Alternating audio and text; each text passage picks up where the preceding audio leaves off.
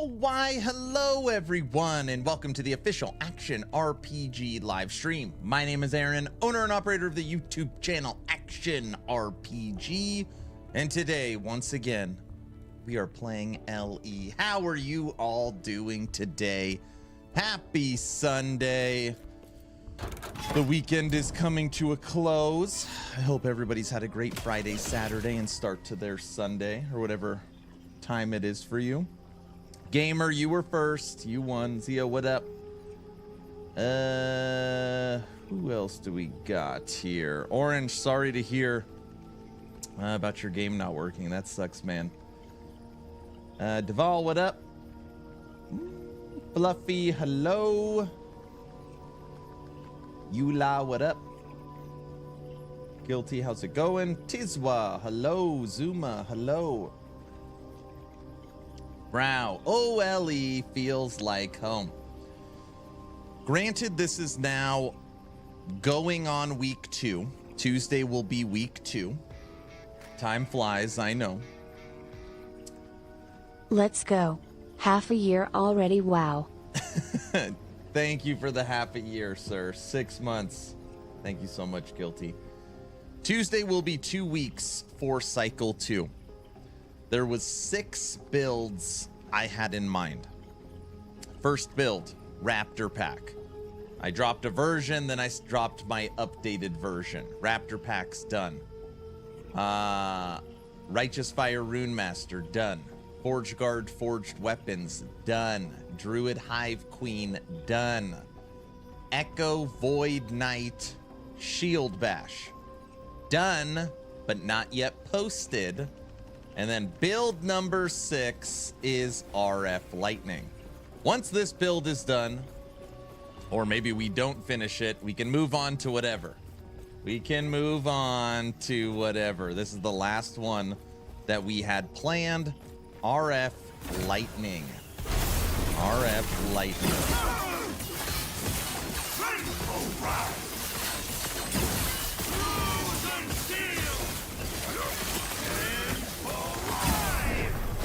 Bad start.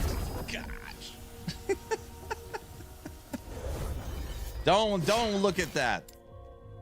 We just jumped to 250 corruption. We'll be fine. Cure it? I'll try. Necro? Don't clip that one. Hello everyone on YouTube. We just jumped in. I wasn't ready for that. I cannot do that. That'll be the only death of this stream. Zuma, that's the only death of this stream. While I'm not an expert, I don't think you want to do that. I don't know what you're talking about.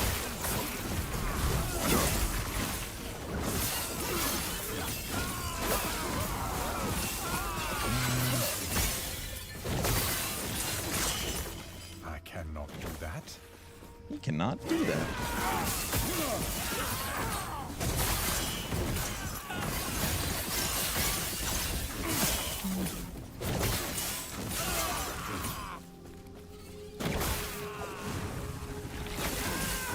I cannot.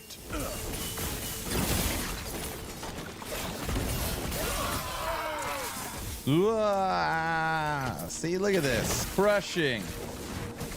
Aaron does that. We don't feel bad for doing the same. Exactly. I want to give everyone... I don't want anyone to be like, man, I suck at last Epoch. So I try to make everyone feel better. Exactly. See? We're fine. I cannot do that.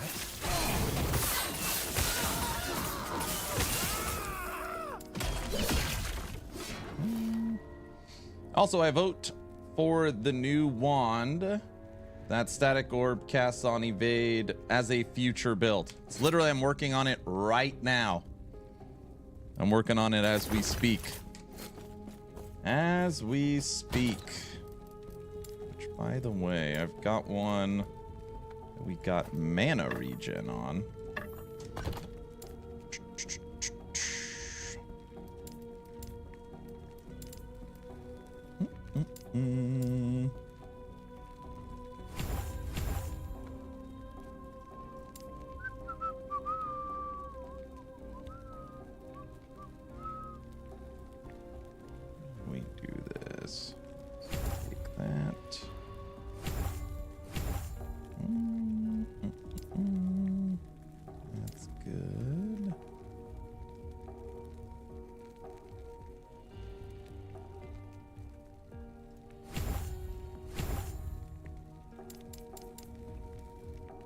Take the extra mana and mana regen. Might as well. Which mage base? This is a spell blade. This is a spell blade. Drink my coffee.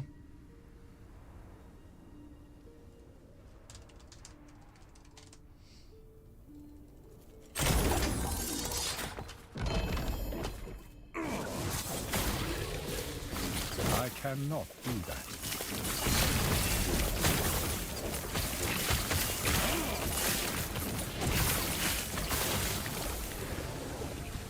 I don't even want to look at my resistances. I don't want to look at them. We're just going to kill this idiot.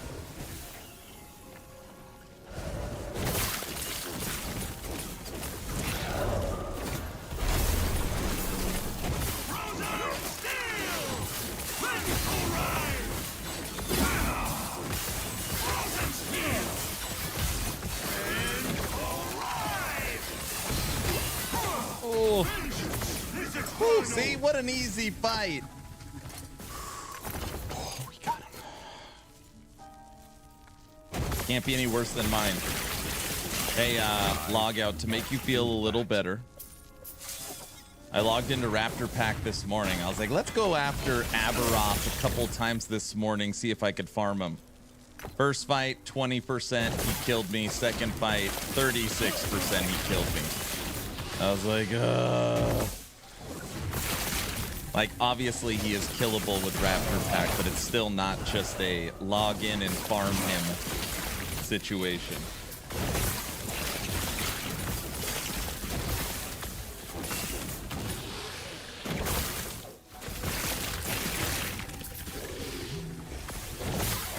I suck at LE, but we can't be all amazing at games. I just want to have fun. Not allowed.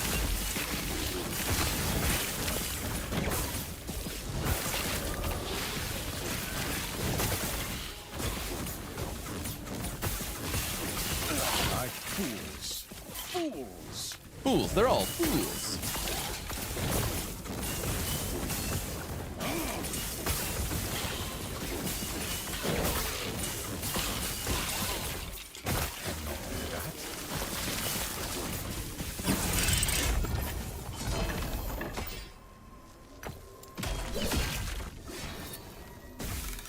F, my sub wore out. It happens. It happens. Thank you for the amazing content. You're very, very welcome. Glad to get to see you online. I actually just got started in the last Epoch a week ago, and I'm having a blast. Your videos have been invaluable to me, so I wanted to say thank you. Thank you for coming by and saying that. It means a lot. I'm glad that the videos has helped. That is great. That is great.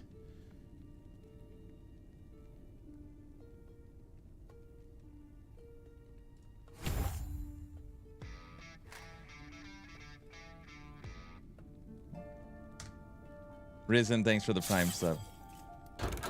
Thank you, thank you.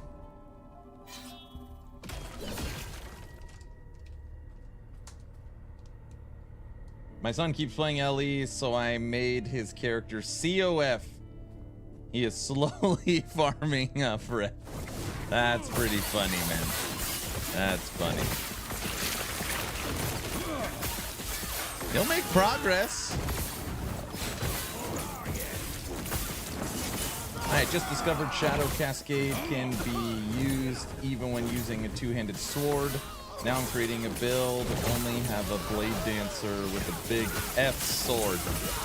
You're talking about the black, what is it, Cascade sword or whatever it's called? I've got it right now, if that's what you're talking about, in the Nemesis, the Cold Nemesis.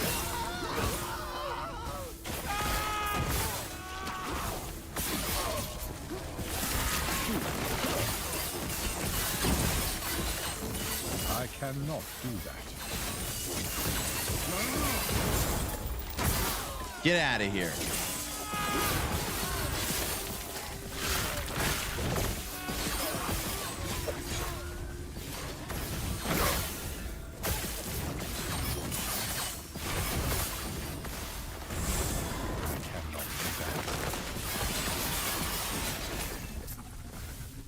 Not too shabby. See, I shouldn't have died at that first encounter.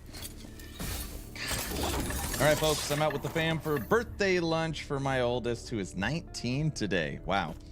My oldest turns 19 in February. My oldest turns 19 in February. Yeah, this right now we're at corruption 258. 258 on this.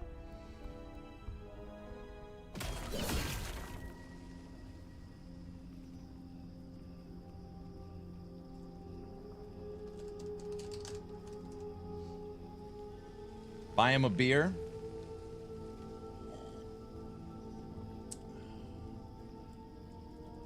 Buy him a beer. He wouldn't drink it if I gave it to him. My son is not a party guy. Damn, mine turned 12 this month. I don't want to think about being 19 yet. I know. My youngest is 9. My oldest is 18. And I have 4.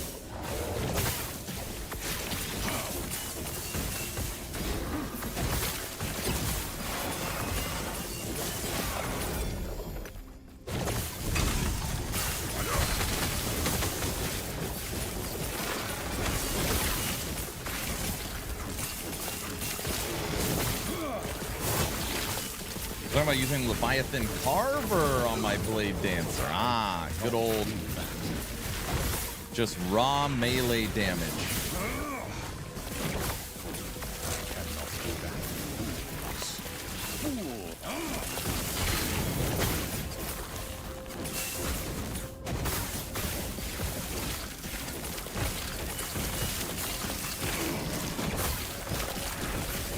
I cannot do that. You cannot do that. My oldest is 36. Hey, man. You see me yesterday, 149 million drop. What? Oh, your 3 LP. Did it sell for that? I want to see the sell receipt. Show me the sell receipt. My oldest turns 30 in April. And I don't want to think about how long ago 19 was, right?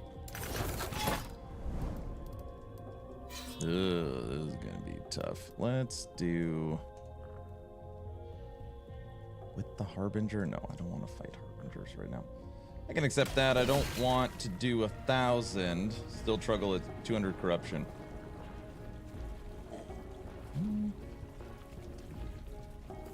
Right now we're just still in the testing period, so I just don't want to sit here and be miserable. I'd rather make sure the skills and passives are good, work on some gear, then we can talk about getting over 300 corruption and what it feels like.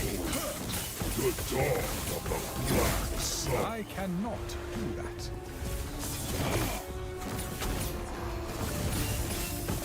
My shadow will cover this world once more. I cannot do that.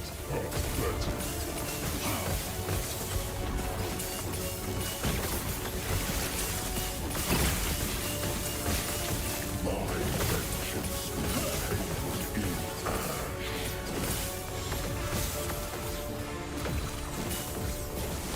This haze, this despair, oblivion burns within me. Come here, Rye. This world ends. Do you deny it? My shadow will cover this world once more. I cannot do that. Pathetic.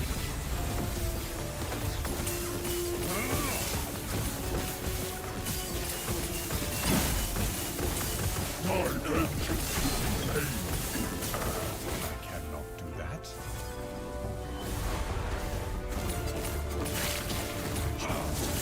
This haze, this despair, oblivion burns within me. I cannot do that.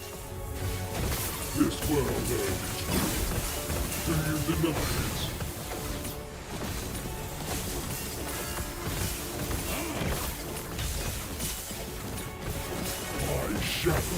cover this world once more.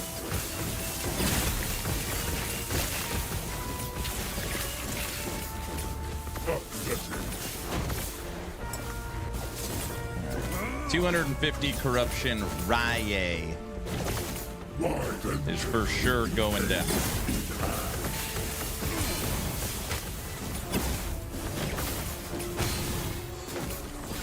This haze, this dispute, if changes anything. This will. You have it in the showcase. Oh, you sold it for 149? Oh, wow. Yeah, that's a good sell. 3 LP Claw. Very nice, sir. Right, what do we got? Void Resistance. Ooh, Spell Leech could be good. We're at 143 in Void. Let's take some Spell Leech. It only puts us 4 under max, and it gives us a little more sustain. We could use that. Actually, resistances aren't bad. All we need is cold. Void, necrotic, poison, physical, fire, lightning are maxed. 2 of them are only a couple points off, and all we need is 1 cold. That's actually pretty good. Endurance is terrible. Crit avoidance, we need 1 affix. Yeah, it's not terrible. Spell crit chance at 56%. No, yeah, I didn't. Right now, I just don't have the damage for that. I'm gonna try and push to 300 corruption, and then just work on gearing. Like, I'm not ready for that yet. Logout, how are you doing today? Do you push one monolith super high before pushing the others? First thing I do is I get my blessings. So once I have the blessings I normally want from each one, I will start pushing up in areas. So I got leech here, ward per second there, all resist, physical damage. The only one I probably don't need is this armor base. Yeah, armor's not doing a whole bunch for us.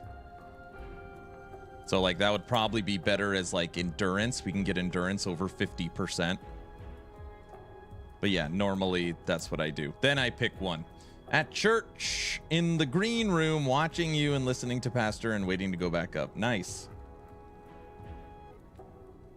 Coffee consuming, 100% chance. That's right. Who will be the next guest in the Town Portal podcast? I can't announce anything yet because I don't have a confirmation. Hello, Mr. Action. How do I receive my giveaway prize from a few days ago? I didn't forget about you, joggers. I keep a list of things I need to take care of. Don't worry. I got you. Quick question. Can we do anything with uniques? Wait. Can you do anything with uniques with no LP? Yeah, you throw them in the egg. You want to throw them in the egg. So inside of the Nemesis system, you put them in the egg.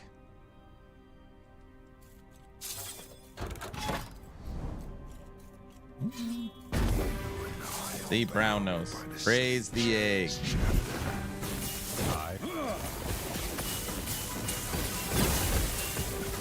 I cannot do that.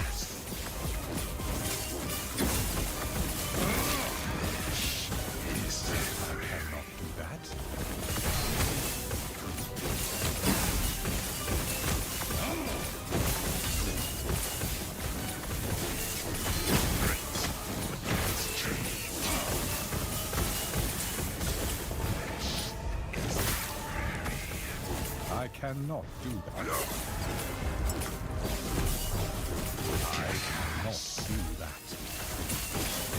I cannot do that. I cannot do that.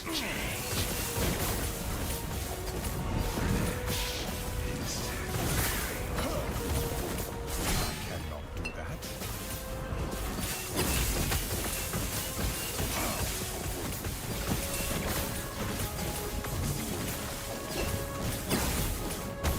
Oh, come on! Dude, by the way, I was just thinking, like, is there a way to turn that off? I can't do that. User. All spoken words. All voice volume.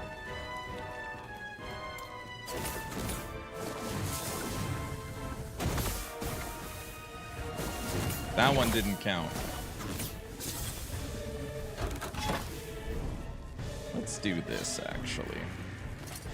Let's do this. Let's fight Rye again.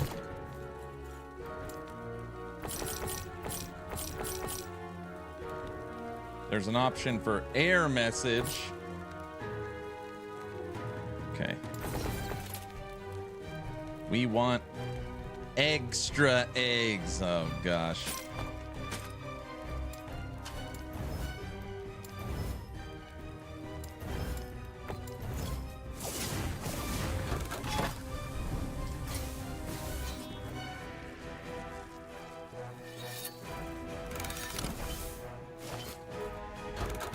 Let's hit Rye again.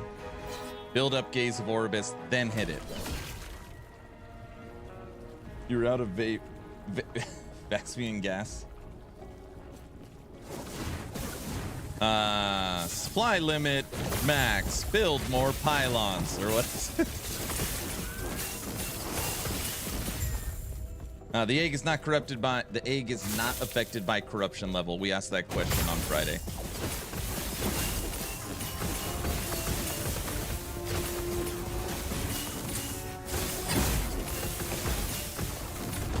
The chance of getting an egg is affected by corruption level, I believe is what it is.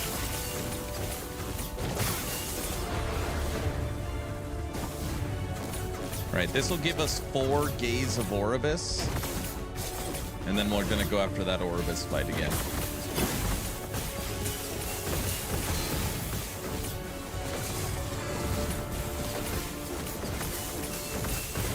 And then we'll at least have one timeline over 300 corruption for testing. That is the plan.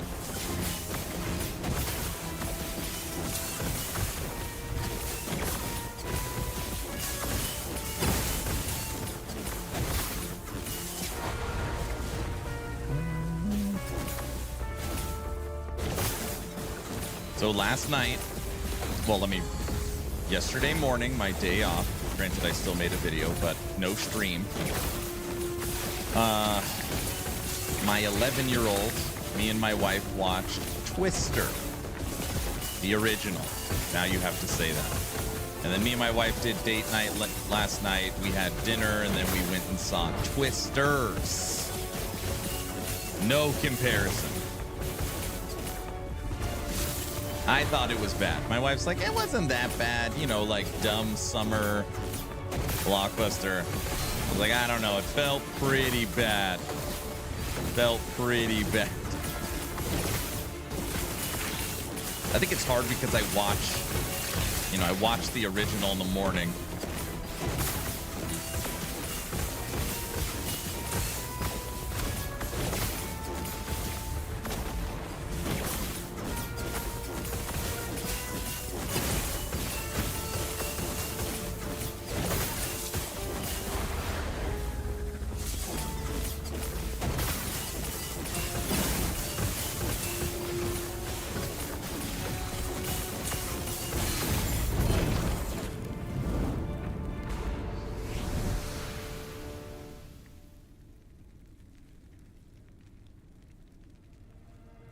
Would that mean that 0 level doesn't matter? Same empowered chance as 90s, 100? Yep. I like PoE.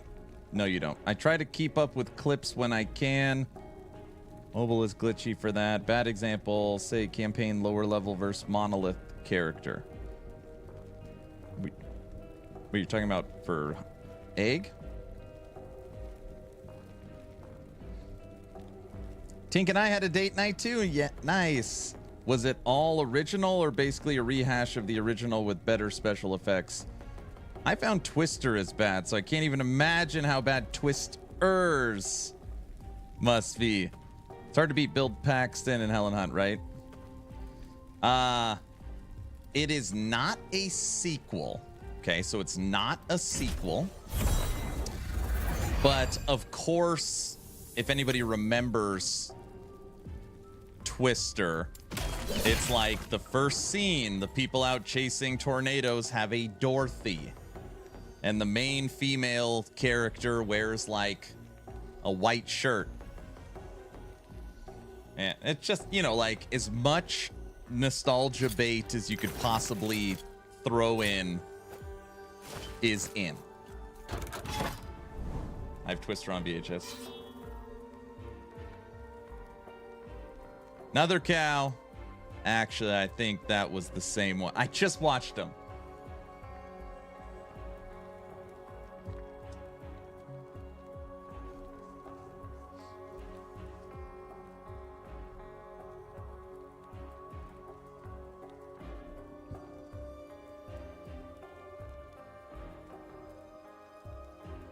But anyways, it's I mean, I guess, yeah, if it's like if you're turning off your brain to anything logical and actually, I don't know, maybe because if you love the first one, you'll probably hate this one. I don't think maybe if you hated the first one, you'll like this one. It's about like YouTube storm chasers. It's about YouTube storm chasers. So just like, anyways.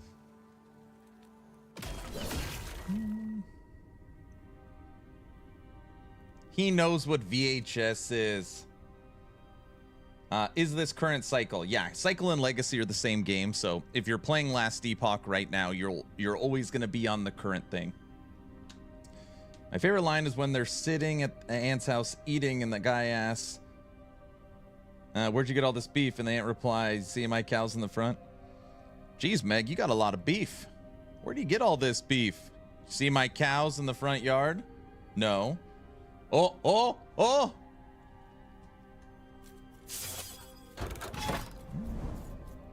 Actually, I think that's where that is where the first Twister, as you know, as silly as even that movie is, does such a good job. You know, you fall in love with the characters. Where this one doesn't have that at all.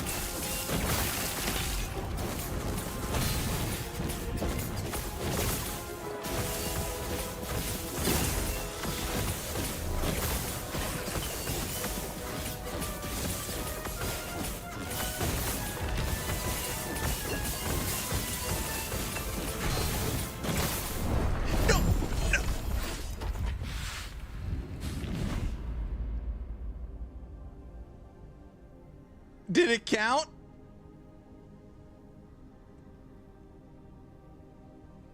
Did it count?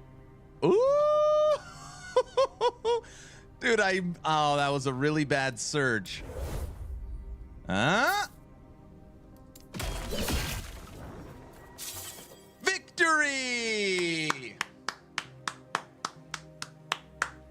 What an easy game. What an easy game.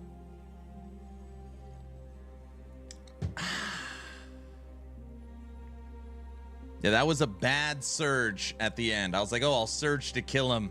And I surged into a big rotating sphere of death. All right, everybody. Well, RF Lightning is at bare minimum at 317 corruption. So, I mean, not terrible. Not terrible.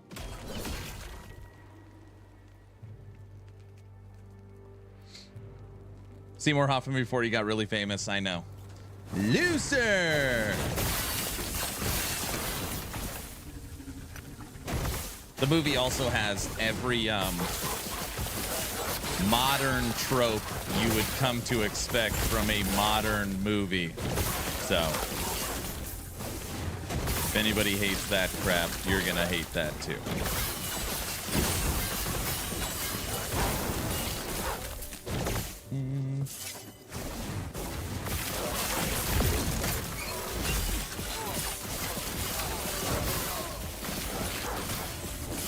Ew. I know.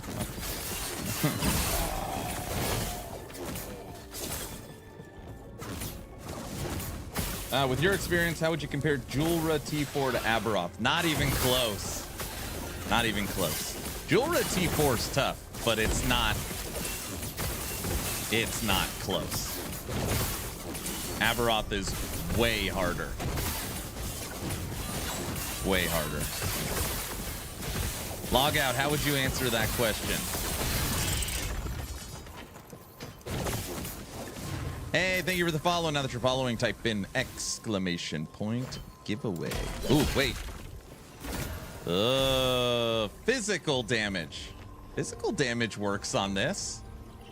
Well, never mind. This is lightning and void, huh?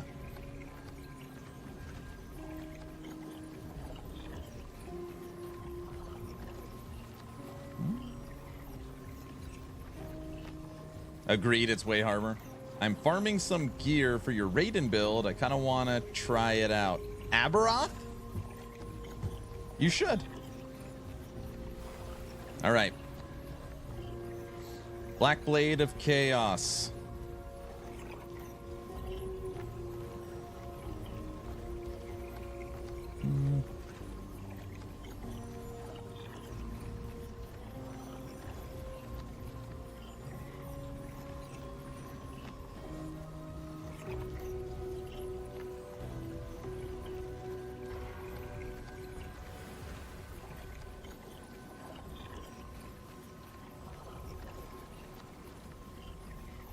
I wonder why almost all movies nowadays have unnecessary sex scenes. Why?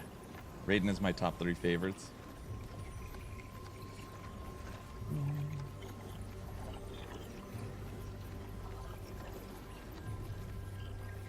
Because it sells? I don't know. This is 300 corruption. We are surely about to die. But since we finished the map, we'll try it.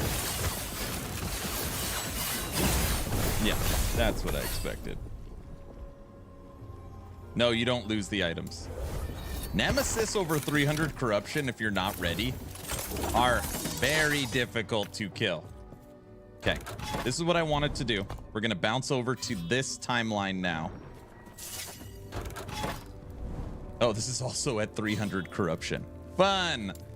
Because I wanted to switch out this blessing. Fire.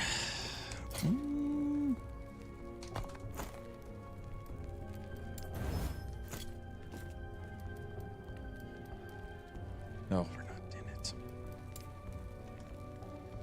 Especially the poison one. Oh my gosh, the poison one.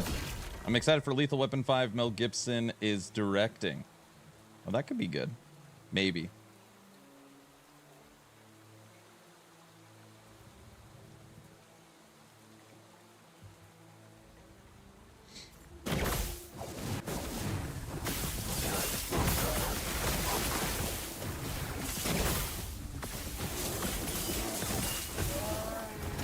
Yo, Aaron, did you get the DM from someone with the link about a game? Don't click it, they got hacked. Yeah. I know. I did not click it. I knew immediately it was a hack when I got the second message.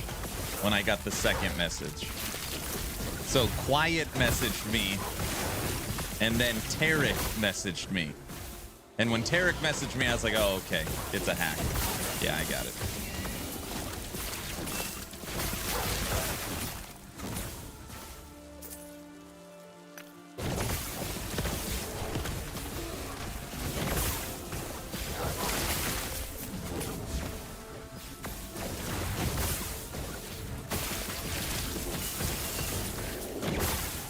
Brown, you want to put out a message in Discord for people to not click it?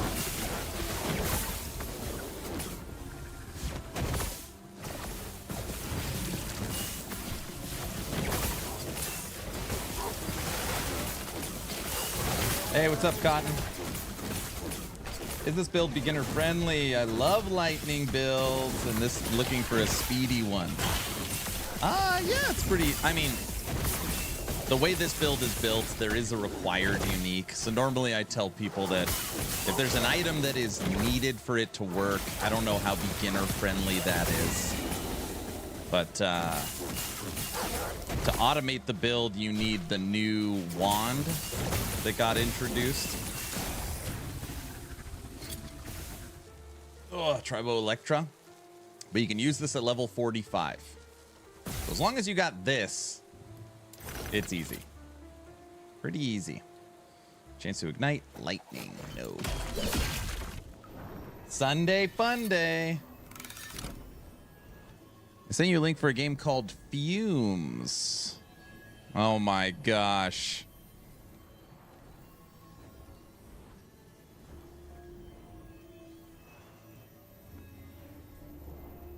Twitch stream.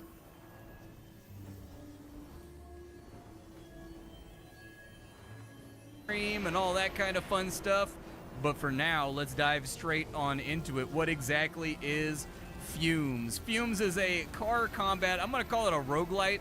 Honestly, I don't even know what systems are intended to go inside of this game right now because the demo is very, very limited, but what they do have is very good visuals, very good car control, very good feeling guns, and a core gameplay loop that absolutely pops. But for now, I'm going to call it a roguelite that takes place in kind of like a Highlander universe where you are a car combatant in the post-apocalypse. There's a ton of other car combatants around, and by defeating them, you absorb their essence, their fumes, hence the name of the game, almost like the lightning strikes from Highlander.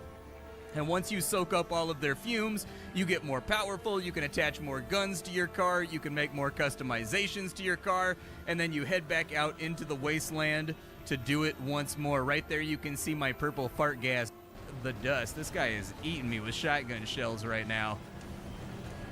I can't watch this. I can't do car combat right now. You know it's like my favorite. Hopefully Brow didn't see that.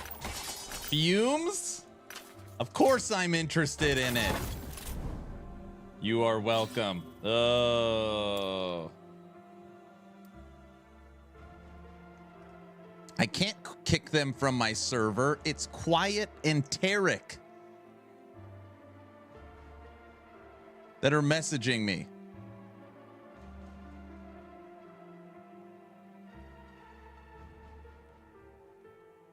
It was already on my wish list. Great.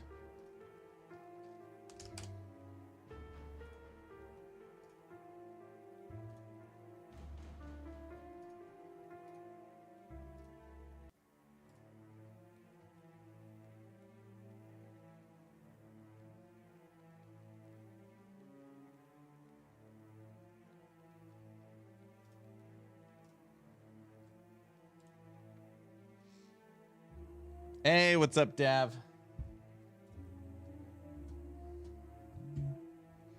Speed Freaks is on the 6, by the way. Great. Speed Freaks, Fumes. He's 100% downloading it now. No, I'm not. Okay, so let's talk through this.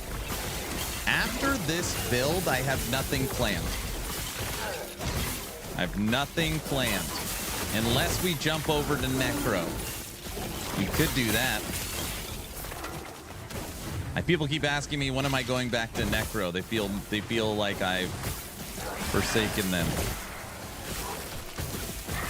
I'm working on Necro. Warlock? So, during Patreon game night, we kind of had some think tank sessions around this new ring that auto triggers wandering spirits. Kind of ended up hitting a wall. I like doing new stuff, at least right now. I am very intrigued with Poison Necromancer. Never made one.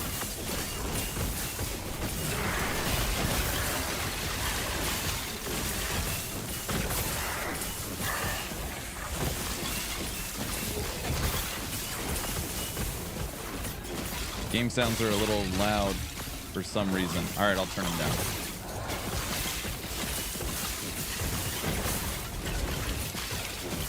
I'm on it.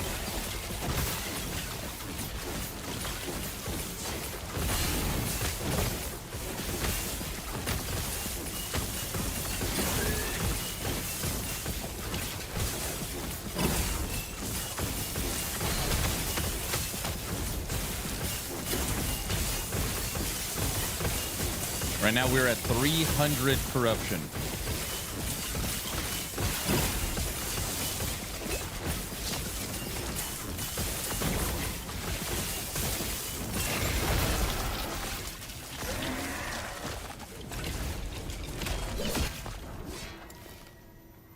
Oh. Dude, the master volume was all the way up. Good, a little too loud. I normally keep it there. Sorry. Damn, it was hella loud. How did nobody notice that till now? Oh, it's very loud. Aaron, what do you think about squirrels this cycle? Less strong than raptors? Possibly worth to combine the both? No, you can't combine them both. That would not work. But I am currently Team Raptor. Do a rogue build, give Thorns a try. Thorns is going to happen. I don't know if that's now or later. Thorns is going to happen. I just don't know when. Dude, now it sounds super quiet.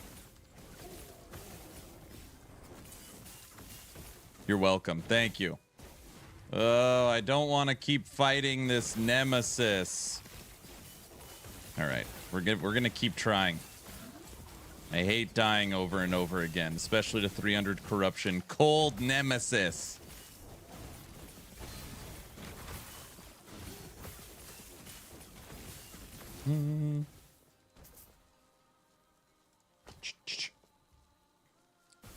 I'm doing a Stygian Coal Warlock right now, and it's ballin'. I'm at 300 corruption right now and need a little bit of defense, but it clears well. That's fun. Saving your ears and ours. No, perfect. Question as a new person. I just hit Empowered Monoliths, and I have some difficulty getting better equipment. I'm using your solo Raptor build. I want the Raptor pack, but I'm not having any luck with Ascendance yet, 0 of 25. I'm having difficulty in finding upgrades. I feel like I may not be doing the right things for gear. I've gone from level 58 to 81 and no real upgrades except maxing out most of my resistances. Am I missing something? One, how are you doing, or how are you doing with crafting? Do you have a loot filter set correctly? And have you gotten good at searching Merchant's Guild for items here and there for like small upgrades?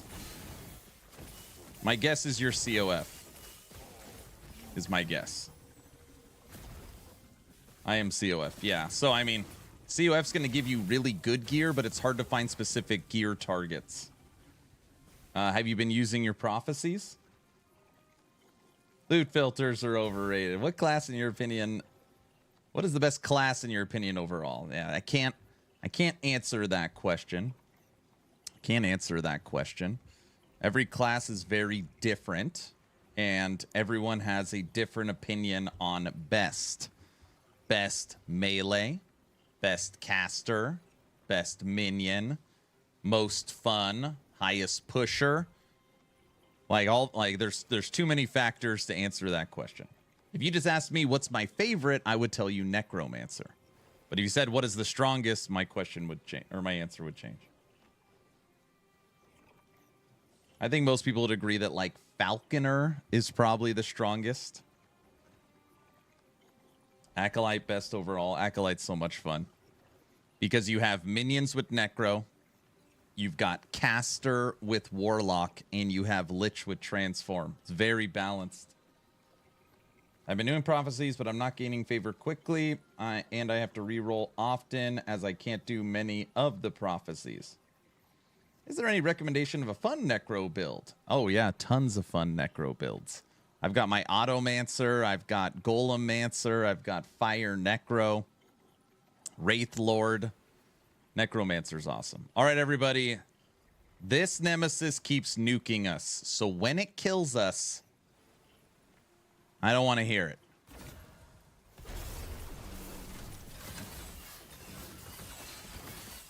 Get away from me!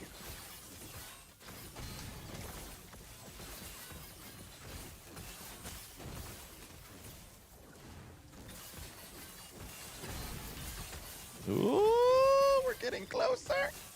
No! Run away. Okay, refocus.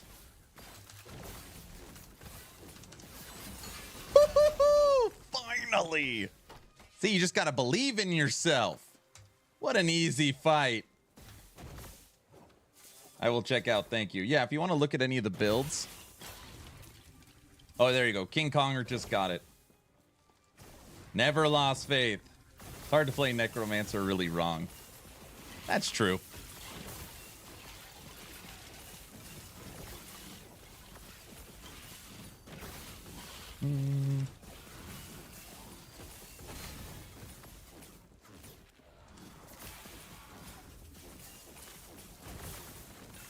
I also want to start on new gear strategy for Necromancer focused around health regen over ward.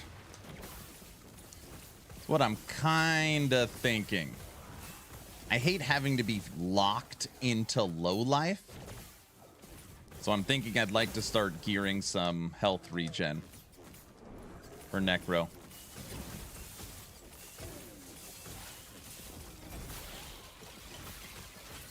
That way we can kill Exanguius and Last Steps of the Living and just give us more options.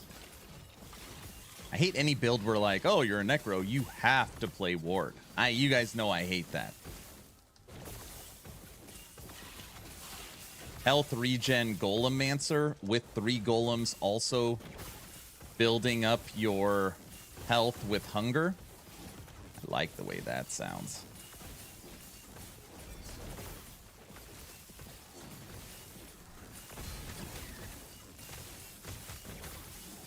Birds, stop dropping this crap.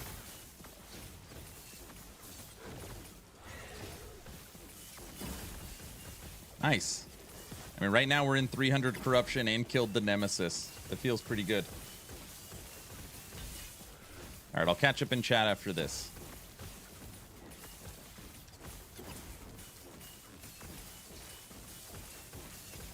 I want to start today. I'm thinking about Sentinel or Primalist.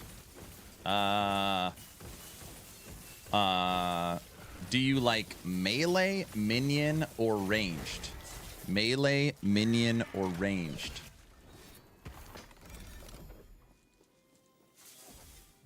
Action. Zombie bombs build when? I've tried several times, but never really got it where it feels good. Like zombies being your main source of damage? Is that what we're talking about?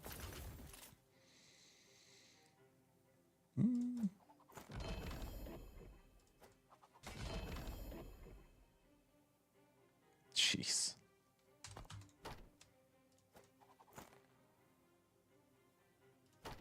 That can go for sale. Fire aura, fire damage. Double health.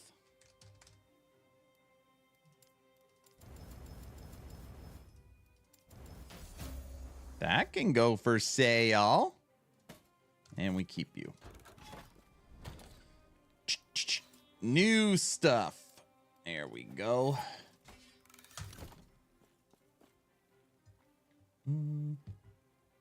How long does it take to farm a relic for a build? Spent 3 days farming in one timeline for my bleed pally. I haven't gotten one yet. COF for the fail. I don't like having these conversations because immediately the chat gets toxic. And I don't like that. For some odd reason, in last Epoch, the community has become very, very tribal. It's like this silly notion that, like, I've got a Samsung Galaxy phone, so everybody should have one. Or an Apple phone, or whatever it is. People get upset about silly things. When it comes to target farming a specific item, you're in the wrong faction. You're in the wrong faction.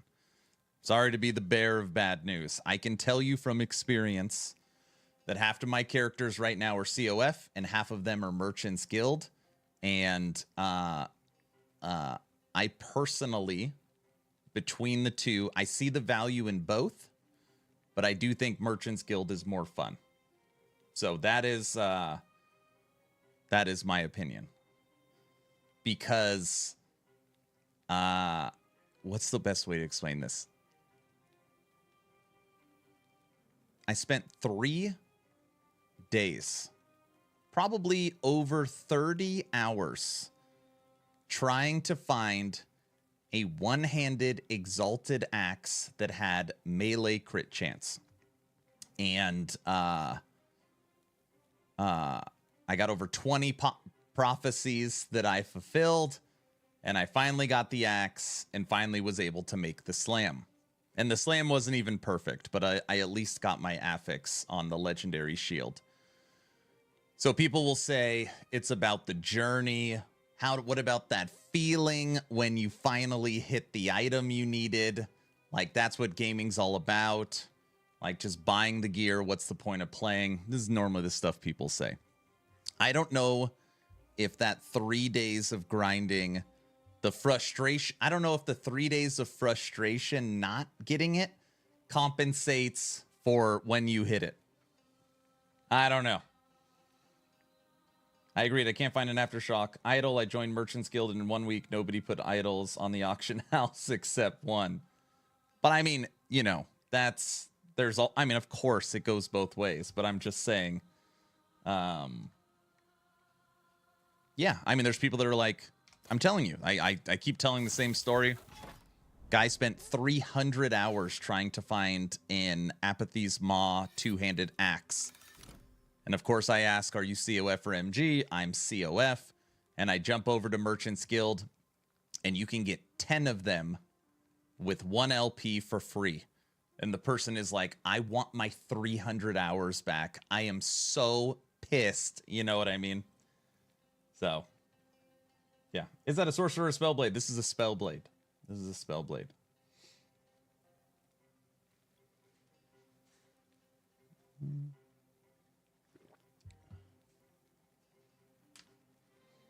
It is killing him, and it isn't even the poison version yet. The cold one, anybody that's played this game a lot knows that the cold nemesis, there's this little, really hard to see circular attack that it puts out. So it does the big circles, 3 big circles, and then there's this little circular one. If that little circular one hits you, you're dead. Because it's damage over time, and you're toast. So if you can miss that one, you're in okay shape. Greetings from Germany. Hello, hello.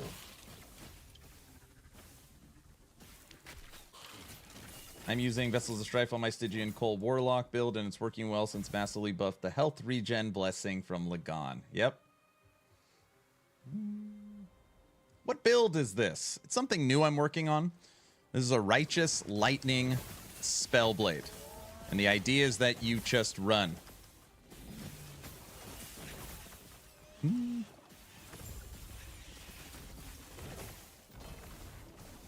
I'm starting to regret the COF grind. 2 days, haven't dropped Frostbite Shackles.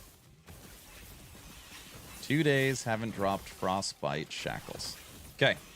I'm going to jump out of this really quick, just because somebody said that. Let's check.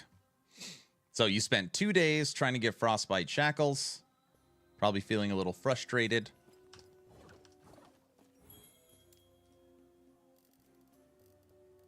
Frostbite Shackles right now are 50,000 gold with legendary melee attack speed. If you want to throw one in the egg, it's 100,000, or you could just take one that's legendary with 37% lightning for 100 grand. But you can get them for 100,000 gold. If you want one with LP, one LP is 150,000. 2 LP is 25 million. So 1 LP and lower is 100 grand. An unlimited amount of them. Yeah, next tune, I am absolutely going merchants. I might have to switch to MG. And again, I don't show people this to try and get them upset, but half of my characters are COF, half are MG. And yeah. The prices are insane. 150,000 gold for a 1 LP Frost Shackles.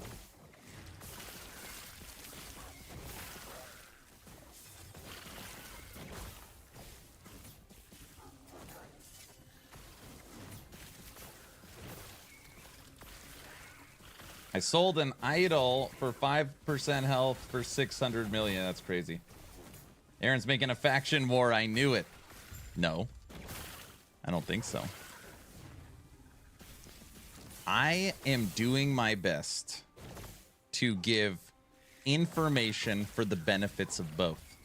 If someone asks, hey, why should I go COF? I will tell them why COF is good. But where MG comes into play is target farming.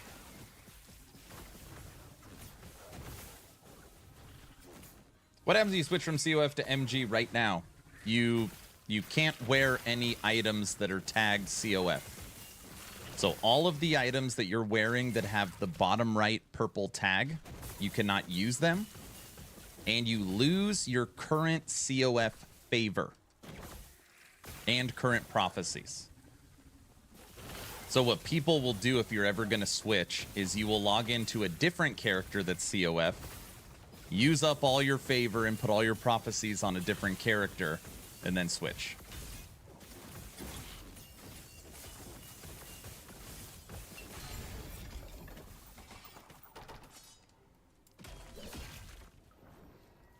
I almost had a javelin build up and running, then died. Need to start over now, going a shield build this time. Ah.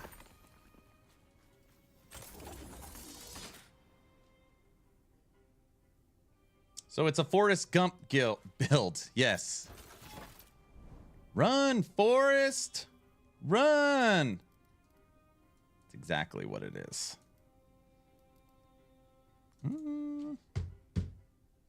I'm strictly COF and I love the chase. And there's literally nothing wrong with that. Nothing wrong with it. I think you get way better gear in COF. You have way more crafting materials. If you're the type of player that, like, your gear tells you your next build. I think you guys know what I mean. Like, I found a 3LP Leviathus Carver.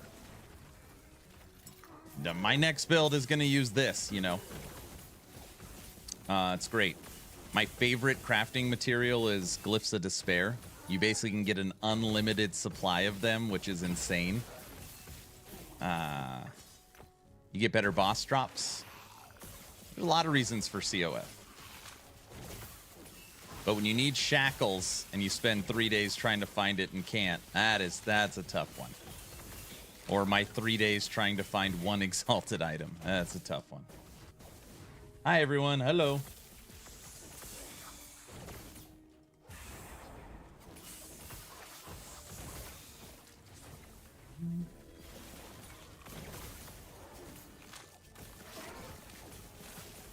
I was...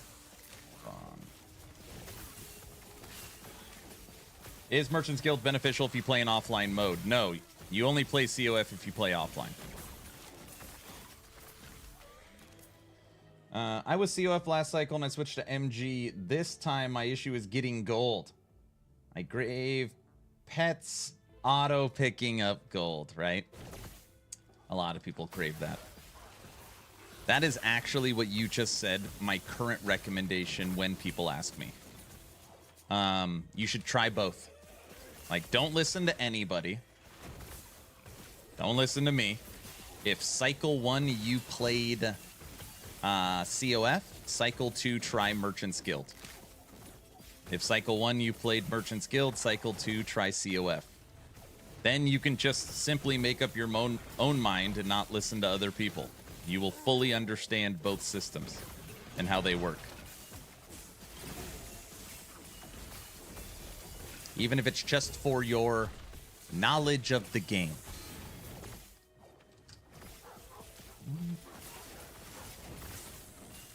You do not want to rely on picking up gold for MG, you need to sell. Now that is, Brow brings up a great point, is that when you're in Merchant's Guild, the way you level up your faction is buying and selling. So if you are not selling, because a lot of people don't know what stuff is worth, then also it makes it a little hard. It's true.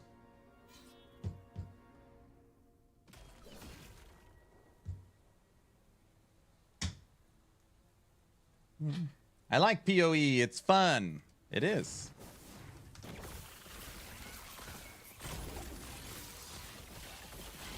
You never played PoE before, Raven? It's your first time?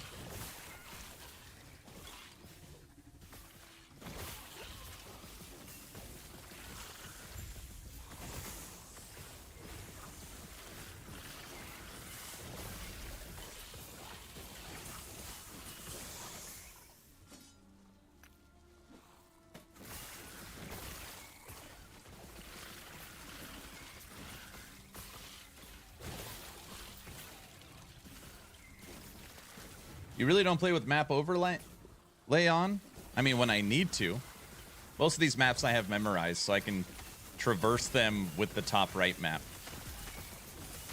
But I turn it on sometimes when I need it.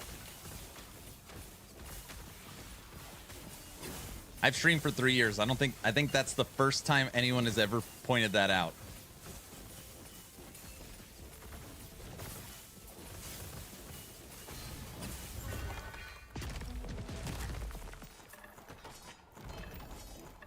Sometimes.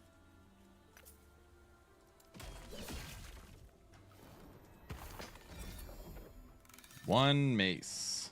Good morning. What's up, Windfox? How you doing, brother?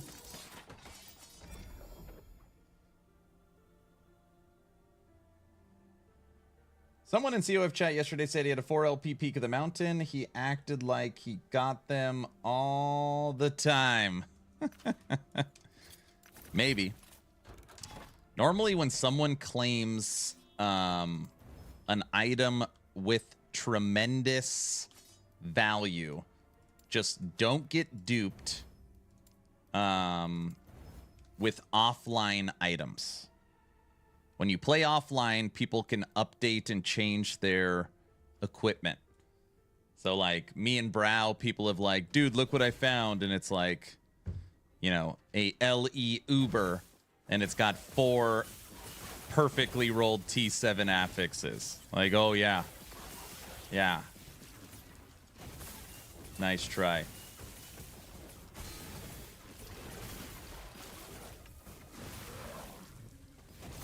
I am playing PoE for the first time right now, trying to understand before the new season. Only played for an hour the last 2 days. Ellie is just too good.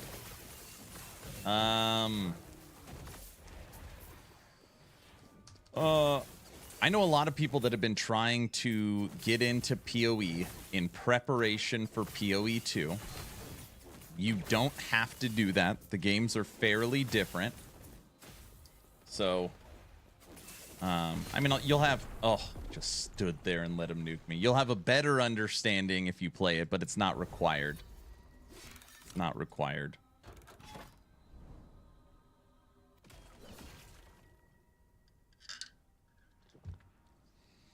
What do you think about giving Merchants Guild players a bonus to getting rare glyphs and runes in the Lightless Arbor? Try and leak some gold out of the economy. It's not a terrible idea. But then it's like, it's another MG buff. So for people that are really good at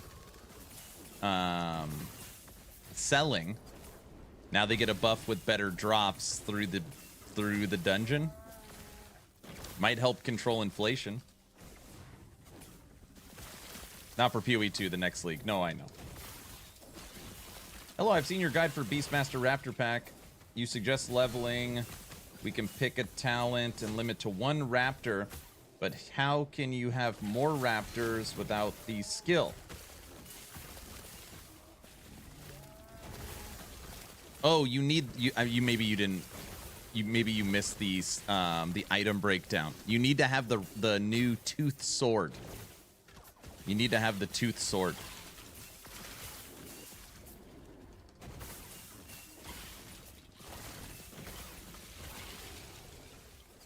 Aaron, I'm tempted to play PoE next season. Aaron, I'm moving to MG. Solo Self-Bound feels like it has too many walls. Now, just again, I know it feels like I try to sell people on MG. Just know if you are a meta build player, which means I only play the SS tier current thing, know that the prices for said items are always highly inflated. So if you like doing your own thing and experimenting and having fun, you basically have, you know, you've got a lot of access. Like the example of this is like Blast Knife. So Blast Knife for Cycle 1 was extremely expensive because, you know, people that want to push 1,000 corruption needed it.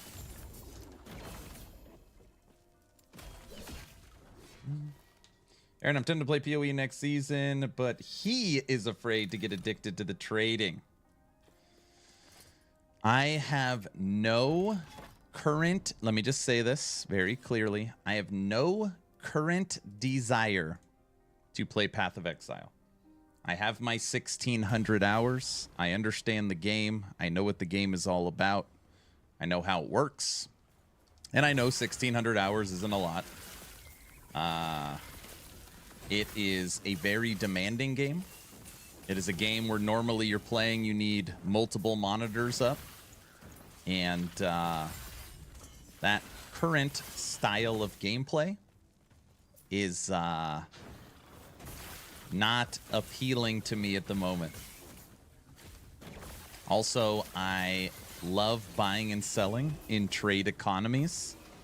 And PoE, you can literally, it could just be like a stock market simulator where all you're doing is buying and selling items.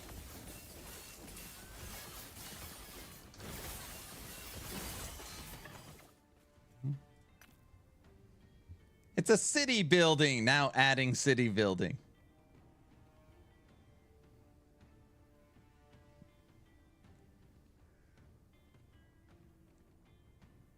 If I make a new character, will I be able to join MG right off the bat, or will I have to level up to gain access? No, I mean, if it's an alt character, you can get it at the first town. What is it? Keepers? Keepers, you can get it.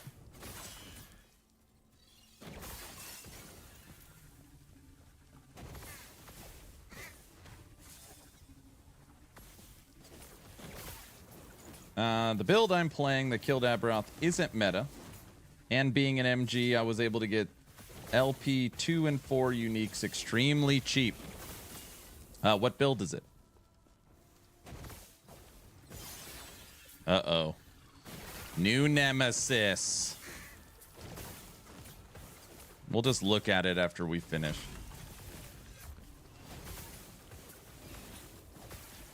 Okay, I want to look at prices, but I only have 340,000 gold.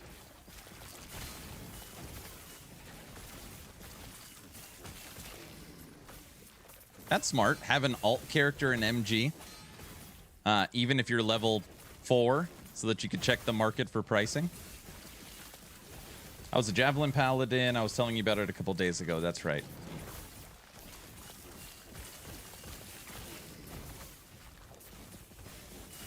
How hard was the fight? Was it tough? Like you barely got him?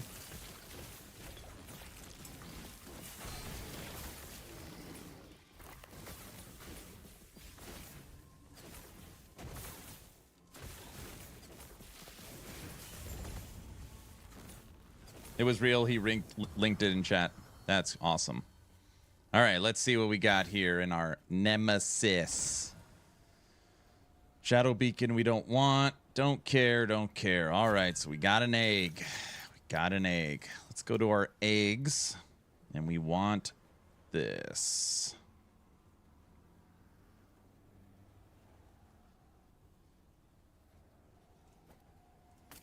Trying to get a new legacy. This is my egg stuff. Throw an Orin's Eye in there, too. No, we'll just put something easy. No, it's the poison one!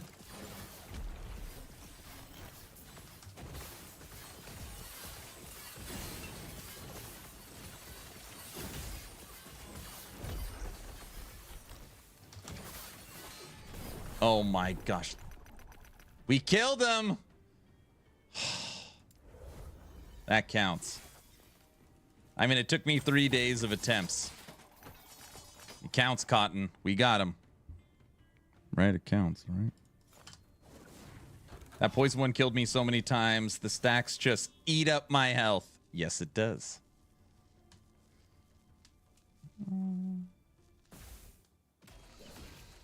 Well, Wind Fox, it took me 3 days to kill the Pinnacle boss with Raptor Pack, so don't feel bad.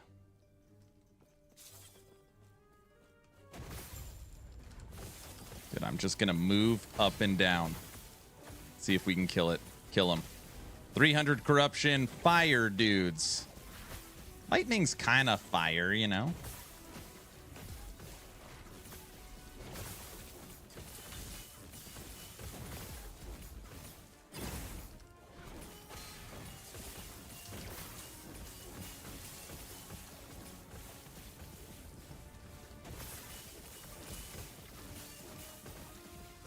Just take your time.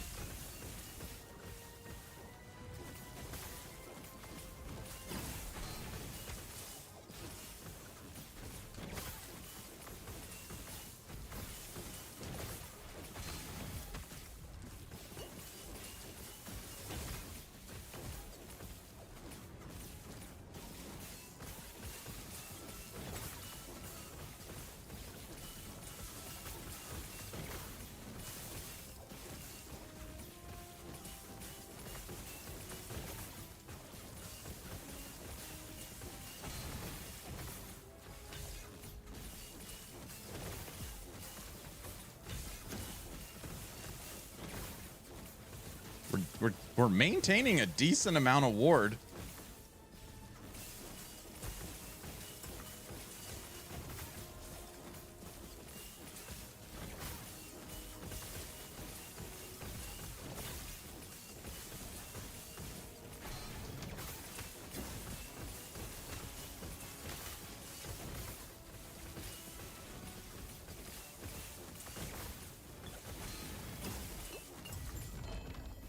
Booyah! Hi, which is better, RF fire or RF lightning? I mean, if I had to pick between those two, I would take fire.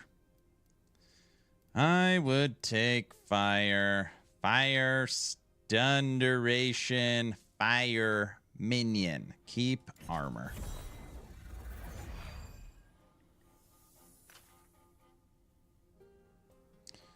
Logies. Nope.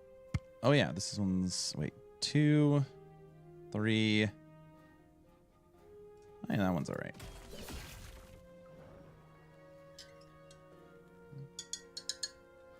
Lightning can create fire. See, that's what I'm saying. We're farming this blessing because I am trying to get endurance. I know on ward builds you normally don't want endurance. But armor really isn't doing anything for us. So I feel like if we got a good rolled endurance, we can get over 50%. Give us an extra survivability. What I'm kind of thinking. Hey, thank you for the follow. Now that you're following, type in ! giveaway. I have a dumb question. How do you increase corruption? It just stays at 100. It's not a dumb question. There's no such thing as a dumb question. You need to kill... Oh, we just did it. Let's find a timeline that has one. This. So, okay, so this is the starting point, right? In the monolith. And as you're killing, you're moving away from the center, you will hit, bam, one of these. And look at the bottom right. This will reset the echo web, and I will gain 34 corruption. This is a Shade of Oribus fight. It's a Shade of Oribus fight. That's how you build corruption. The farther away from the center, the higher corruption it'll be. You can also get bonus corruption. You can also get Gaze of Oribus up to 4. That'll add 48 corruption. How do I leave COF? You hit Y and you hit leave faction, but you got to have all your items unequipped. Thank you. I've just been clearing all maps and doing Gaze of Oribus. Yeah. So if you click on that one and you have 4 Gaze of Oribus, you're going to probably see a big update.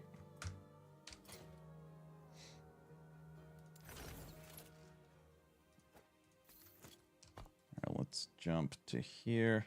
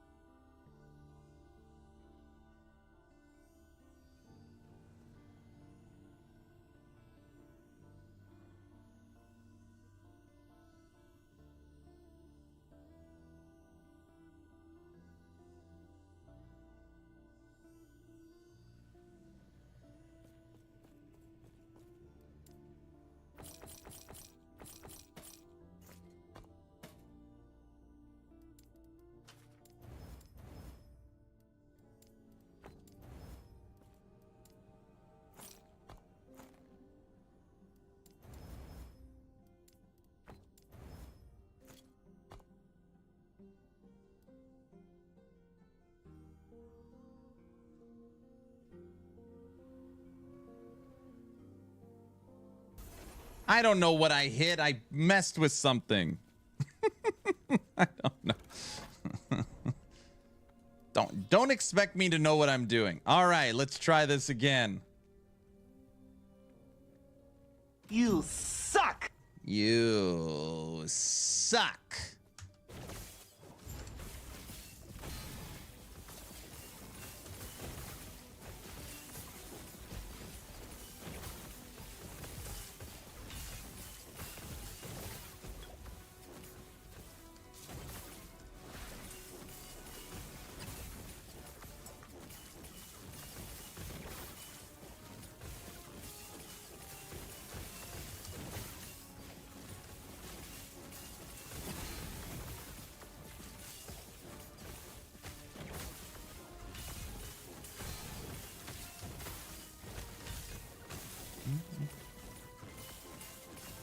Why do you have Harbinger unchecked? Right now, I don't care about the Harbinger fights. I'm just trying to get the blessing I want.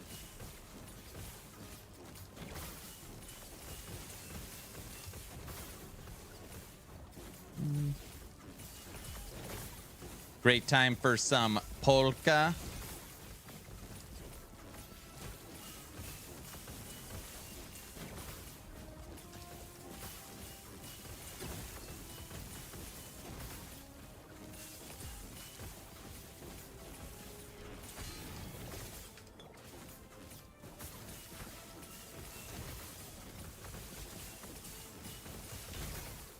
yesterday, since it was a day off. I guess it's still kind of work. I did a deep clean of my studio. Literally like scrubbing the floors deep clean. All the shelves, the full computer dusted, all the components, my separate desk, everything. Come on. Come on.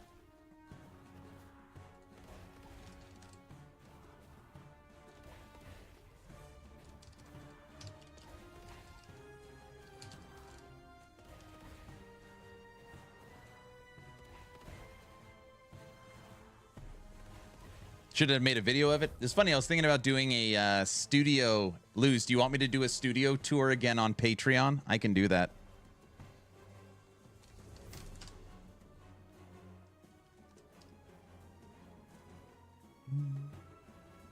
All right, done. I'll do a Patreon studio tour since I just cleaned it.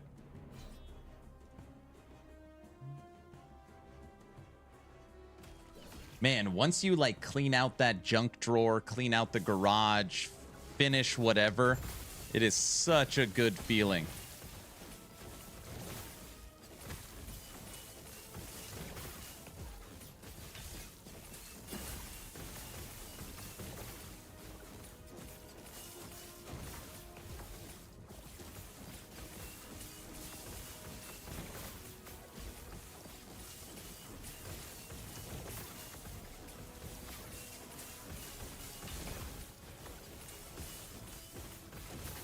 Hey, Elite.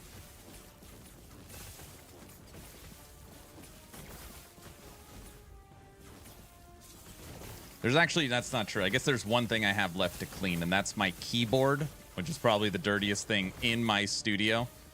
I do an okay job maintaining it, but like a full keyboard cleaning is probably needed.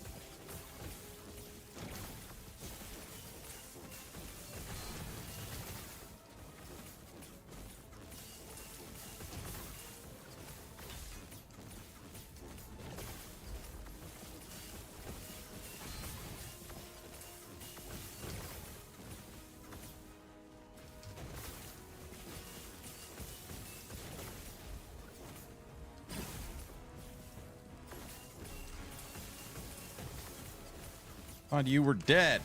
Oh no, you're not dead.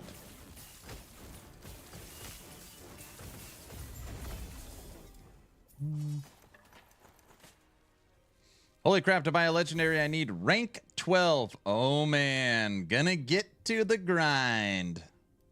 Not all legendaries. Right? Ew, it does not want to give us endurance.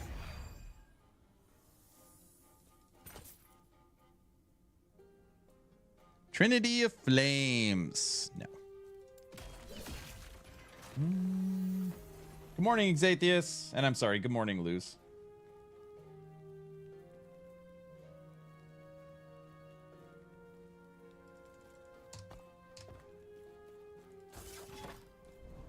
I'm going to take some time. I'm stuck at rank 10 since yesterday. Take some time. Oh, in merchants? You're stuck at?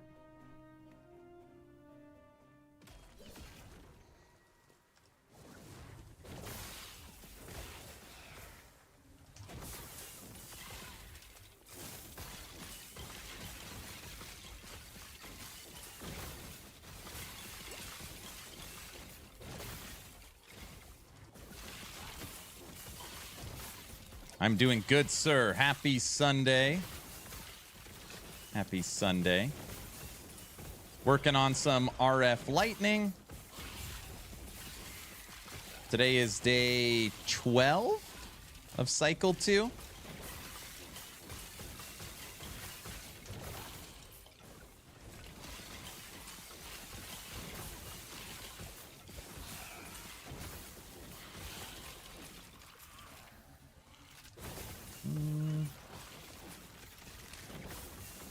And I'm thinking, talking with everybody and thinking it out, I think after this build, we're going to jump back to Necro.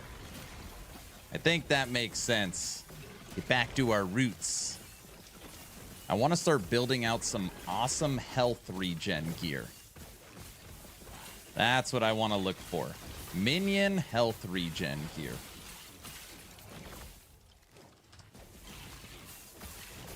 Good idea. You like that one?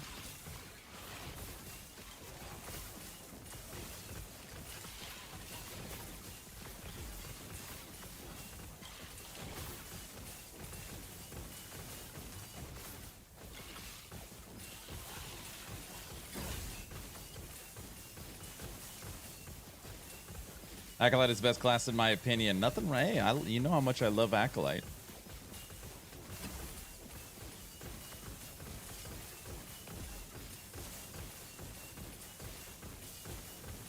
Greetings. Hello. I don't think that Ellie is somehow slow. Wait. You don't think that Ellie is somehow slow and the skills description is kind of boring and not straight to the point? Wait, which skill? Sorry, which skill are you talking about?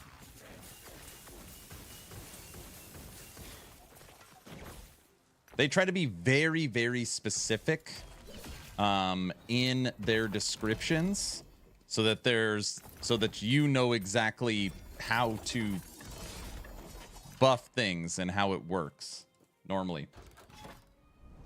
But what specific skill? I wonder what my 3 vitality, 4% physical res idol will sell for. 14% physical? That's not that good. You need 317? Oddly enough, I'm leveling a Beastmaster, just not high enough for the Raptor Sword. You're almost at 64. Making progress.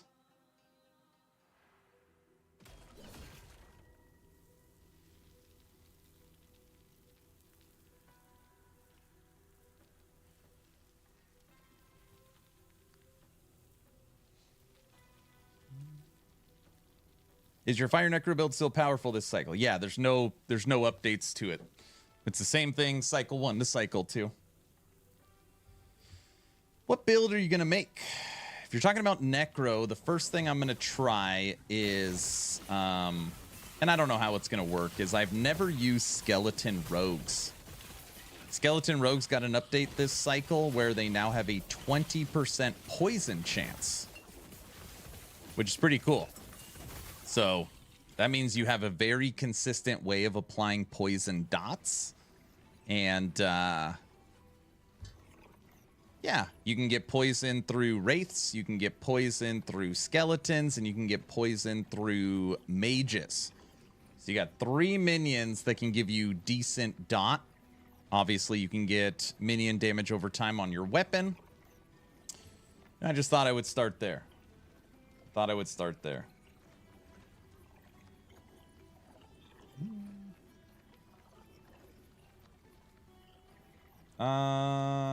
If you're talking about this build, this is something I've been working on. I'm trying to think of the best way to describe it. It's supposed to be really an RF lightning build. So when you run, you just kill stuff. So when you move and attack, you make lightning auras. When you evade, you make orbs. And then you have your nuke with static when you need it.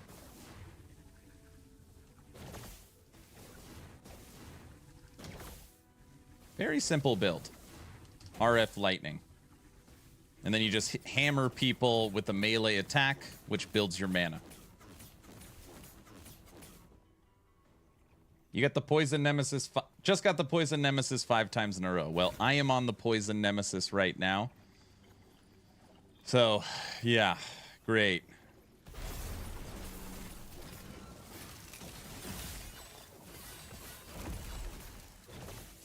Ow. Get away from me!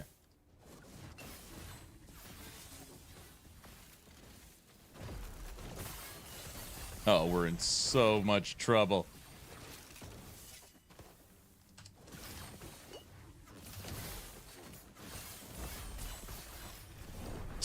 Stupid. Don't worry, Stumbles is here. You can go back to Raptors. Yeah, we're just going to skip the Nemesis at this point. It's very silly. Okay.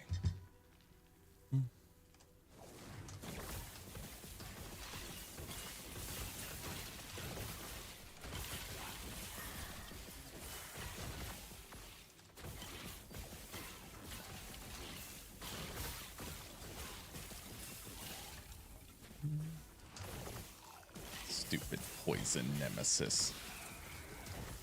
How you doing today, Aaron? How's the cable management going? Good. Yesterday I did a full cleaning. Like vacuum, I scrubbed the floor. All my, like, I got 2 desks in my studio, like everything cleaned, all the shelves cleaned. Man, I walked in this morning. I was like, that fresh lemon scent. It's great. Yeah, it's nice. I like it. I did clean my studio after the subathon, but it wasn't like a deep enough clean. So like today was a real refresh from the subathon, which should have been done a long time ago. I haven't cleaned out my PC. So I've got a dustless PC. Well, much less dust. Christina made him do it? No. It was my day off. Everyone was just sitting around. I watered all the trees and plants. And I was like, I want to be productive. So I started cleaning my studio. Took me a little over an hour. Except for my keyboard. Yeah, the keyboard isn't clean. The keyboard's like, you know, if you really want to clean it good, you got to like take off all the keys and scrub it. I didn't do that. So I've got a keyboard brush. Like gets in between all the keys. That's more of a just unplug it, bring it upstairs, and while I'm hanging out with the wife, clean my keyboard. All right, homie, have you killed Aberoth? Yes, I killed Aberoth. You know that. Have I killed Aberoth today? No, I have not. Why am I still fighting in here? D4, I can play on ultra settings, and you can't hear? Is that what you're saying?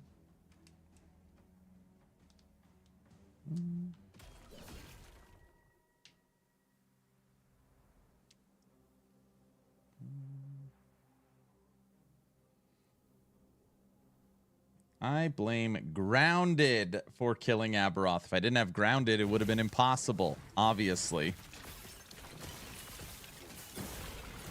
Impossible.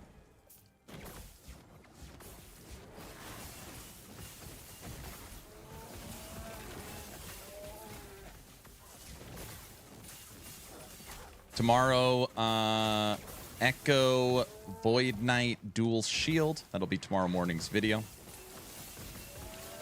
And I think tomorrow... Oh, stupid Nemesis. Get away from me. Poison Nemesis.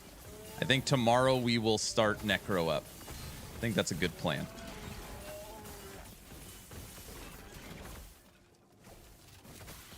Are you a melee mage? I am a melee mage. This is a Spellblade.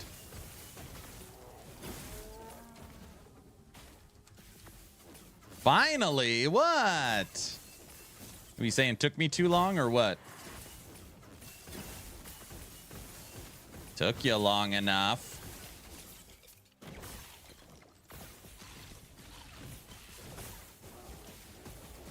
Aaron didn't kill the boss. He can only do it off camera. I know. Shouldn't even count. It's probably all just edited and offline, you know.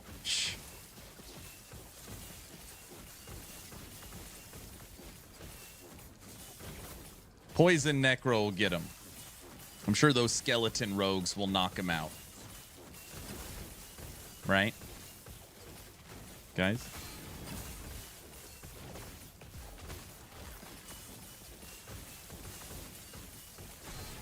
I'm on Ultra, but this game isn't optimized yet. Thankfully, Mike said the engine upgrade will fix that. I hope so. Anytime there's something major, I always get nervous. Get out of here.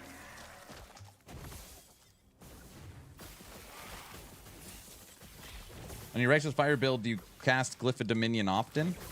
I mean, if I need a big boost in damage to disintegrate, I will. Or survivability.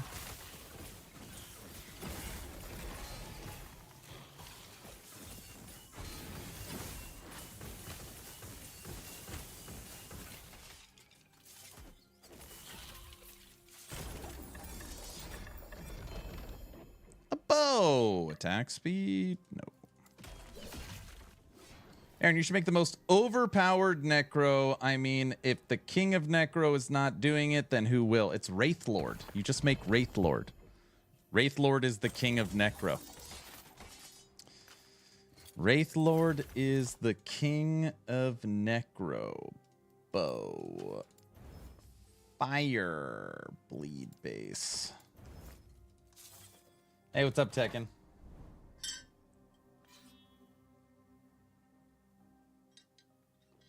Okay, Aaron, here's a quote trivia. Violence isn't always the answer, but it is an answer to your sins.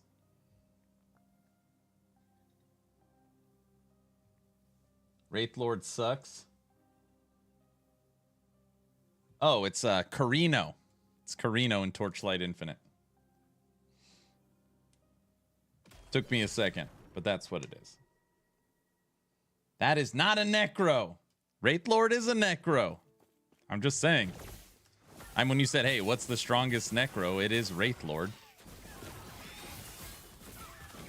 Or some, like, single golem. No, they've nerfed that a couple times. I don't know if that's the strongest.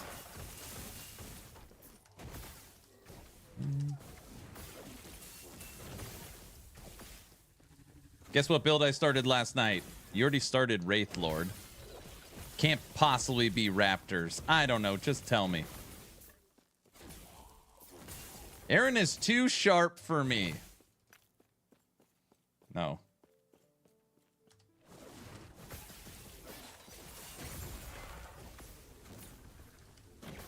Carino.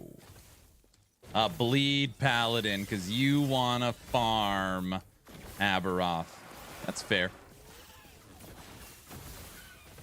That's fair.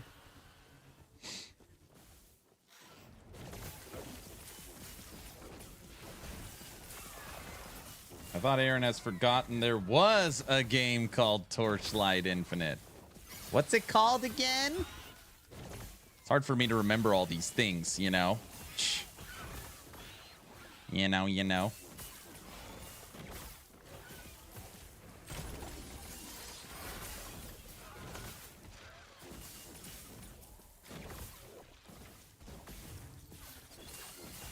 I cannot... Not worthy for Raptors.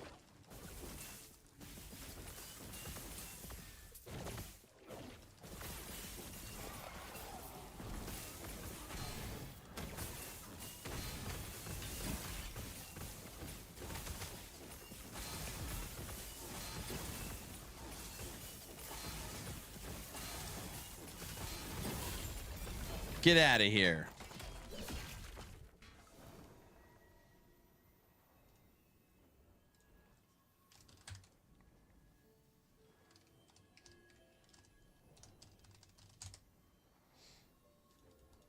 At least I'm at Rupture 160. Damn, 160. Damn. You ready for Season 0? Dwarven Realms? Season 0? I'm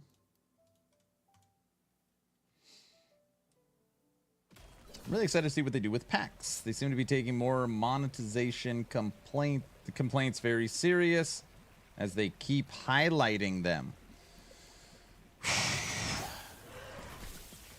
I don't know.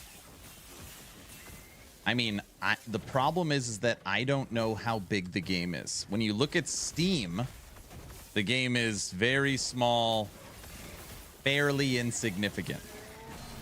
I don't know how large their mobile audience is.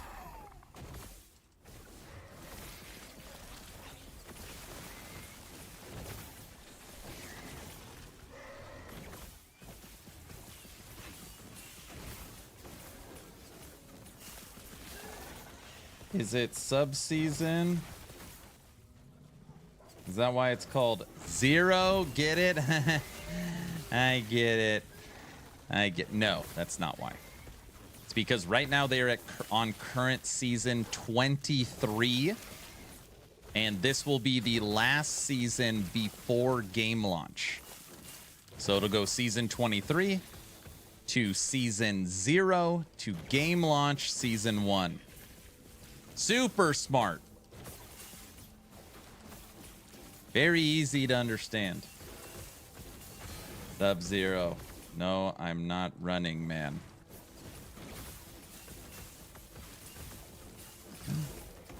Get out of here. Dude, I like can't get around all these pillars and this friggin' thing keeps jumping backwards.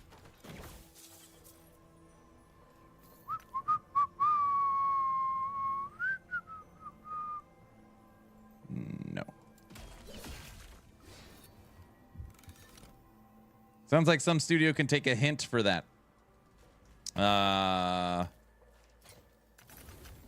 Right. No comment. No comment. Games with real number seasons are overrated. I'm hyped for Cycle 1-2, which is obviously going to be the 3rd season. Cycle is what you're trying to say. The 3rd cycle. The 3rd cycle. Oh, boy.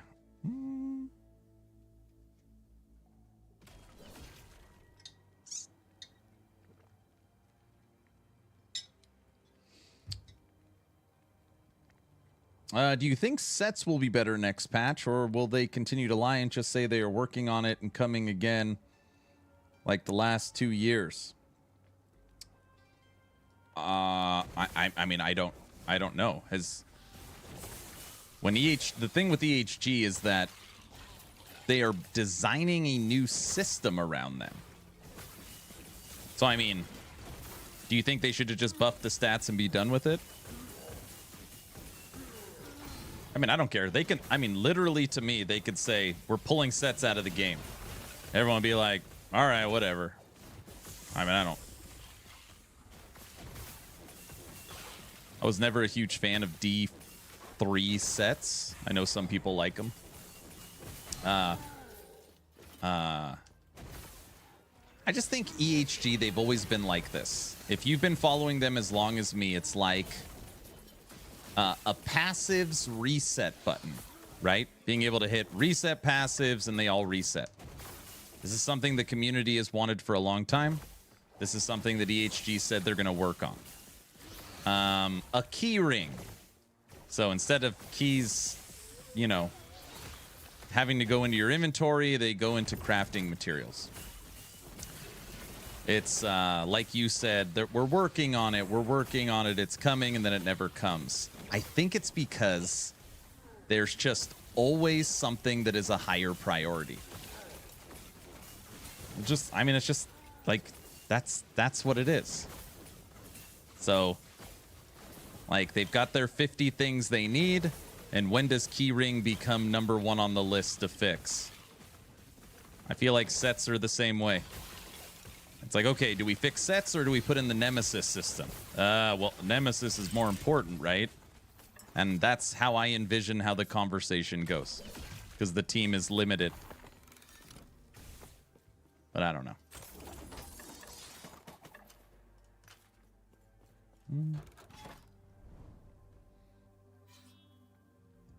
I think sets being used for leveling alts would be better in their current states. The level requirements are too high for that, though. Aaron should keep asking the keyring thing in every dev stream.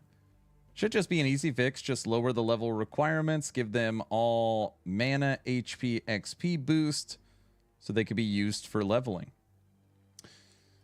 This is where, and again, I'm not saying I agree. Okay, I'm not saying I agree with the decision, but that's just not how this studio operates. It's like, okay, people don't like sets. All right, let's buff them and lower the requirements so they can be used for leveling. Done. They would consider that, oh, we just put a band-aid on it. So what do? They work through and come up with an entirely new process for sets, which again, I am guessing is tied to dungeons, a new dungeon. And it's like, when does that new dungeon come in? Because that's when the new sets thing starts. That's just the way they are. Like, everything needs to be big, grand, different. I don't know. Yo, Aaron, have you heard something about a bug where Steam opens offline version no matter which I choose?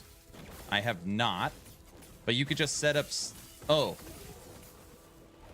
I was just going to say you could set up Steam where it asks you, but obviously you said you're choosing it.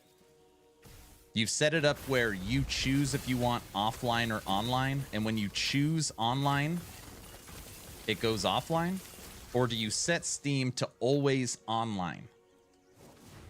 Because that's what I would do. I would set it to choose, not pick for you. No, not a single person has told me that. So their idea is, let's make the process like a process everyone hates, dungeons. Everyone hates. I mean, I know that they have talked about on the to-do list that's coming is the process of running the dungeons, so the lead up to the boss. But I mean, I don't know if everyone hates dungeons. When I have the, how do I put this? When I have the unique and the exalted, and it's, yay, let's go make a legendary. To me, I really enjoy that. Now, finding the two doors, I mean, I don't enjoy that. But I think most people agree that, like, the legendary process is pretty cool. I don't know. Yeah, and that's what they want to fix is the how to traverse to the boss. I know no politics, but pretty big news. Biden has officially announced he's not running. Yeah, I know. Without exaggeration, I've been streaming for an hour and 56 minutes. At bare minimum, 20 people have messaged me on Discord or my phone that Biden dropped out of the race.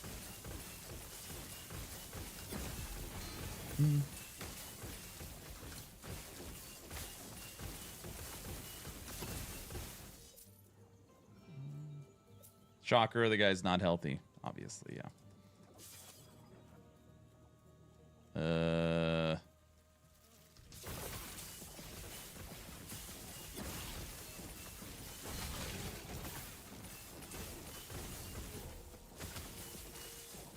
Is that who we're missing?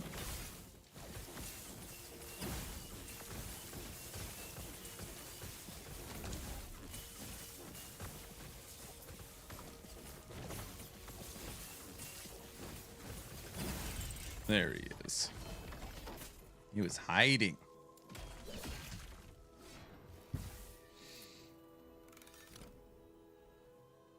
I know, Luce. Thank you.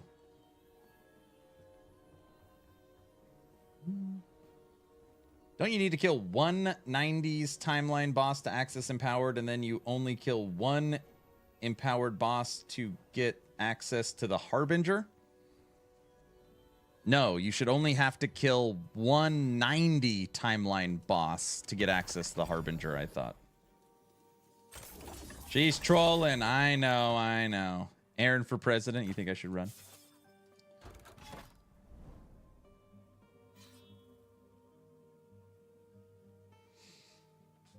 I think power level for sets is tricky. You make them too good and no one uses anything except sets. Then COF would be glorious for finding the whole set. Bada boom! Poor Aaron, Elenia's beloved D4 expansion around the same time. There won't be at the same time. Everyone hates dungeons. I miss that. Do you have anything typed into launch options that might be forcing offline? There's a good one. Also, I agree, EHG just going to Band-Aid a system. Not just going to Band-Aid a system. A rework system around sets would be exciting. Maybe the problem is... I don't know. I don't know about like the communication pattern. For at bare minimum 1 full year, EHG has been saying we have a new system for sets coming. And normally it's like, yep, we got a plan for sets. It's already baked. It's coming. But we haven't started working on it. Or it's definitely not coming in 1.1. And likely, if I was guessing, I mean, is it coming in cycle 3? I don't know. It'll probably be the same answer. Like, sets is normally on the bingo card because it gets asked so often. So it's like, okay, you have a plan for it, but it never gets done, so you might as well not even bring up the plan. I don't know.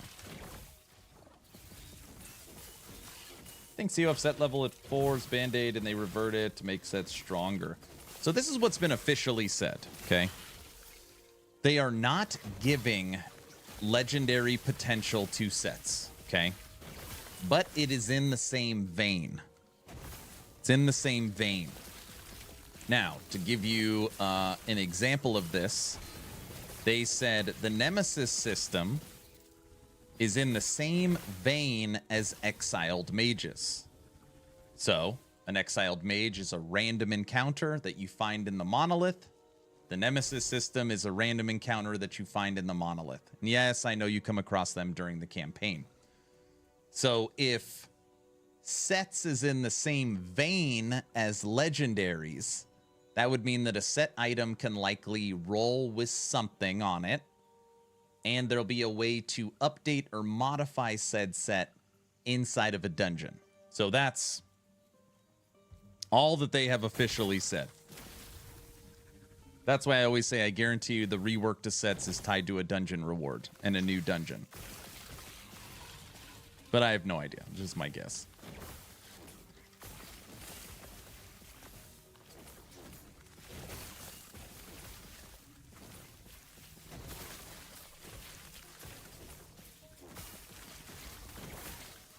Would the world explode if the guy who made sets in Diablo 3 extremely overpowered met the guy who made sets in this game extremely underpowered?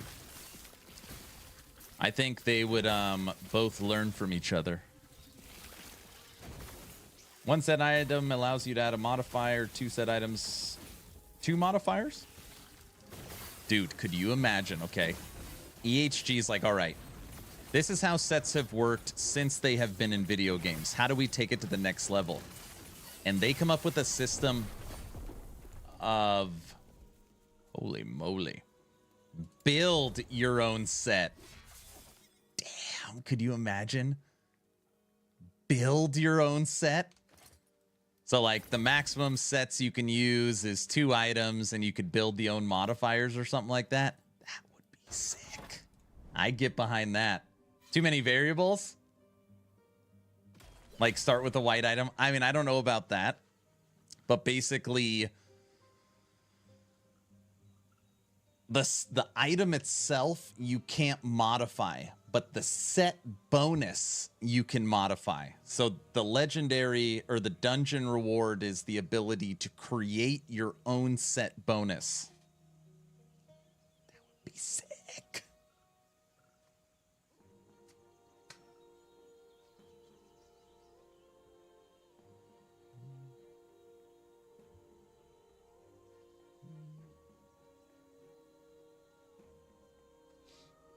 What do you think of a set of this concept for sets? New dungeon where you insert a set piece in the end of an item, and the set type is one of the set pieces. You could slam it as a full set bonus like temporal. So I throw in the whatever the hell it's called, lightning meteor staff, and if I slam it correctly, I get the 2 set bonus without the helmet. That's probably too powerful. Because now you get the set. That, like, defeats the purpose of sets. The whole point of a set is that you have to wear multiple of them to get the bonus. I don't see them doing that. When are you doing a Necro build? Tomorrow. Tomorrow we start Necro. Just make sets useful for specific builds that fill a class fantasy. They don't have to be super powerful. I mean, I think that's their idea. Avalanche Boulder, Lightning Meteor, Storm Totem on Boardman set, Gaspar set. Like, I think that was the idea. So they've talked a lot about sets, and just so people understand, this is kind of the idea they wanted to go with, is that maybe the set has 4 pieces. Maybe the set has 6 pieces. But the set bonus is only 2 pieces. That way, if the set bonus is something that you do want or need for your build, it is not taking up 6 slots. You can pick. You can pick the slots you need. So instead of using 6, okay, I'm going to take Helmet and Boots, or Ring and Relic, or Offhand and Amulet. And you could select the 2 spots you want. 1 LP Branch of Hollows. Decent roll.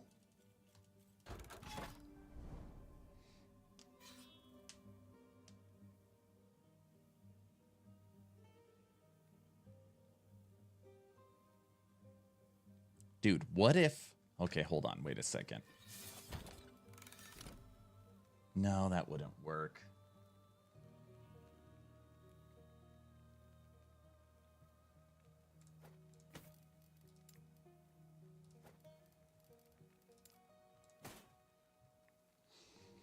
Like, you put the last bear's scorn in the dungeon, or in the thing at the end of the dungeon, and then you take a unique armor and put it next to it, and it randomly pulls 1 affix off the unique armor and puts it as the set bonus. That would be sick. Wouldn't be insanely overpowered, but technically you could pull the affix off. That's what I'm saying, yeah.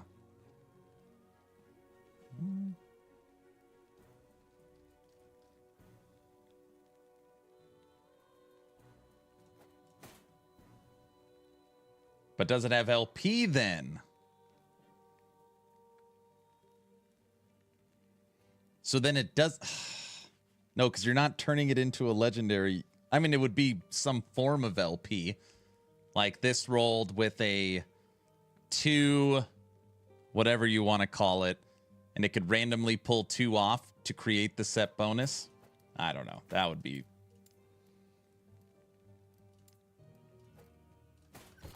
That'd be pretty neat. Set potential?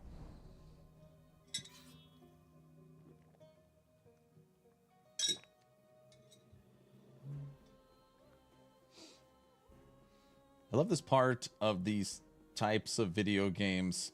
What we're doing right now. Talking through it. You have a place full of sets into the slammer.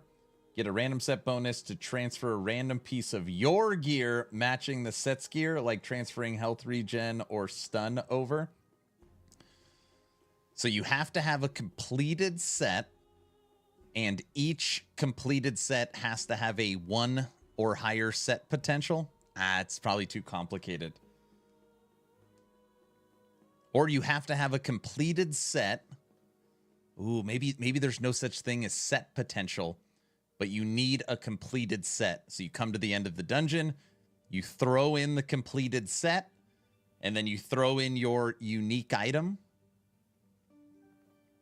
Or, okay, hold on. Follow me for a second. You get to the end of the dungeon, you throw in your completed set, and then the legendary potential on the unique is how many affix transfer to the set bonus.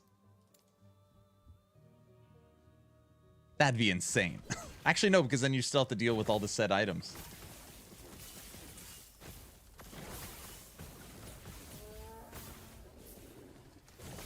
And that would make COF more powerful because you can get full set drops.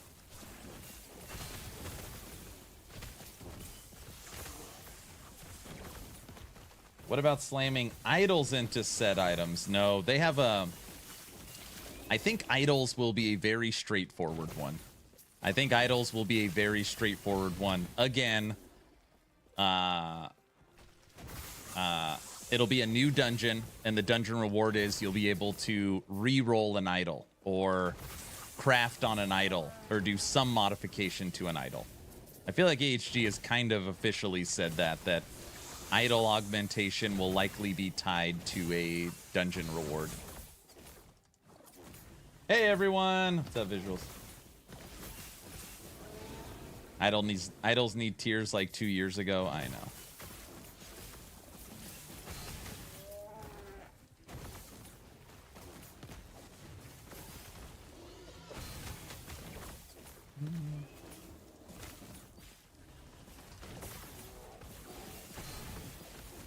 I think if we let people put sets in the egg, then they have a chance to add Weaver's Will. They don't... So, again, in the design of last Epoch, you will notice that it is rare that anything is shared, okay? And what I mean by that is, like, exalted are exalted. Unique are unique. Weavers are weavers. Sets are sets. Like, you're never going to see legendary potential on another item, because EHG considers that lazy. Even exalts and uniques create something new, right? So they're never going to, like, I don't see them borrowing weavers or something like that. Oh, wait, I got it. Here we go. Here's the thing. It's EHG. They're going to have the simplest duh fix for it, and everyone is going to feel dumb for not thinking of it. Everyone's going to be like, oh, well, that makes a lot of sense.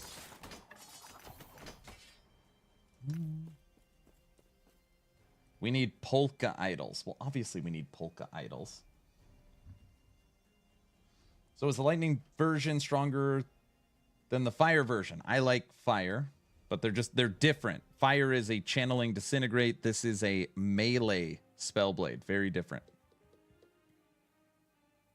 I personally hope that sets would be tied into the Nemesis system. Two things. One, your build looks like great fun. And two, we need more Weaver's Will items. I like that item a lot. Well, when it comes to Weavers, know that the season of Weavers is... I should just keep this up because I refer to it so often.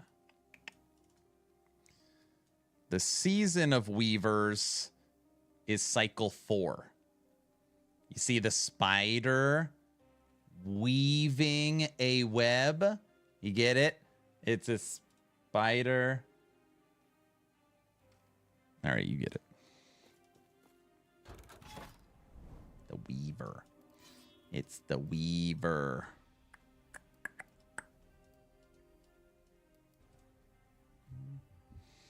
I want Weaver weapons.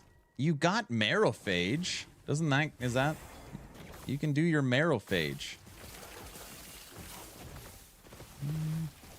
Any news on the soundtrack release date? Nothing. Granted, I haven't asked. Hey, Guilty, you should write down that question for next Friday. Any word on soundtrack for the game? It's a good one. Thank you. Okay. So combine our ideas. You place a full set and a group of matching non-set item types, and you can randomly pull one affix from each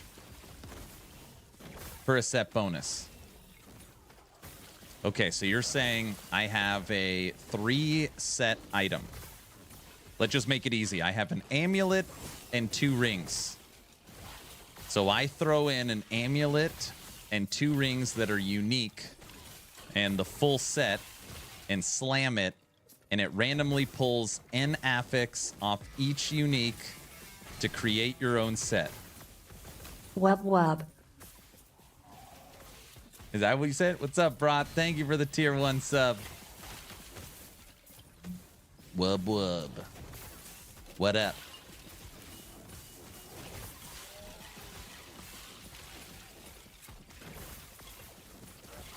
Yeah, but I don't know if uniques would be too strong. Okay, so you're saying you throw in 3 exalted items. You throw in 3 exalts, and there's your set bonus. It'd still be too strong.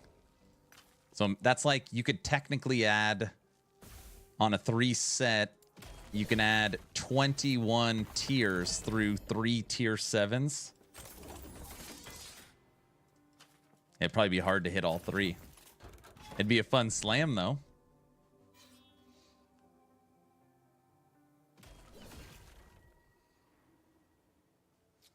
This has really gotten my brain going. Now I wish I knew what they were doing.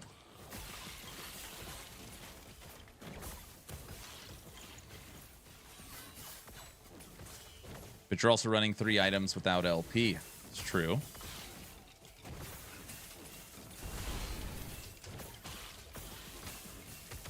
So, for example, when you think about the 2 set on the lightning staff, right? Lightning meteor. One of the problems is you give up a ton of damage because it's a weapon slot, right?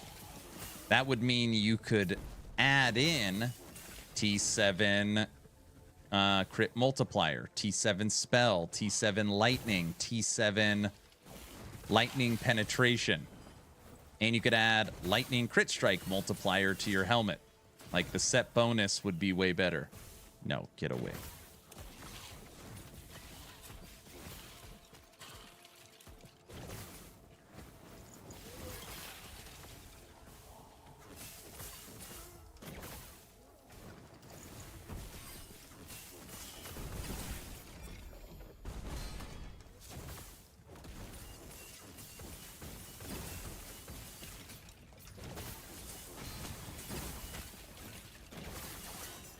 Get out of here, fire crap.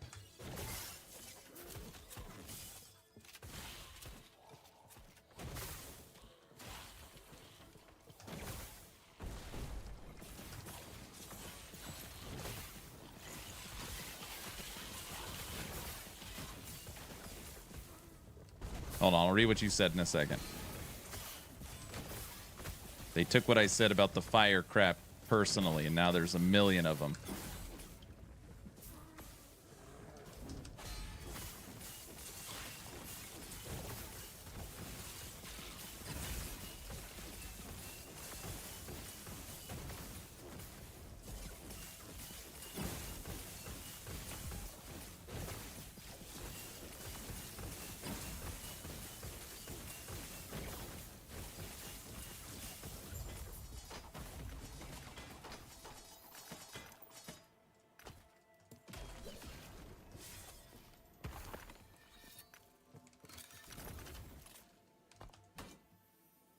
T7 block.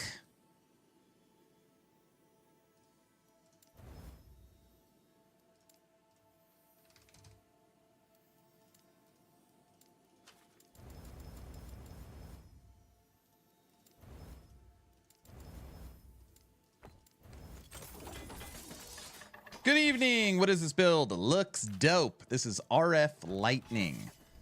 This is our RF Lightning Spellblade.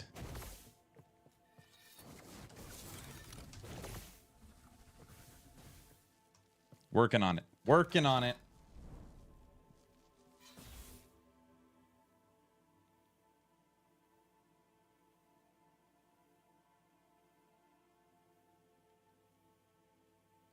I just got a message on my phone that says, good job. You used your phone 2 hours and 40 minutes less this week. See that? Gotta unplug. YouTube doesn't count. What is RF? Sorry, dumb question. I'm sorry. Yeah, I should probably... Inside of Path of Exile, there's a very famous build called Righteous Fire. And basically the idea for the skill Righteous Fire is you have a ring around you and you just run for the most part. So you literally just run and everything dies. And I've been trying to recreate Righteous Fire for a long time. Basically you just keep moving and everything dies. That's what this is.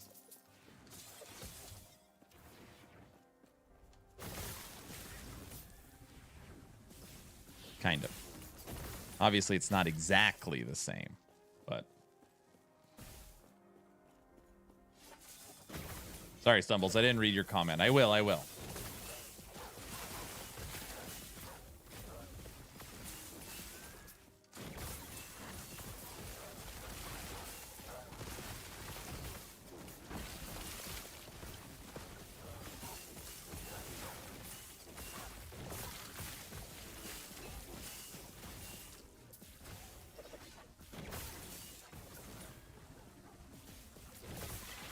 So everybody, tomorrow we're going to start Necro.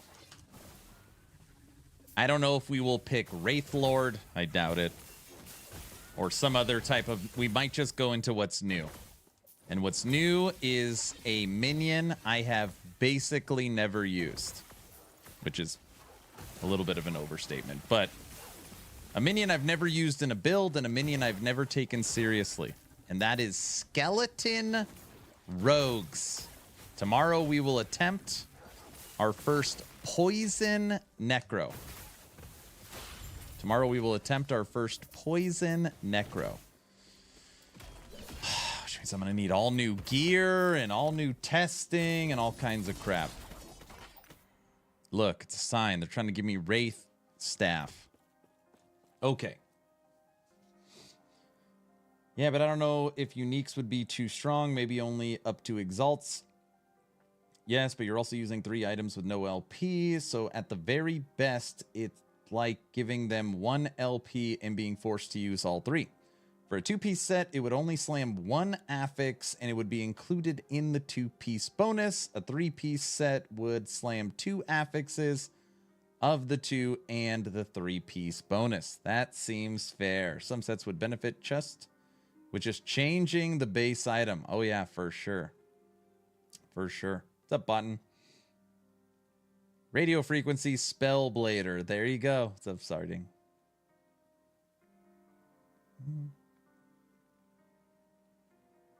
My phone always gives me a daily report on weekly report. It's like, whatever. It's okay. I'll just pretend you're really excited to give it your full attention. Wouldn't it be easier to skill Discharge as Lightning Blast autocast to blow up sparks? We did that already. I tried that.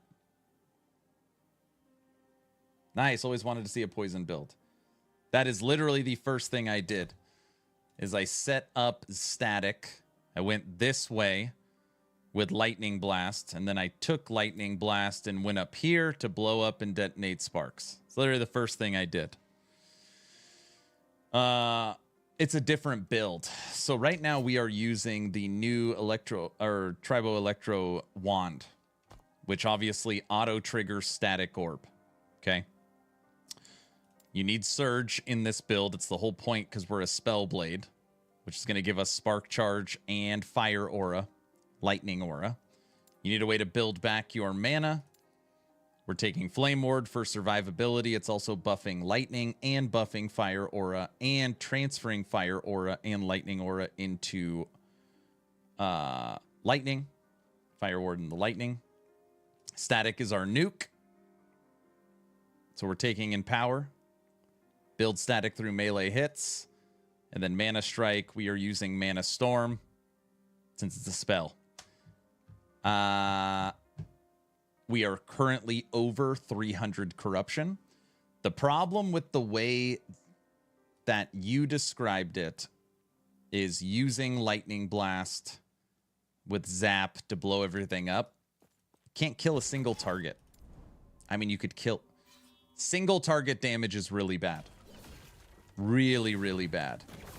So I had to go back to the drawing board to figure something out. Really bad. Like, I couldn't crack it. Might be a chance for Poison Acid Flask Rogue. Yeah. I've made and posted one singular Poison Flask Rogue. It's old, it's not updated, don't look at it, but yeah, I like that build. Hey, Robo.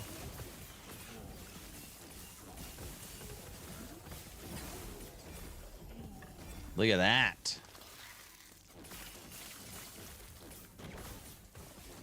Spin to win bleed paladin. No, I'm not a big spin to winner. And we did spin to win for Forge Guard. Forge Guard forged weapons. I've already done. I feel like my spin to win, I did it this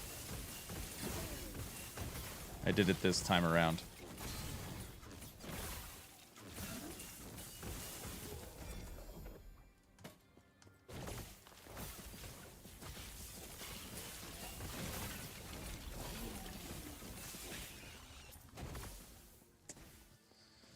I feel like the problem we're going to have with the Poison Necro, and we'll see, hopefully I'm wrong, is that normally when I think dots inside of Necro, I just immediately go Ignite. It's so easy to stack Ignite. Because you have the Dragon Flame Edict Staff. Inside of the Warlock tree, your minions get Ignite. Just really easy. And everything could be fire. Just so simple.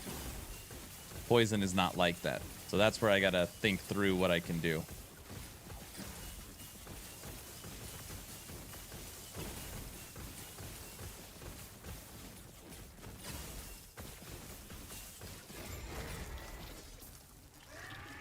Get out of here.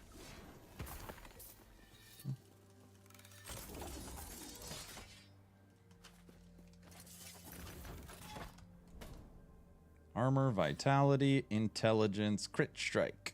We could do.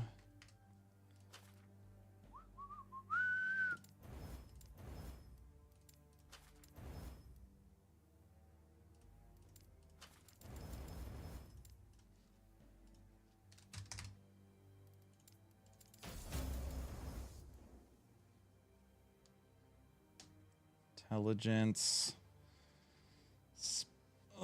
Spell channeling. I could sell that, and I could sell that, and I can sell that. Fire aura, double life. I could sell that. Surge, fire damage over time, and you're an egg item. Okay.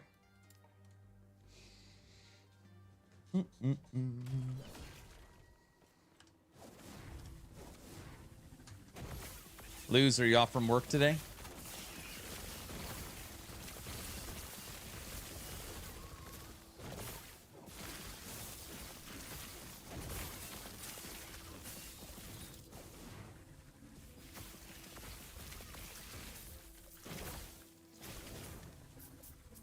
You're working right now?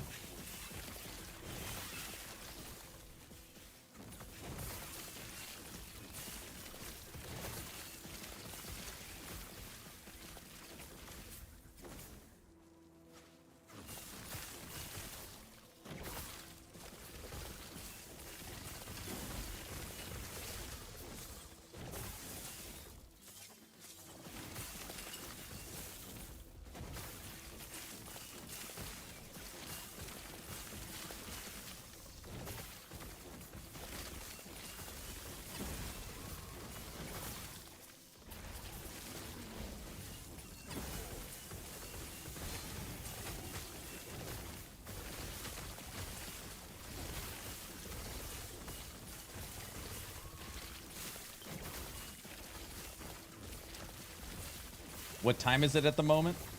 1 p.m. For me, it's 1:10. Good. Static orb. Charge up your static charges to make them discharge faster. Yes.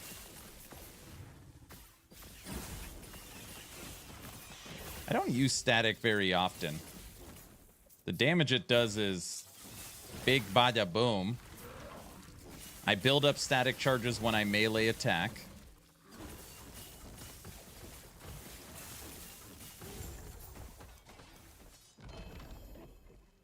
A belt. Yeah, it's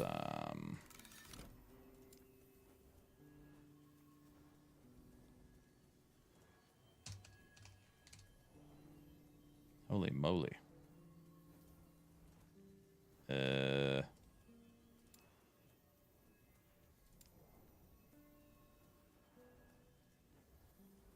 Lightning blast.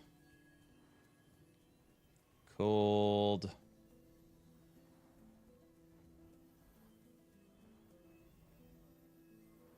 There's something it does. Shock. There it is. Static orb generates static charges on hit.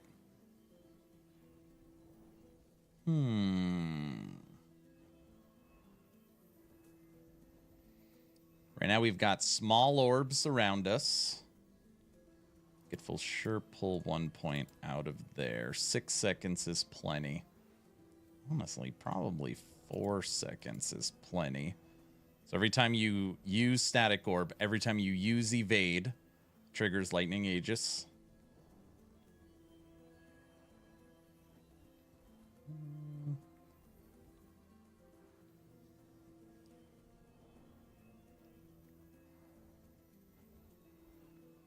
You need 3, you need 2.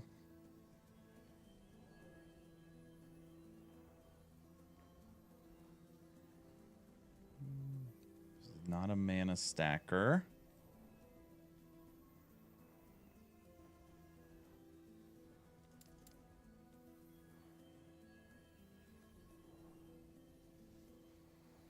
If I pulled out Power Surge,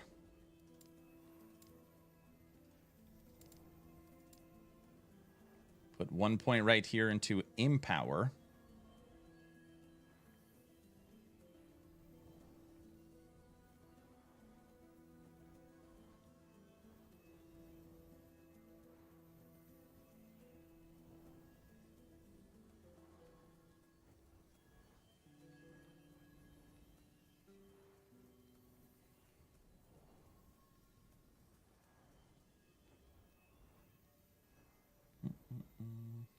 That's the way you take it. All right. Yeah, we'll mess around with it a little bit.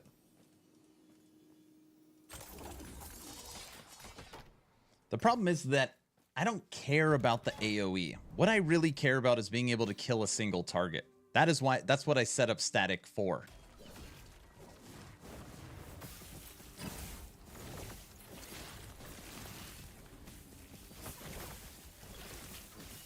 Yeah, I can already tell looking at it. So the tooltip was at what, 350,000? Now it is at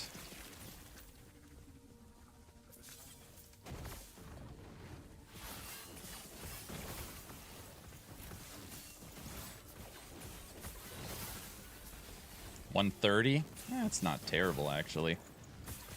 All right, we'll try it.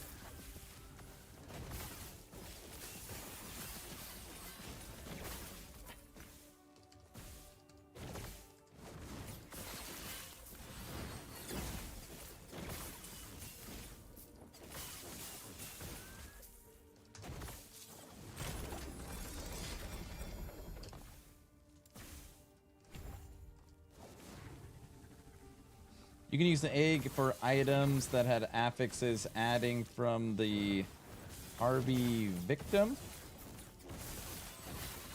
Or does it have to be orange? It has to be unique. The egg, you need to throw in a non LP unique.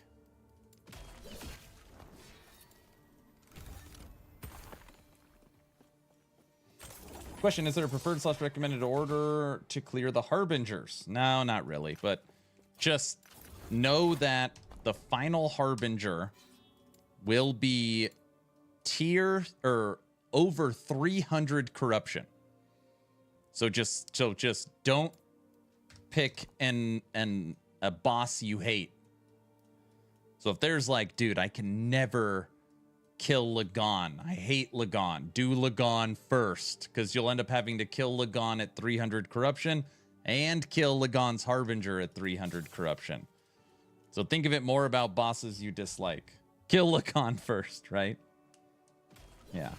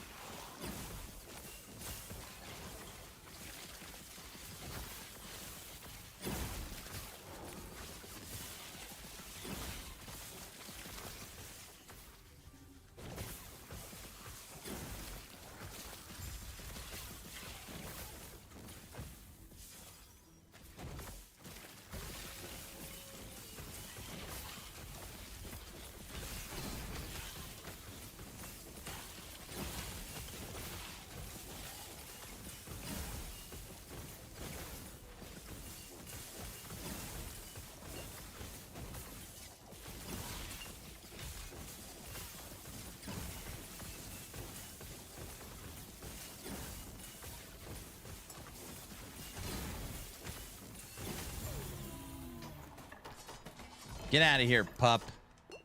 Ooh.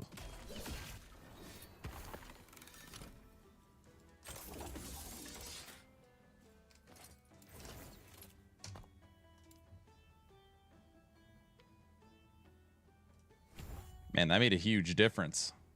If that's the case, we can pull these all out. That gives us back 7 points to static. We can kill additional enemies. Range.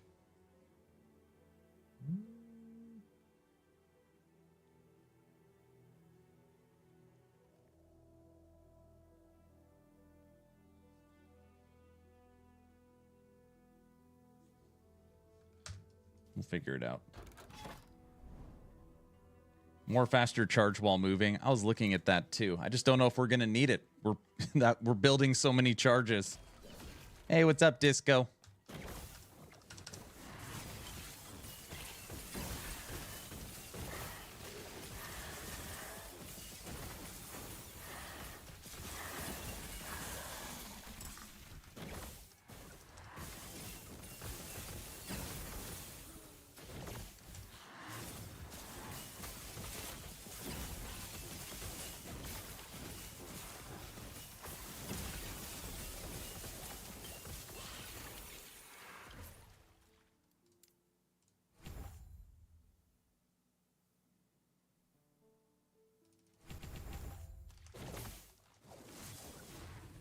I was looking at discharge with Surge.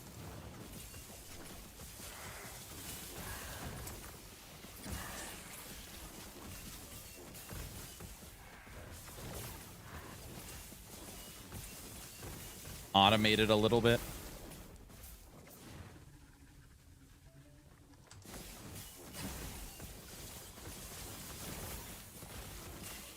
I just don't know if I need it. I mean, literally all we do is Mana Strike, Surge, and hit static.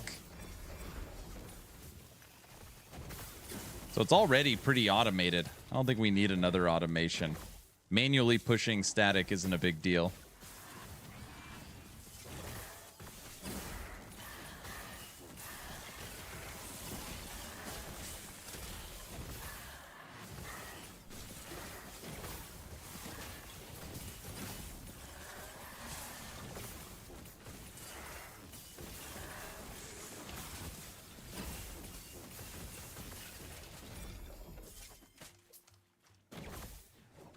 Holy smokes, I got an Aaron's Will in my Nemesis loot. Well, would you look at that? Tomorrow we might be playing with Aaron's Will a little bit. Okay, that sounded weird. I mean, I'm going to be playing Necromancer while using my body armor. That honestly didn't sound a whole lot better, but you know what I mean.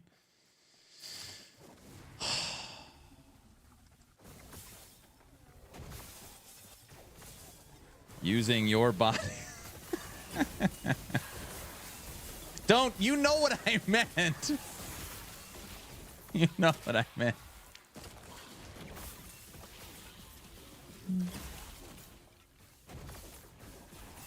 Wow, that got dirty fast. You all have sick minds.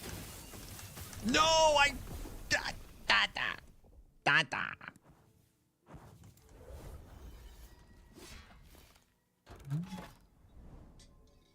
So Aaron will use the void part.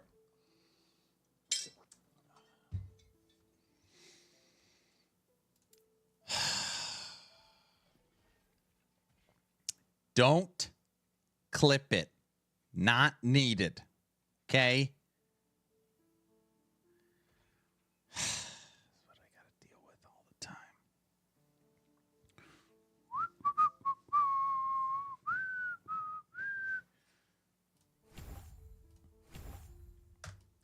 There we go.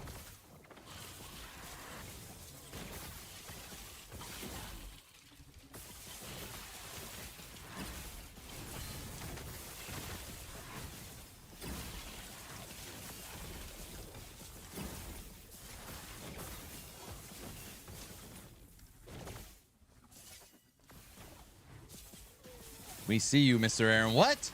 Me? You're supposed to be at work. Being productive. Something like that.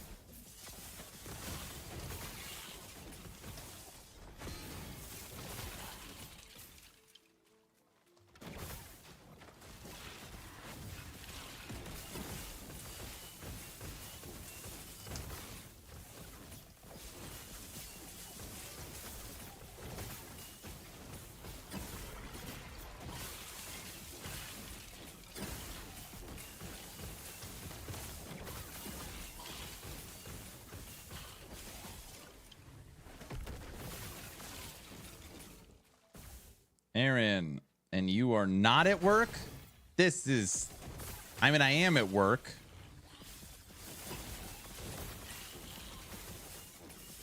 Don't... Listen, no one makes me bleed my own blood, okay? No one. So let's just relax. Take it down a notch. Dude, we're gonna go fight the poison dude.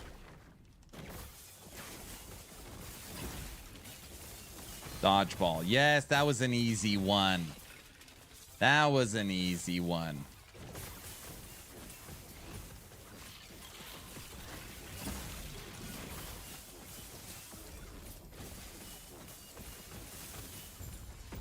All right. Here, you all get to experience me dying with no chance of killing the damn poison nemesis. Stupid poison nemesis. Monster.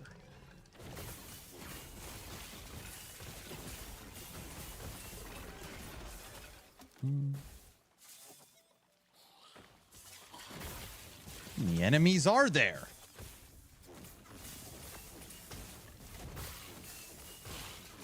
Jeez.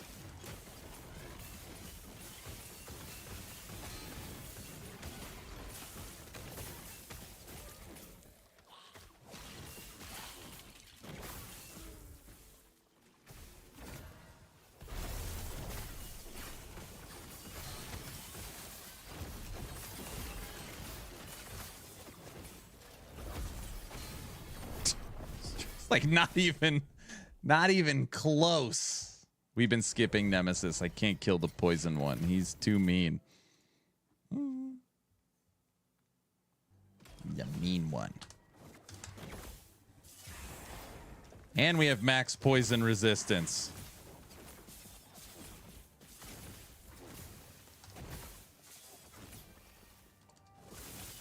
Put Aftershock Idol on the auction house and I will subscribe non-season. Oh, gosh.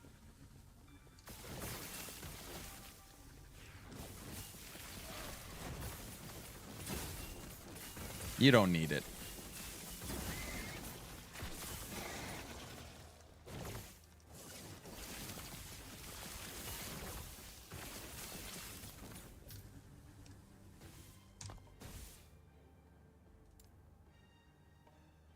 1, 1, 2, 3, 4, 5, 6. 6 points to automate surge. 1, 2, 3, 4, 5.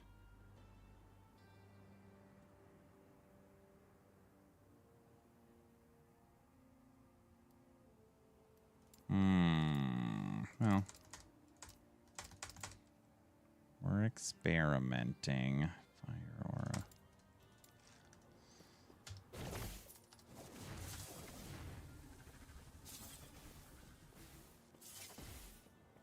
Earthquake builds look so fun and unplayable without. Is it? I have a hard time believing that they are unplayable.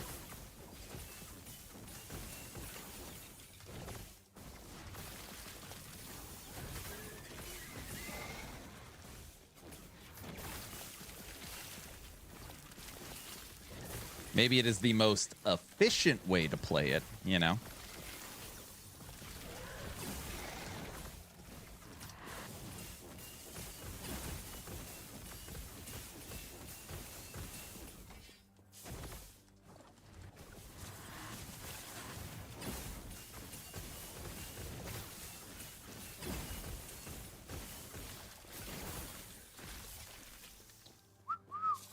Well, my definition of unplayable, there are no undead minions. It's unplayable unless you have undead minions. Is that what we're saying?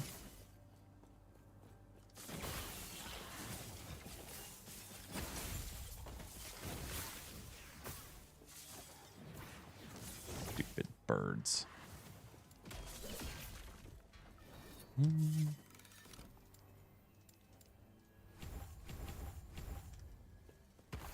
Bird, bird, bird. Bird is a word.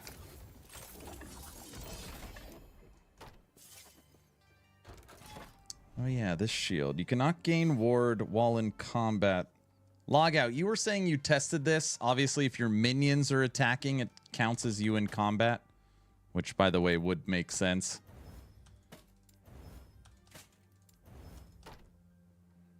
Correct.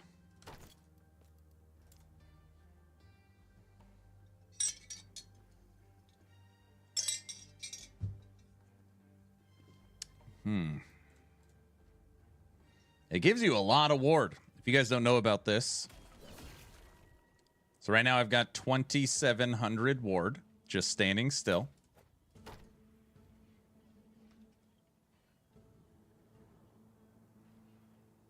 I just threw on this level 35 shield.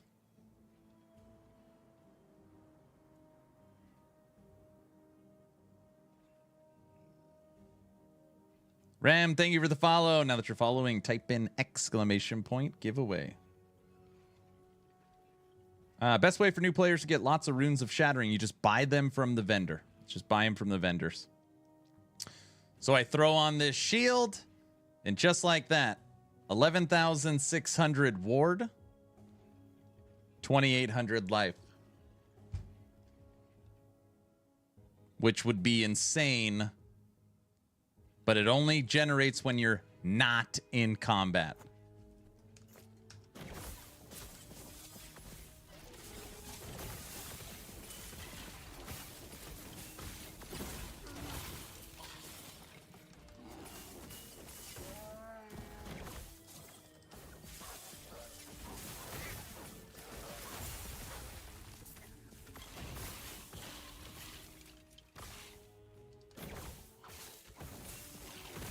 Oh yeah, he's right. You can also run Lightless Arbor.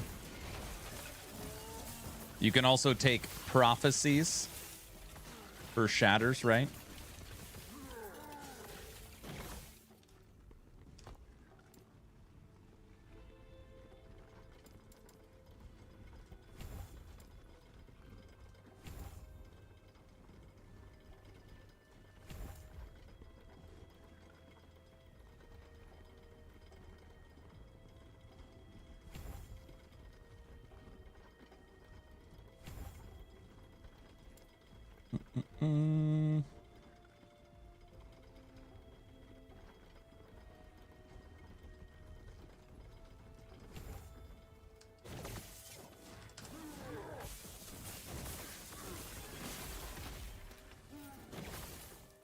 All right, next level up on Surge, or we're about to get the final point on Surge, and then yes, static will be automated then through Surge.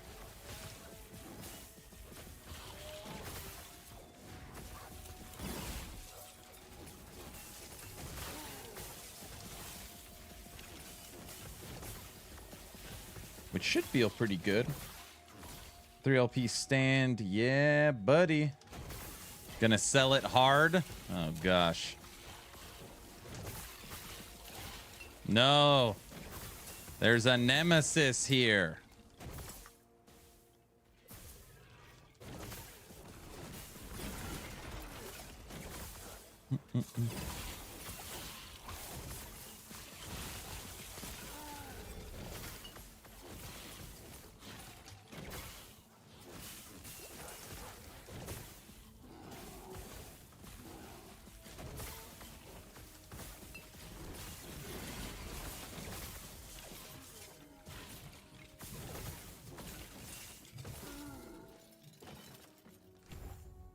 Static on arrival.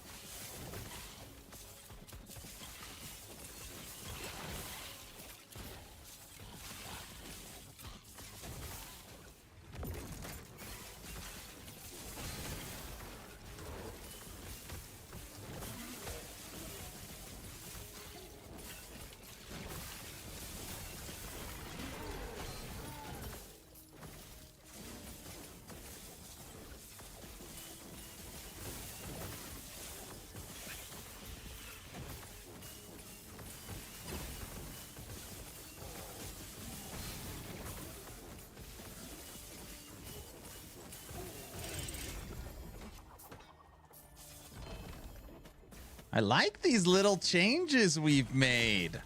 I do like this. Not you. Static on arrival. Gain static through static orb. You haven't changed. You haven't changed. And static, we took it out of its nuke and we turned it into a more spam skill. So we could use it more often. Yeah, I like that. Only 5 acts to go. Hey, Rotten, hit me. How you feeling with the new Undecember season? Are we happy? Are we happy?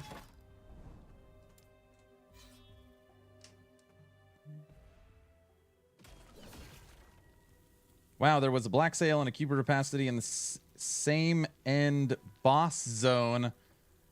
I couldn't click on the black sail. I think I've seen that happen.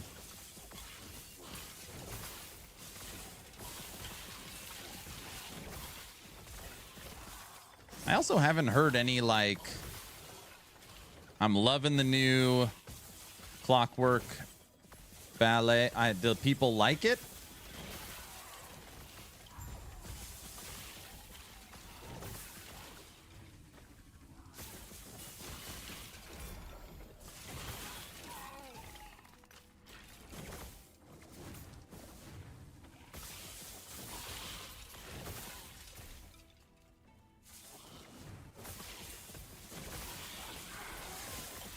I dislike how she hits on you.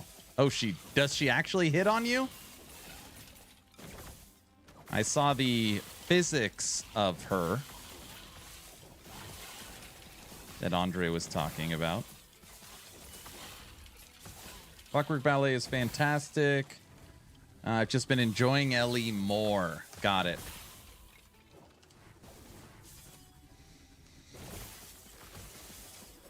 Look at it. They're forcing me to fight the poison dude.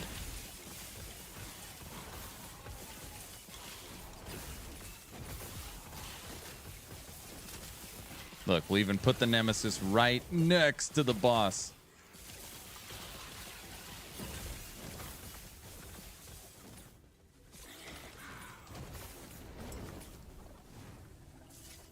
Where is he?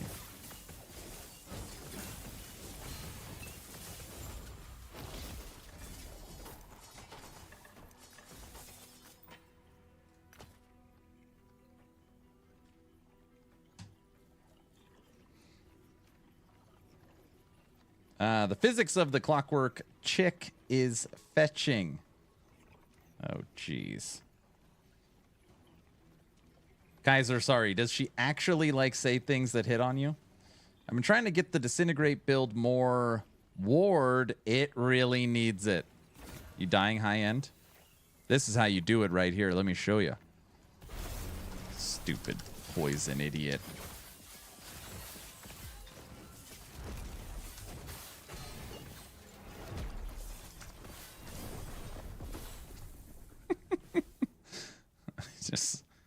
I just hate him so much. Wonder how many PoE people will like the new league. I mean, I don't want to speak for the PoE community, but normally the way it goes is this. Dude, Necropolis! We're going to the cemetery! 3 days in, I hate it. There's always, I mean always. Even the lake season league, people were all hyped. So you got to wait until 48 hours in, then you'll know. 48 hours in, you'll know.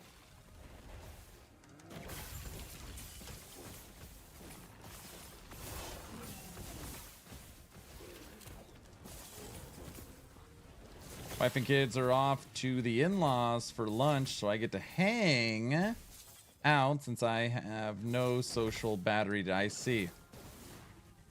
Does Disintegrate crit? Nope. Disintegrate does not crit.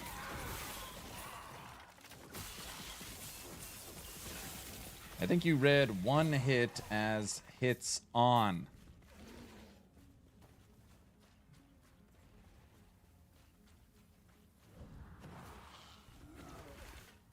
Oh, I dislike how she one hits you. I did read that incorrectly.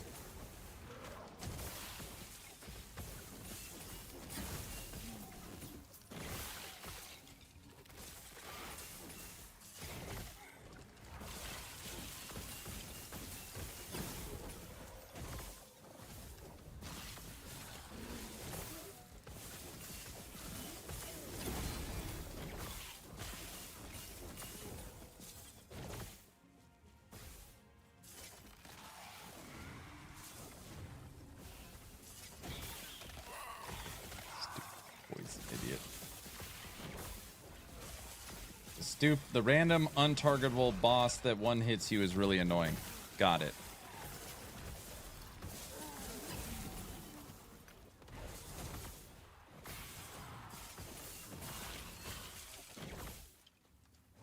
Man, I was mad because I've been slamming these wands in the egg and been getting crap. This one spit out it's only T4, but T4 mana and mana regen. It's actually helped a lot.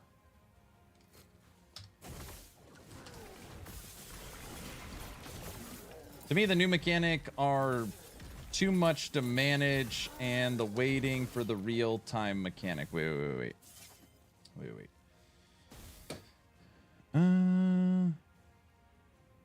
To me, the new mechanics are too much to manage and the waiting is real-time mechanic. Wait, what game? Are we talking about TLI? Sorry, what game are we discussing?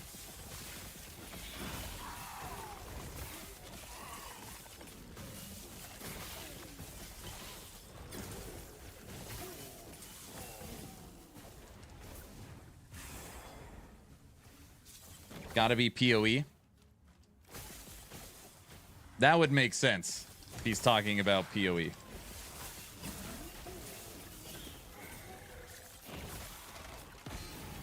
Ow.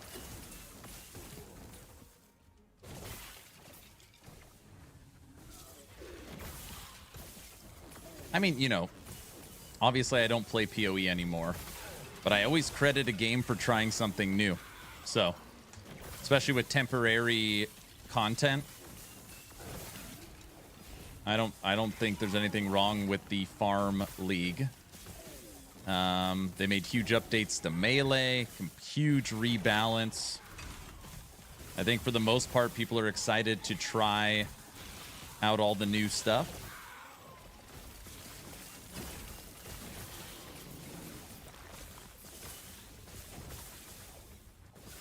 is a really good season beginner-friendly specialization for Sentinel.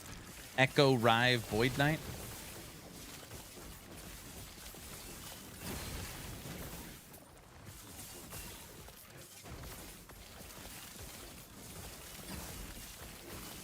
Talking about PoE, waiting for the game systems, finishing, the real-time players want their stuff instantly. I don't know. I'm not totally against the whole, like, I've been farming all day. All right, let me go to my village, upgrade this building, upgrade this building. Let me send out my ships. Let me get all my crafting and crap going, and then turn it off the game. And then you come back in the morning and you're all excited to see what you got. Oh, yeah, I mean, if you manage it correctly. Try this build for season-friendly Sentinel.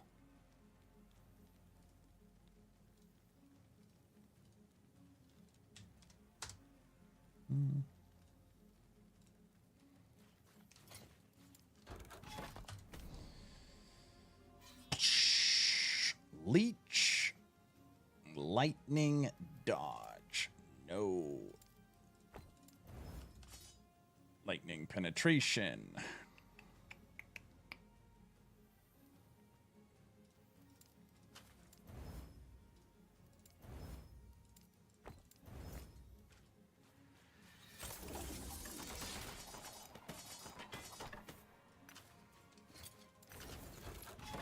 Okay.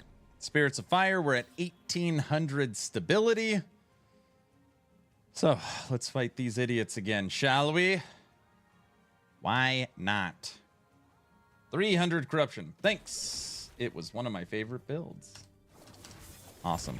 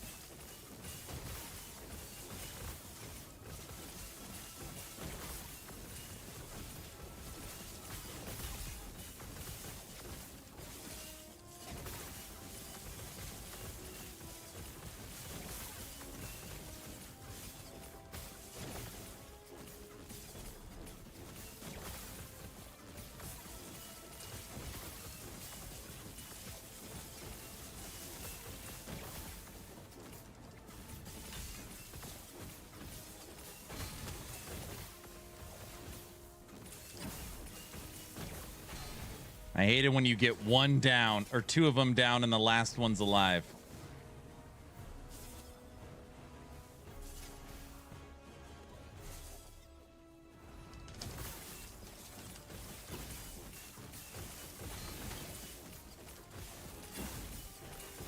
Just die.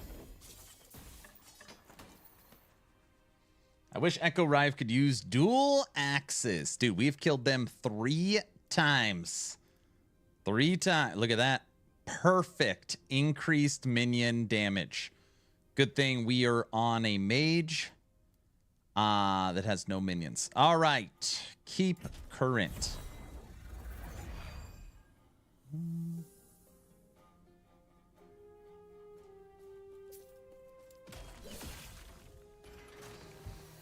Do you not play PoE because you aren't a fan of how big it is now? Find it too difficult to manage more than 2 games at once, or prefer to wait for PoE 2, or a combination of something else? I played PoE, and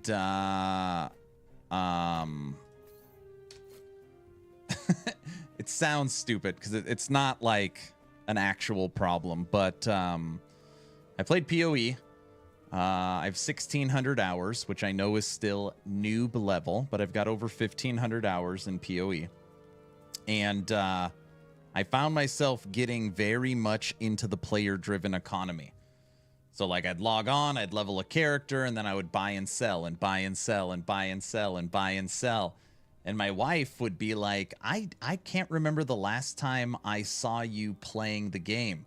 And I'm like, well, I'm leveling my gear, you know, through the economy and buying and selling and buying and selling. And I got really good at this. I got really, really good at it.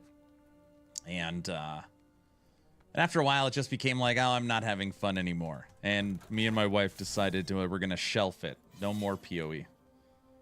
No more PoE.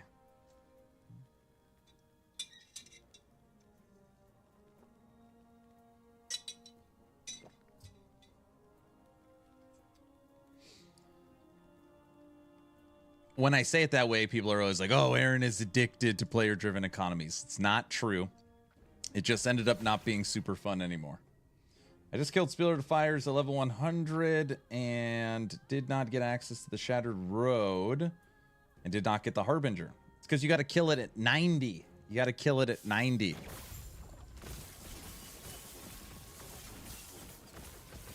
But I have nothing but respect for PoE. I still think it's king of the mountain when it comes to ARPGs. And to second part of your question, my most precious commodity in my life is time. Like time. Time over money. Time. I have a wife. I've got 4 kids that are still young. And being able to be a good husband and a good father is very important to me. And the investment in PoE from a time perspective just doesn't make sense currently. And I know people are always like, that's so silly. You're a full-time content creator and streamer. You have unlimited time, which is true. I do have time to play PoE. But the time investment to learn the game, to come up with builds, to try and, like, I don't see that helping me with my content creation or in my personal life. So, PoE is also like an inundated market, right? Like, I don't think I can add any value there as a content creator. So, there's a lot to it. There's a lot to it. I hope that helps answer your question.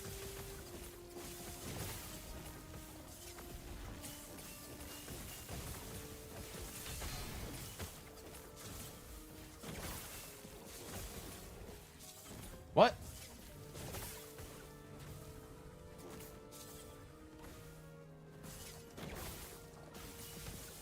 I never tell him anything. He does what he wants to do. See? I'm in charge. Hear that? See what the wife said? People don't understand the time into PoE is time away from TLI or LE. That's also true.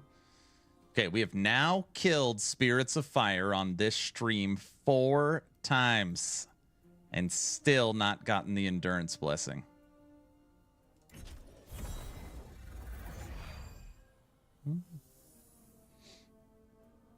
You are live. See, I woke her up. You did. You did.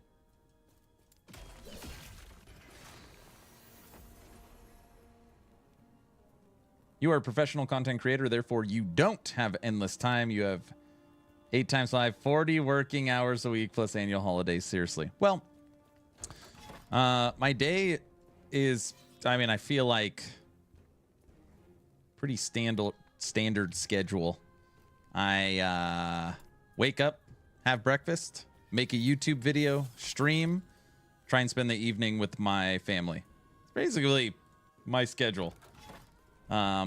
Something that I wish I was better at is that, I don't know how we got on this conversation, but something I wish I was better at is that most YouTubers are streamers, which means I'm streaming right now. All right, we're now going to make a YouTube video, turn off chat. I just make the YouTube video, post it while being live. Obviously, we did that during the subathon, and it was fine. But, yeah, I don't, you know, like, that's not Like, I make a YouTube video normally every morning before I stream. And that's not... Most people just wake up and start streaming, you know, and then they'll just do it during the day.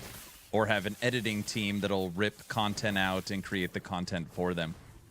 It's really nice. It's really nice. I want all the Dr. Phil into your answer and drew out my own question as to why you don't play PoE. That's okay. Played PoE since 2013. So much content has been added to the game. It is finally past my willingness to keep up with it all. I cannot remember. I think I played... The last league I played was, which is whatever was after Synthesis. I remember Synthesis. I don't remember what was after Synthesis, but I think that's when I hung it up.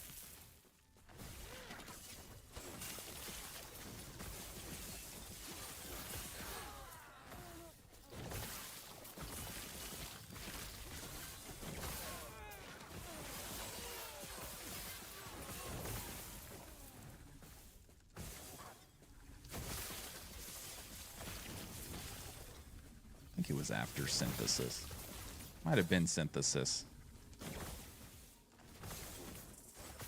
It's been years since I've played PoE. What was the league where you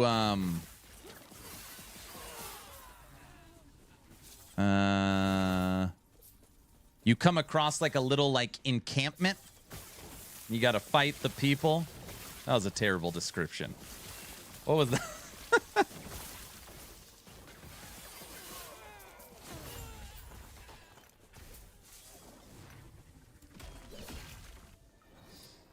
Oh. PoE is one of the least fun ARPGs. Betrayal. When was Betrayal?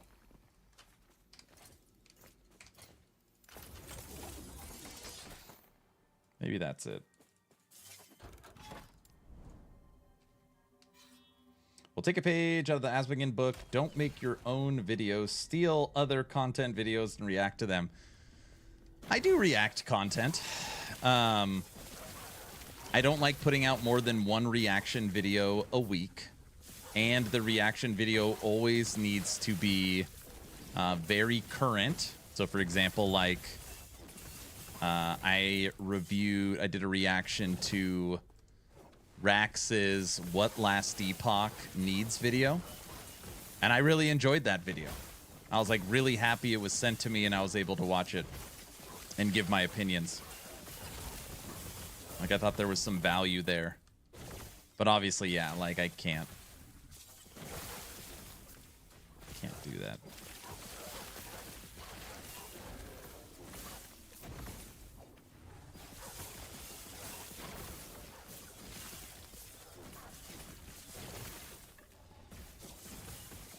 People say PoE is the best ARPG there is. I argue it's too much, and that actually knocks it down. PoE 3 or 4 years ago, maybe. Oh, you give it... Oh, you put it 3 or 4 years ago, maybe. I got it.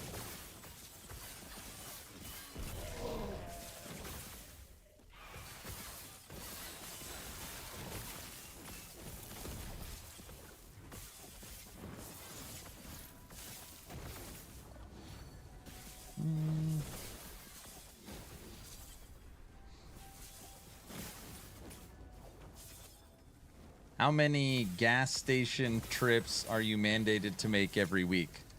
None. None. But I probably should, huh? Oh. Come here, Nemesis. We're killing this idiot right now. What's happening?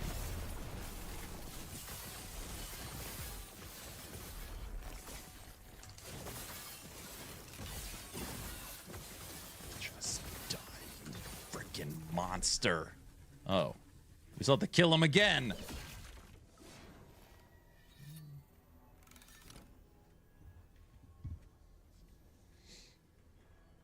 I personally disagree with reaction content. Feels it steals views from the original creator.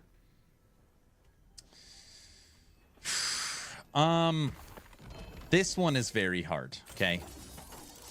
This one is really hard. As a content creator of my size, there is nothing better than if Asmongold watched one of your videos. Nothing better. An example of this is when Asmongold reacted to my Diablo Immortal video. I got 1,000 new subscribers in 24 hours. So obviously there's like extreme levels of this scale. When a 1 million subscriber YouTube channel reacts to a 1 million subscriber YouTube channel, in that regards, I could see it.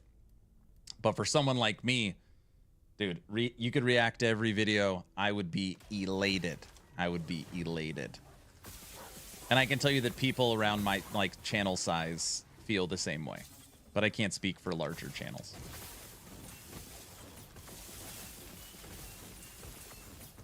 And someone just said Frosty. Crazy.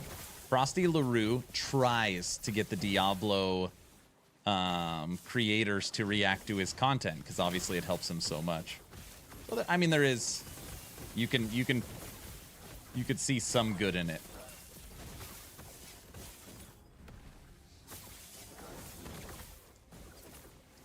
Do you add actual commentary in your opinion? That's fine. If you watch and eat a sandwich, it's kind of dumb.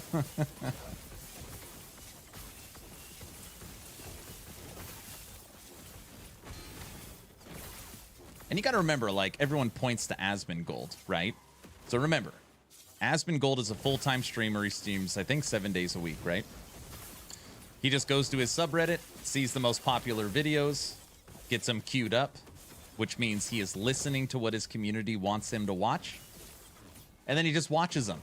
And while he's watching him, he has a team of editors that are instantly ripping him and instantly turning him into shorts and videos. So he just wakes up, everything is curated and ready, he gives his opinions, and it turns into huge streams and huge views and revenue across all platforms, you know?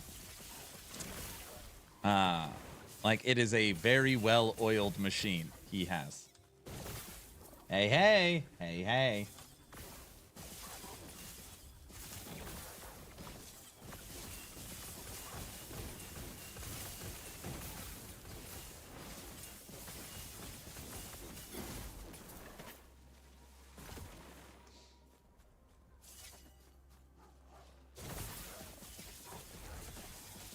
I'm really not a big fan of Asmon, but the dude is smart. I'll give him that. Is Runemaster or Fire Ignite still playable? Fire Ignite. Are you talking... Sorry, which... Are you talking about my Disintegrate build? My Righteous Fire Runemaster? I just put that out, if that's what you're talking about. Yeah, that's brand new. Dot damage build. Yeah, yeah, of course. Did you read something that you said that you read that isn't? All right, let's see. I can give my psychoanalysis and you can tell me how accurate you think it is for entertainment purposes. Sure. Personally disagree with reality. Yeah, it's like pizza. Stack a lot of toppings, but eventually it gets too high. Maybe I'm in the minority, however.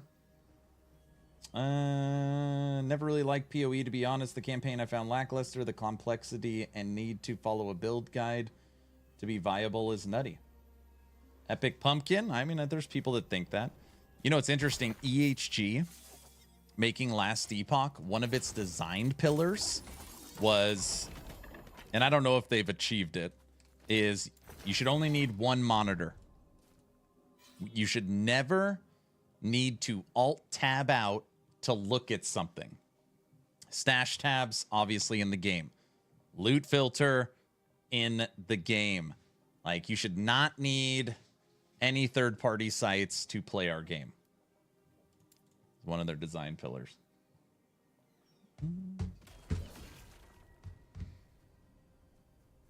I'm so happy that we basically are spoiled by choice these days on ARPGs. TLI, LE are for me so much fun, and I love that I can sometimes pick. Honestly, the last few years it was PoE, only PoE for me, and now I can actually skip it if I want to.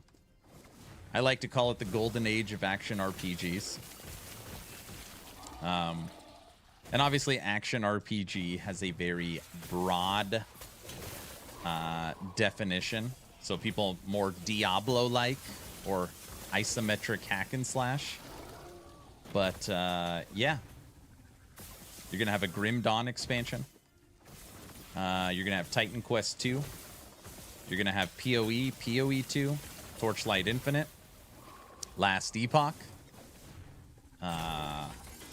And then even smaller games. I really like Dwarven Realms. I really liked when we played Seven Cities that's coming out early access.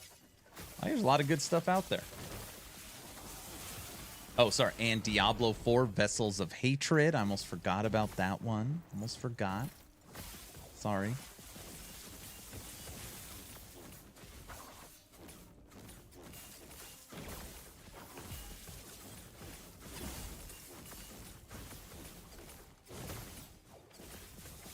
Second monitor should be reserved for Twitch streamers.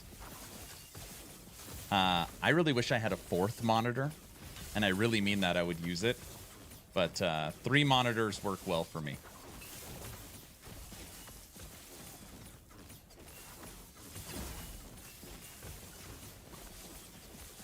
By the way, Patreons out there, I promised Luz, since I did a full studio cleaning yesterday, I'll drop a studio tour. I'll do an updated studio tour on Patreon, everyone.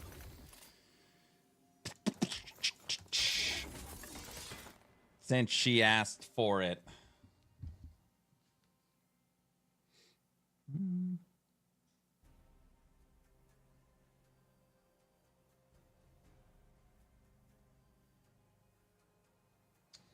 Not necessarily. If a big creator reacts to a smaller one, it could send them views. It's huge.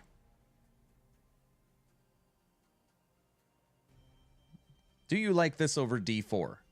Yes, but I still play D4. What if Asmin had just told his followers to go watch your video, come back to his video, and continue? I mean, that just would, like that, you know.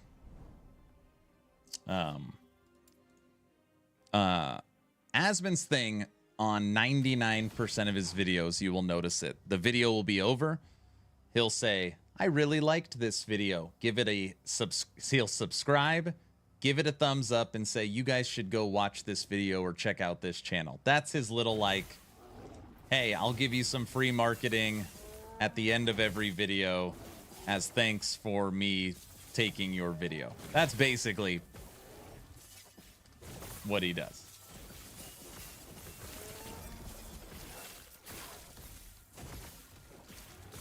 You gotta remember, his community is there for him, right? So, I don't know.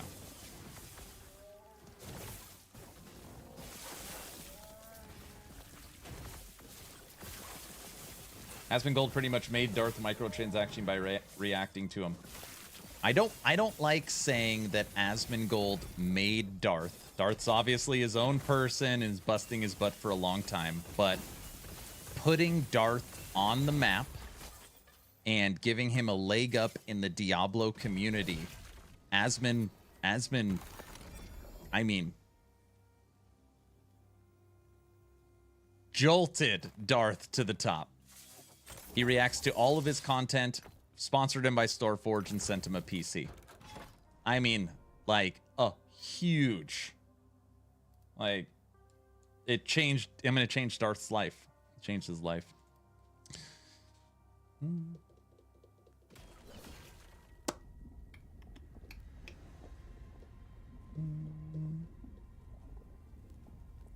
Aspen has a good philosophy with taxation too. Gotta do all you can to get as much money back as possible.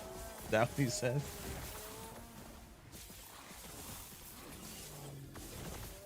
I think that you don't want to come off too critical because you understand that a lot of people love grinding, but you don't feel like playing that actual game is worth the time investment needed to get upgrades that would explain the trading and go along with what you said about time being valuable. I think to take what I said another level, I had my time playing PoE, and now the game is on the shelf. I don't think the way that I played it was particularly healthy. I don't think that you should spend 8 to 12 hours inside of an economy buying and selling and checking your phone and computer all the time to see if people responded to your trade requests. It's just, it got ridiculous. On top of that, this is now my job, right? And going into Path of Exile as a content creator would not bear fruit. So I would be playing a game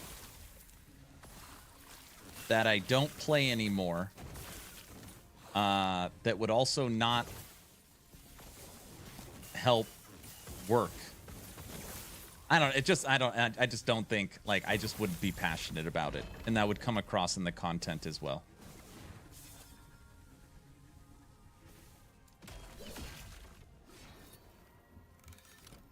Like, I love Ellie, and people will just comment and be like, man, you're so passionate and love the game so much that I'm gonna try it. Like, you sold me through your energy. Because I really do love the game, you know.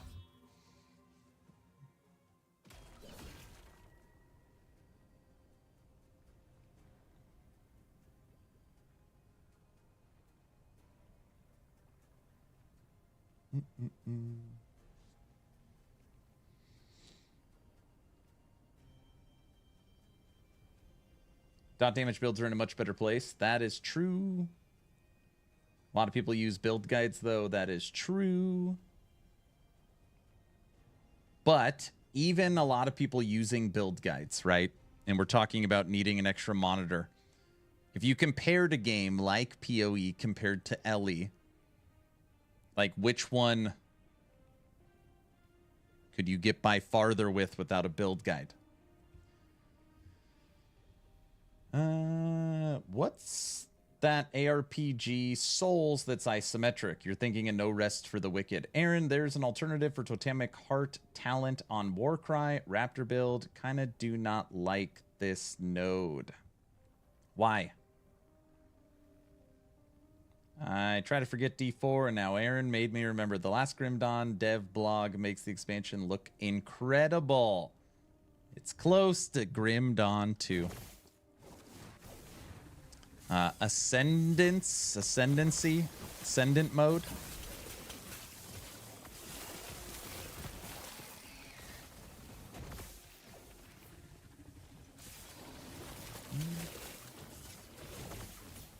you think you need a full-size monitor or 16-inch work? Me? A 16-inch? That would not work. That would not work. I mean, I could make anything work, but I would not be ideal. I am not like a crazy ultra-wide person. I'm not a, I need a 42-inch monitor.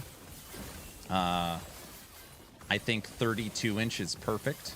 And even that, I think 27, you could argue 27 is perfect. I have 3 32-inch monitors. My center one is a 4K 144 LG Ultra Gear. I love this monitor so much. 32-inch 144 4K.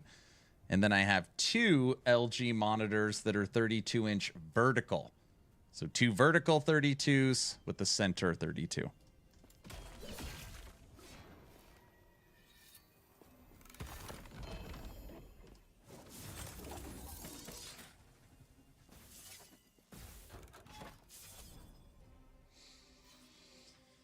All right.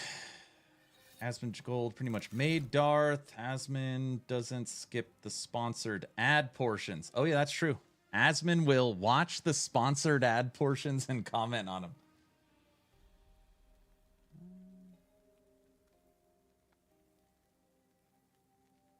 Oh, yeah, all credit for DM to be awesome. Yeah, I mean, when you talk about Asmon made DM, Asmon brought lots of eyes to DM, and obviously DM catapulted. Hog is playing LE right now. He should be prepping for his PoE league, shouldn't he? But Aspen watches videos because they're good to begin with. Agreed. Wow, 8 hours. That's 8 hours you lost in game progression. I'm aware. SSF and PoE is nearly impossible without giving your life over completely to it. So every once in a while, it's like the perfect situation. Someone will be like, why do you play Merchant's Guild? And I always say, well, I play Merchant's Guild and COF. I have half of my characters COF, half of my characters MG. But anyways, trading in a game is like, why even play? Like people say stuff like, why even play? You're just going to buy your stuff. It's silly. And then I'll be like, do you play PoE? And they'll say, yeah, I have played PoE. And then I'll say, do you play solo self-found? And they say, no, in PoE it's not possible. And then I just sit there and be quiet. Just sit there and be quiet.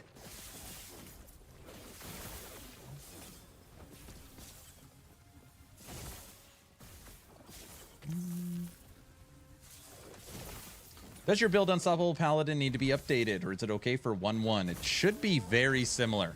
If I updated it, it would be very small tweaks. Like, that should be totally fine right now for Cycle 2.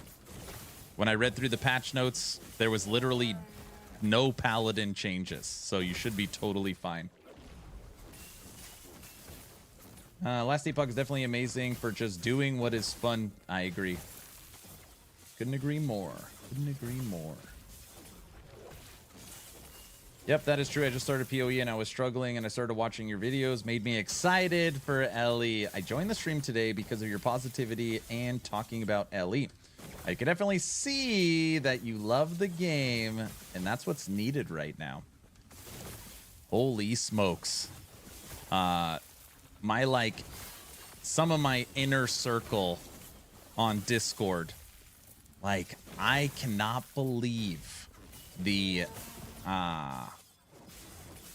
level of negativity right now from the LE community. It really makes me sad more than anything else. Like, man, there is people just, like, even my video yesterday, just my normal dev chat video, comment section is just brutal. I was like, okay, maybe I need to go back to taking a break from the comment section. But I do believe positivity is what we need right now. When people say no rest for the wicked is Diablo-like, in all fairness, no rest for the wicked said that it's Diablo-like, just to be fair. Grim Dawn and Last Epoch are in the same middle ground design-wise. I find them fairly different. I find Grim Dawn and LE pretty different.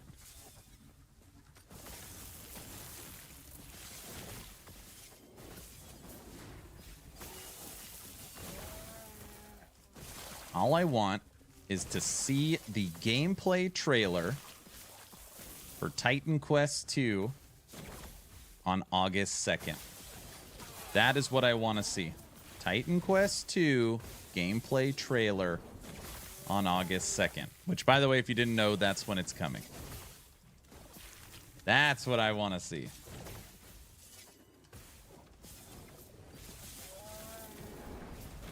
One of the things I love about Grim Dawn is celestial powers. They give you incentive to use active skills. That's true.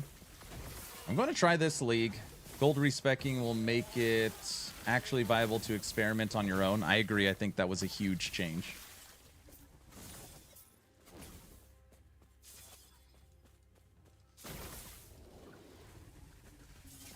Makes sense. I like my two 34-inch ultra wides. Damn. Hold on, wait a second. Guilty, you have two 34 ultra wides and a 27. That's solid right there. Neb, thanks for the follow. Now that you're following, type in !! giveaway. Hi.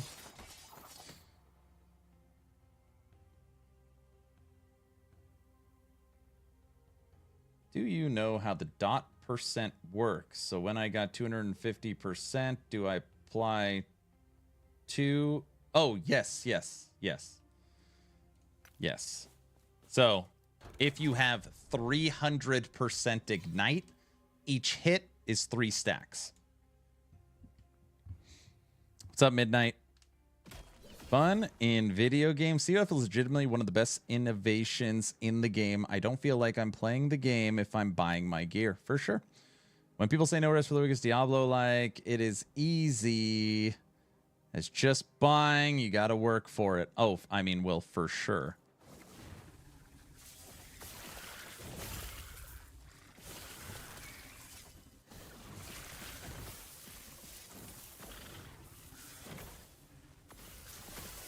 No, read it again. I like my 2K34. I got it. That makes sense.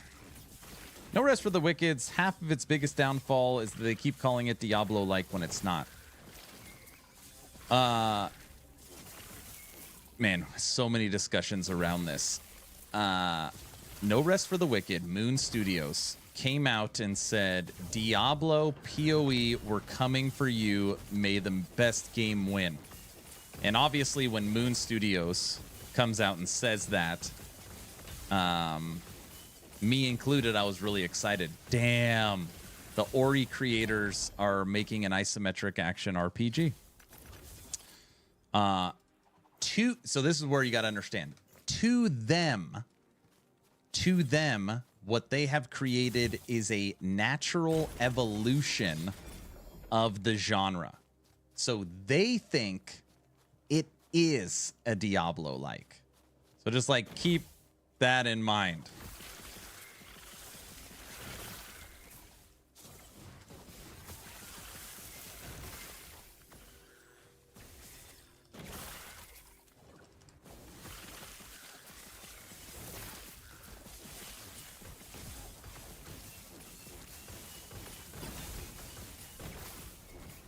Holy moly.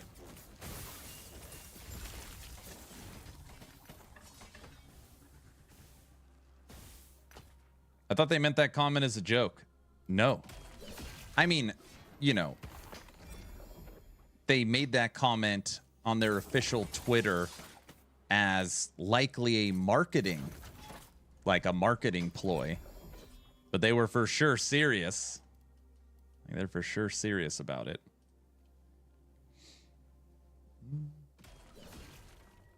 Agreed. Titan Quest 2 for life. I'm not going to say main, because I am a main Last Epoch creator. I play every season of Dwarven Realms, every season of Diablo 4, every season of Titan Quest, every cycle of Last Epoch, where Last Epoch is my number 1.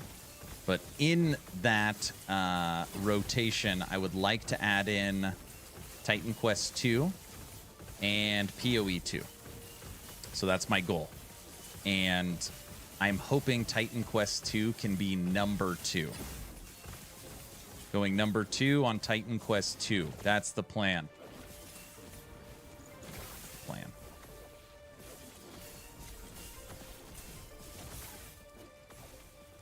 I have a feeling that there will be a lot of visitors for Titan Quest 2. So all the normal people in this genre, I'm not going to name names, will show up for Titan Quest 2. They'll play it, and then they'll jump. I'm hoping we can really dig in with Titan Quest 2.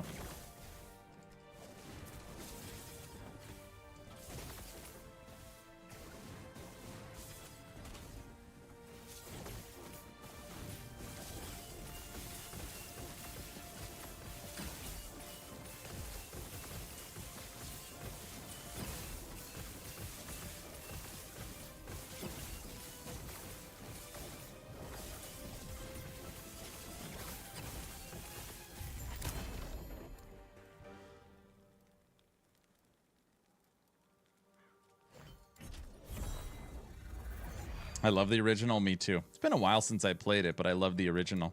Play it on 10 times speed.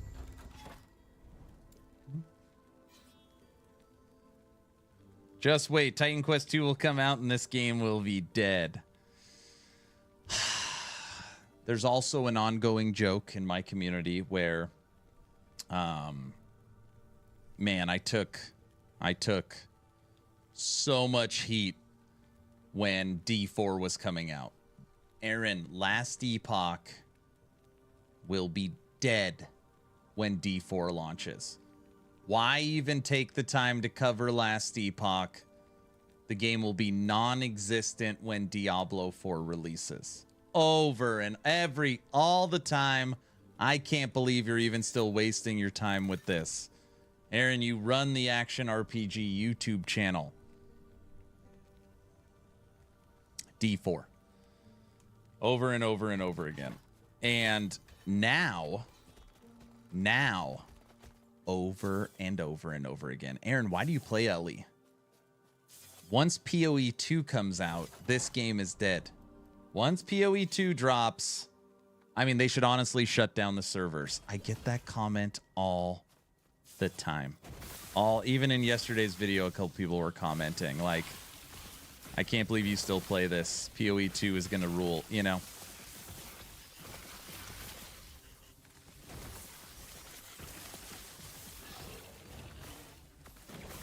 And my comment back was, why can't they coexist? Is that not like, why can't PoE 2 and LE both coexist? Is that not possible?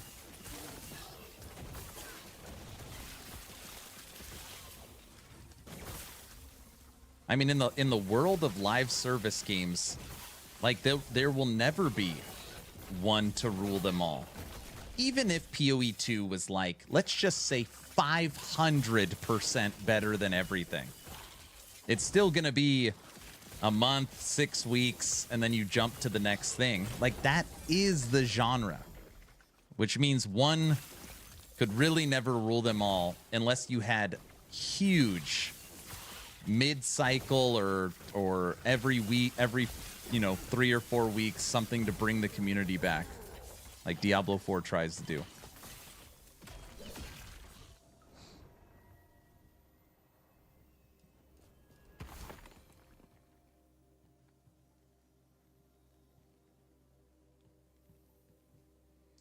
I didn't say perfect, I said best. Let me play the way I want to play. If you like MG, do it.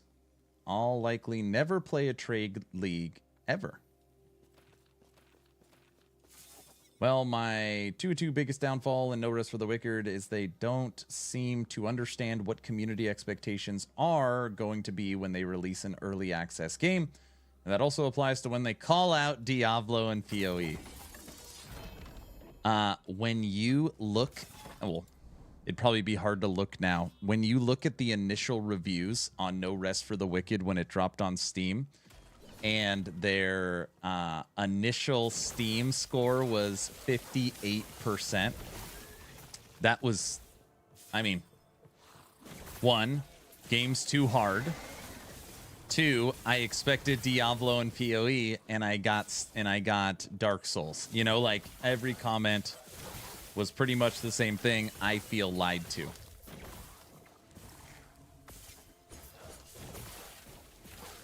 Is anyone else struggling to kill Aberoth on the new last Epoch cycle? I have killed him. He is very hard to kill. So there is 2 things you can do. 1, fight him over and over again and use skill to not get hit and be very skilled in the fight, or 2, have like a very, very good build. EHG said you can use skill to kill him, and if you're not going to rely on skill as much, you can lean on your gear. But yeah, that's Pinnacle fight. It's supposed to be the hardest fight. It is the hardest fight in the game. Log out, can't kill him yet either. He's tough. He's very tough. He's very, very tough.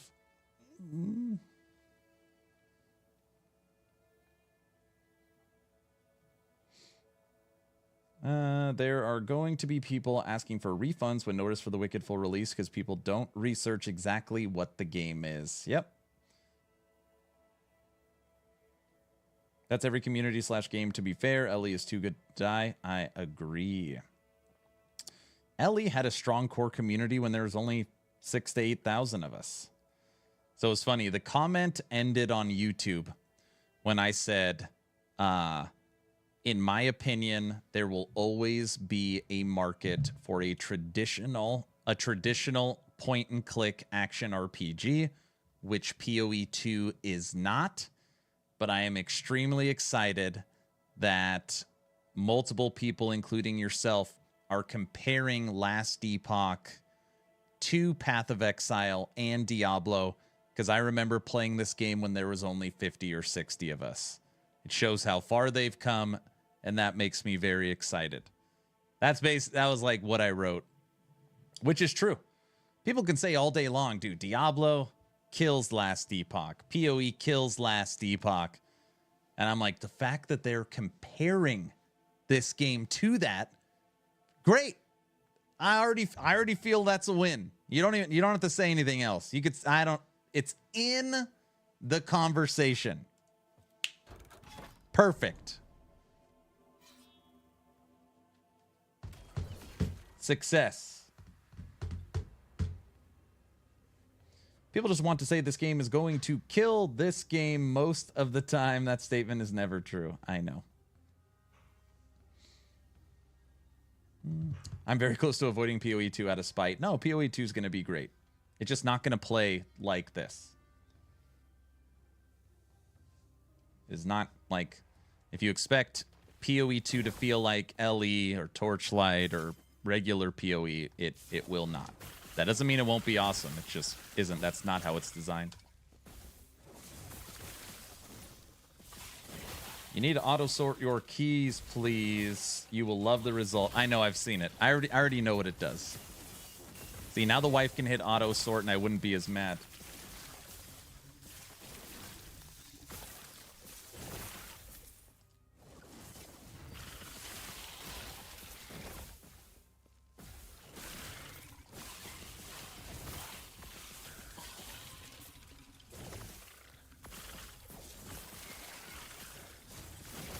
The lenses that I use right now in COF are just the 3 that remove... I remove Dungeons, Arena, and Campaign. Those are the 3 that I currently use.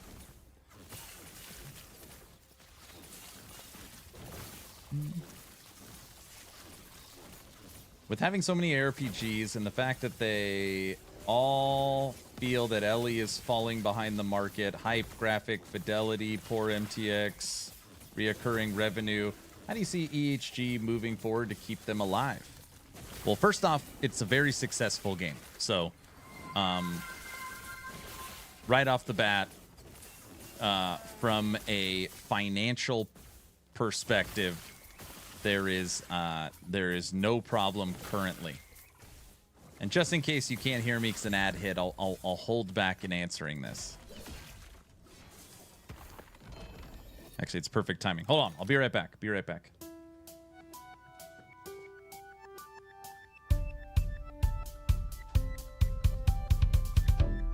Close the curtain, close the door. It's getting too bright in here for me to say. I've been standing here a while, trying to figure it all out, if it's you or me. So do you feel my heart beating a little faster? Do you?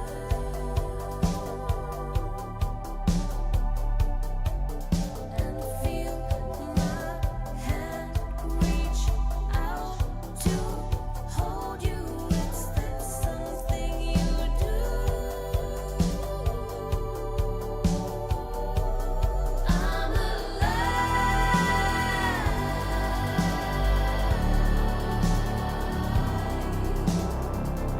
Taking notice of this situation. I'm alive.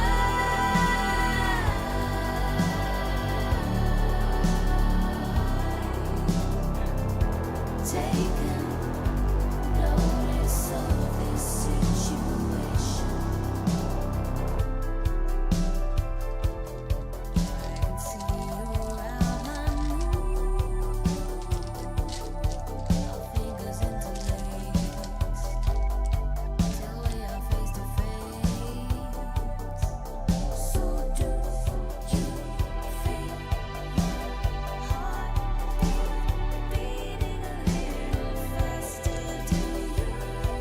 coffee.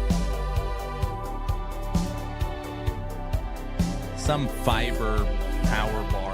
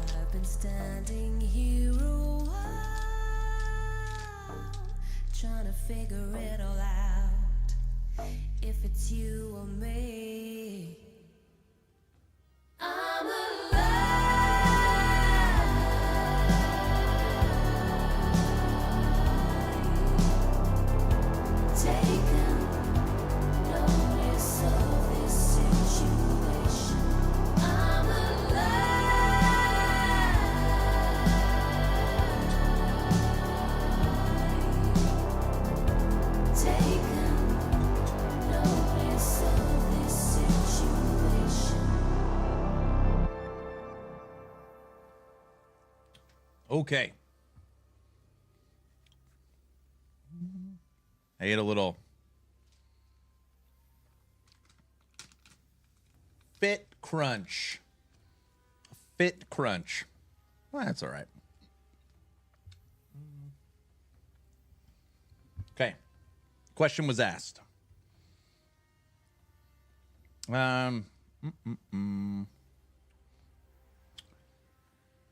With having so many ARPGs and the fact that I feel that Ellie is falling behind on marketing, hype, graphic fidelity, and poor MTX for reoccurring revenue, how do you see EHG moving forward to keep the game alive? One, the game is financially and commercially a huge success. Nothing has been announced, but if I had to guesstimate, I would say close to 2 million copies sold on an average price of probably about $30. Okay? So obviously you can do that math. They also have the backing of Tencent as a financial investor that owns about 20% of the studio. So at least from a dollar perspective, they could never sell another copy right now. They could never sell another MTX, and financially, the game killed it, okay? So money aside, like take the money out, okay? Graphic fidelity. This one is really interesting. This one is, I would say, silly, because right off the bat, it's like, people love Slowermancer. People love Minecraft. People love Chronicon. Like, I don't think it's the visuals that people are super upset with. I think it's how the game plays. Lag, rubber banding, infinite loading screens. That is normally, and that continues to get better, and that's the stuff they're working on. I think the graphics, like Guilty said, are good. I mean, and again, this is no shade at Grim Dawn. I think Last Epoch's better than Grim Dawn. I think it competes with PoE. Some people think it looks better than PoE. Normally, the real big one is D4. And if you are, again, comparing Last Epoch to Diablo 4, Last Epoch already won. That is huge. I want to show you something, Bites.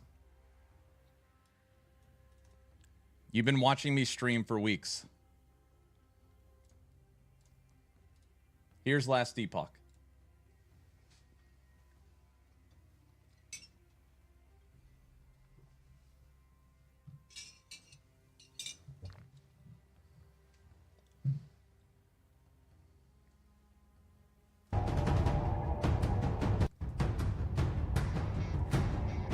Here's Last Epoch. Hello everyone.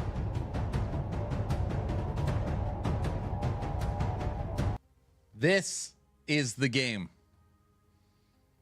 Think about this compared to the current level of polish, shaders, weather, VFX. Sorry for the caps. This is the last Epoch I started playing.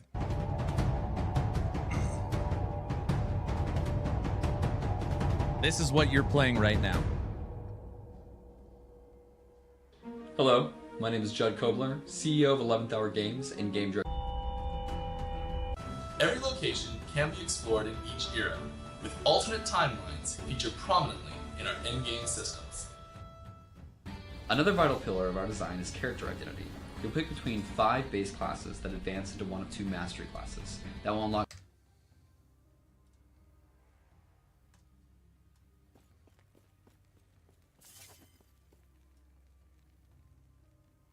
Mike got a visual upgrade too.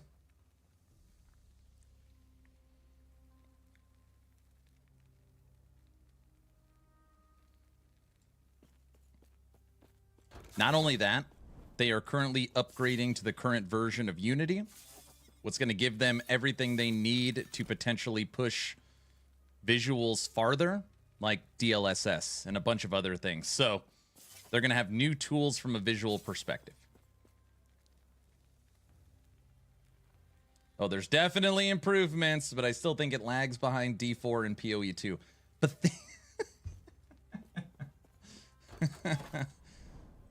I'm not laughing at you. I just, sometimes this point I try to make it, and it just like doesn't stick. Think about what you just said. This is a game created off Reddit. Just a couple guys saying, hey, who wants to set out to make the next, the true successor to Diablo 2?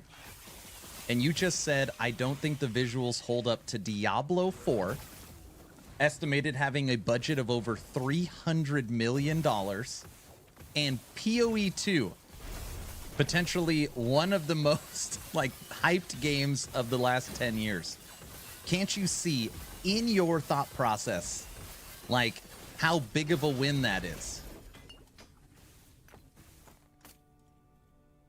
If Last Epoch is 3, so you got the action RPG mountain, and just forget game, just player-based size. You have Diablo 4 at the top, then right under that you've got Path of Exile, and then towards the bottom of the mountain you have Last Epoch. That's fine. That's where they need to sit. Sitting at number 3 is huge. That's great. And it's different. So again, PoE 2 does not play like LE. It's not a point-and-click game. And Diablo is obviously more casual-friendly and is an open world with MMO elements, including raids coming in. So not only would it be number 3, but it's also differentiated in how the game plays. So it has that as well.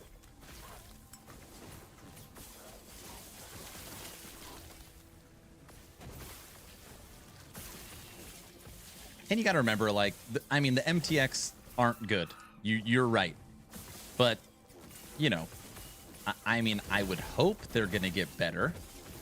I know they sell a ton of supporter packs. So, I mean, it's not like they're not making sales. So, a lot of people will support the game because they want to support the game. They like EHG so much that they'll support even if the cosmetics aren't great.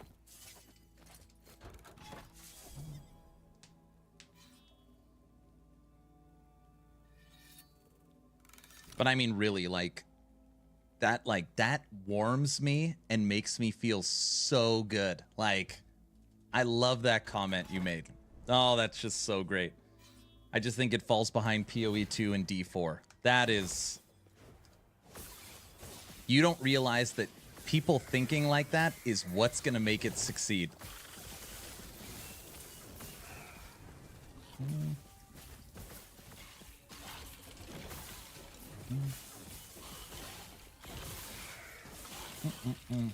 Okay, let's see. Sorry, I know I've missed like a ton of chat. You're not hungry when you eat a Snickers. That's true. That is true.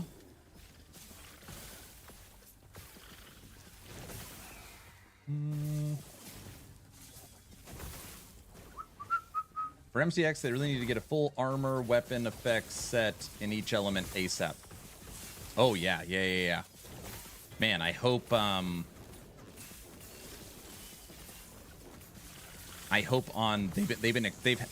they are inundated with current funds. Like, things are obviously been going really well financially. So they've been hiring like crazy.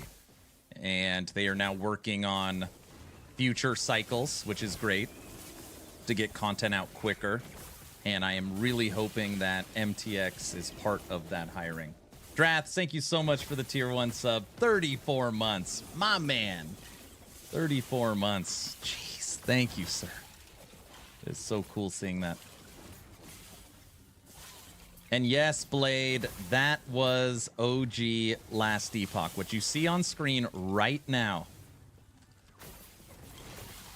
that is the same game.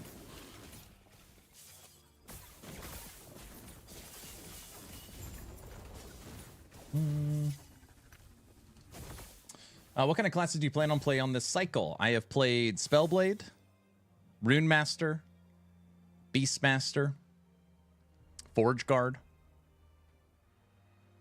Druid, and Void Knight. Tomorrow we start Necro.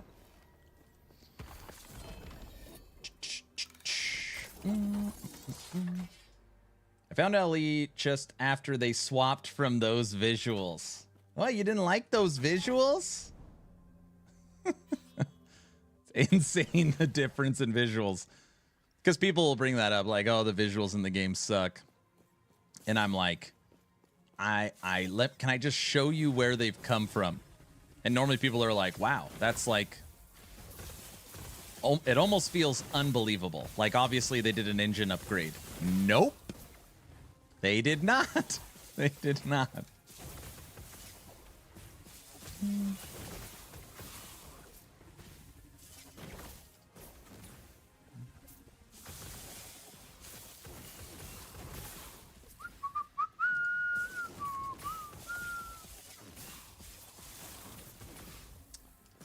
Oh, there's definitely improvements, but I still think it lacked. Oh, yeah. They improved on the graphics, you can tell, and even if they didn't, people would still have played it. Of course. Look at the difference in studio size. Think of the overhead. So just for a second, okay, like, take this in. The overhead of the Diablo team. Last Epoch does not have a studio. It is a 100% remote studio. Probably 110 person studio working on Last Epoch. 100 people. No overhead. I mean, some overhead, but they don't have to pay for a physical building.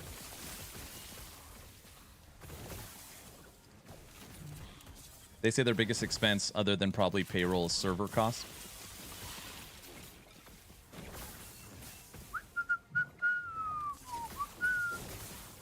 In my opinion, when people say LE's graphics are subpar, what they mean is they want realistic player models to dress up.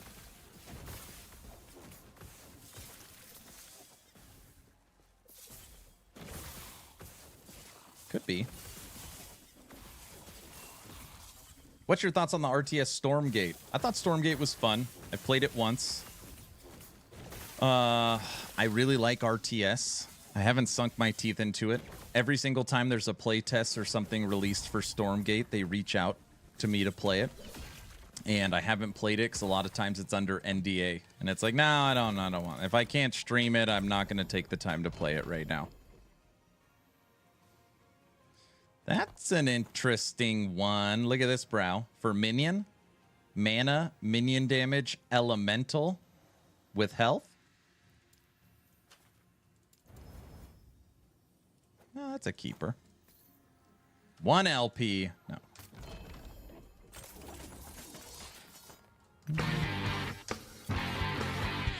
Oh.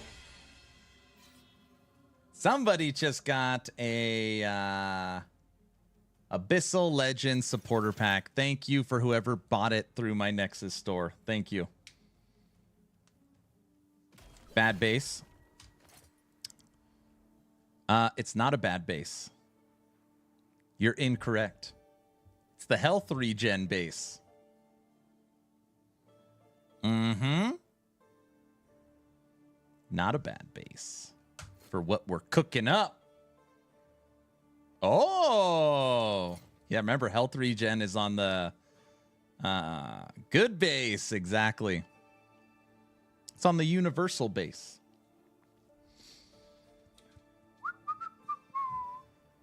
Oh, I'm not slamming them. I'm just talking about games on their own, regardless of teams. No, I know. I'm just saying that EHG is perfectly fine being the third largest ARPG. And being the third largest in this genre means that someone plays a month of D4, plays a month of PoE, and plays a month of LE. And if you can hold that crowd, which at bare minimum, they have done their first 2 cycles, which means, 80,000 viewers on Twitch for day 1, cycle 2 shows that at least in the current schedule, they have the content creators, which is great. So that's good. Like, they can sit there forever and be financially successful.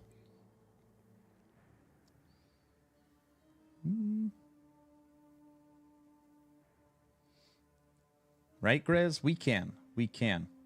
Yes, they are doing great, and I like the game. I'm just talking about the game at the end, because as a gamer, I want to play a game. I don't say I like this game more because it was made by a group of Reddit collabs. I play because the game is interesting and fun.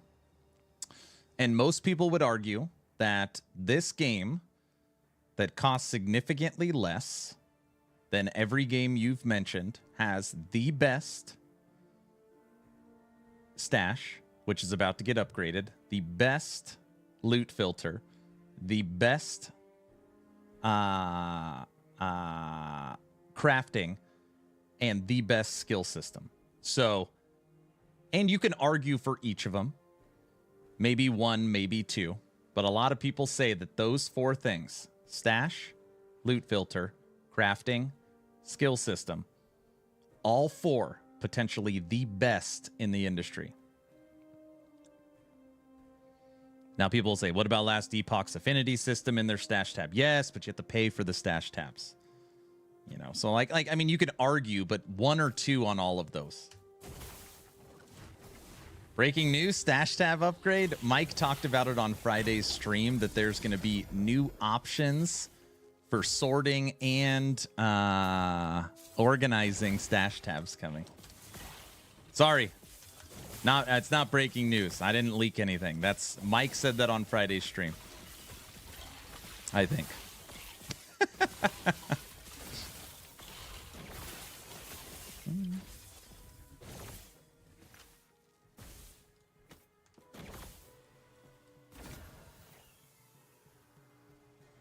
Damn, my wife made me take her to dinner. That should be good. Go eat something good. All right, let's go to the egg. Let me throw another Grim. I want a 2 LP Grim Constitution. Curious what we can do with this shield.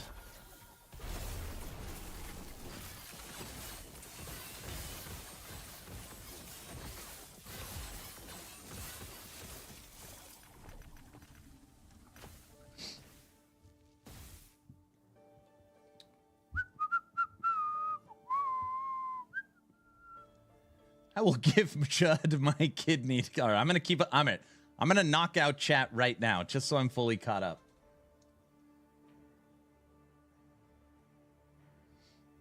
This is a game made by not a lot of people versus a big studio versus thousands. In my opinion, when people say, "Oh yeah, I got that, got all that," it's like a high school football team versus the NFL. We don't want clones. We want something to grow with, as we did with PoE. And I think that's something that, like Bites doesn't resonate with this, but me playing the game for years and years, I am on this journey with them. So he might not care about how the game looked 5 years ago, but me seeing that progress, I can give them huge credit for that. Where somebody brand new is just like, nah, the game doesn't look like D4. You know, it looks like crap. Titan Quest 2 hype. All the other ARPGs will be dead in the wake of Titan. Obvious sarcasm. But I'm excited for the new Titan Quest. The second we get the gameplay trailer, I will be able to break down so much. We can look at the pacing. We can hopefully look at the skills. We can look at the VFX. We can look at the UI. We can see if it's more Souls-like combat or hack and slash. August 2nd. I think LE needs a real push towards party play. It would bring a ton of regulars to the game, and that would make it their main. I don't know. I think when you talk if you're talking console, I could see that. I can see that. Party play and action RPGs, Shank. I don't know. I've surveyed I've surveyed my community before. How many people in PoE? How many people that have played PoE played multiplayer? And it's normally 95% say they never have. But when you talk about party play as far as console, that could be good. I honestly think they will try to improve the graphics even more. No, the graphics are going to be way better. They're going to put a whole nother fresh coat of paint on the game once they finish the Unity engine upgrade. They need cosmetics for spells. They do. I really appreciate your attitude on gaming. We should play what we like and ignore the trash talk. If I could dress up as a fire mage for my meteor or disintegrate build, I would have bought it day one. There's just one helmet, though. The stupid fire helmet. And I know. Listen, I am a firm... I am in the firm camp that their cosmetics are not good. Okay?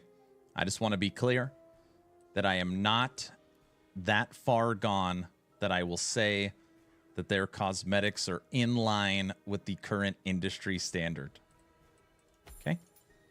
So, I do think that these need a significant improvement, and there needs to be way more options.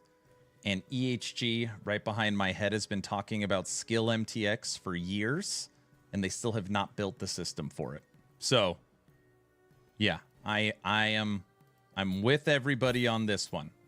I'm with everybody on this one.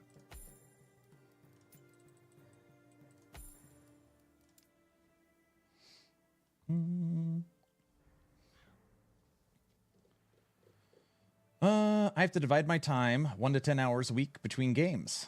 So someone who doesn't have the history of LE are just looking at it from the outside. Dude, that's exactly what I just said. Bingo. Regardless, Epoch has better development fundamentals than Diablo, in my opinion.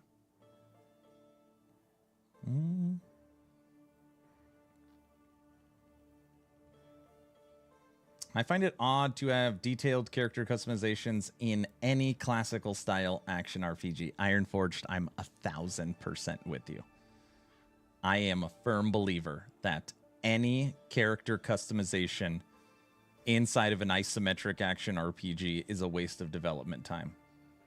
I am 100% with you. What are my eye colors? Like, come on. It is so silly.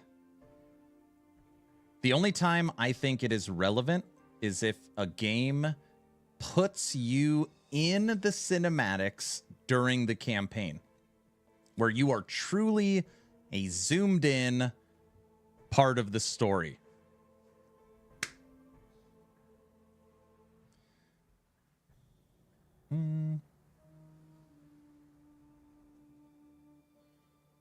How many LP does something need for you to keep, Aaron? 3. Unless it's a good base, then I'll keep 2. I don't know that I'm getting my point across properly. The masses of players don't care about the size or thoughts of the developers. They just see a sea of games to play. And if you know nothing about the genre or the games, you have very little time to make an impression before the someone moves on and decides to buy. People who are part of your community represent people who are already invested in this game, so they have loyalty and bias of the channel. Yes. Yes. But the gamer have already chosen to purchase the game with potentially 2 million copies sold. And Last Epoch is already considered number 3.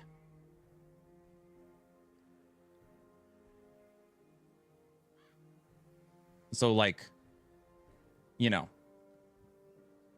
like they've already done it. Like they've, like, right? I don't know. You're right. But they, like, already launched and are successful. So they've already done it. I don't know. The game is improving and will improve. So they all need is time, and they have the money. They do have the money. Last Epoch to me is one of the best games in years. It made me buy an ally so I can play when I'm traveling for work. MTX this season is better than last. Let's hope it keeps getting better. Aaron breaks NDA again. No. This game has a better foundation than Diablo ever had. Crafting an LE is arguable. Stash is arguable. If you count MTX. The skill system is unequivocally the best out of any class-based skill system. And arguably better than any modular skill system. So Sea Stumbles in that, I can get behind that. You can argue that those 4 systems are the best. They're at least 2, right? I mean, they're at least number 2, I think.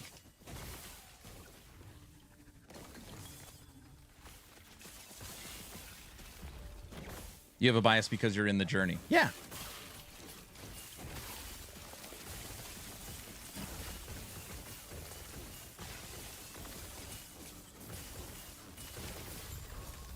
Here's where Ellie, like, now let me give you some fuel to what you're saying.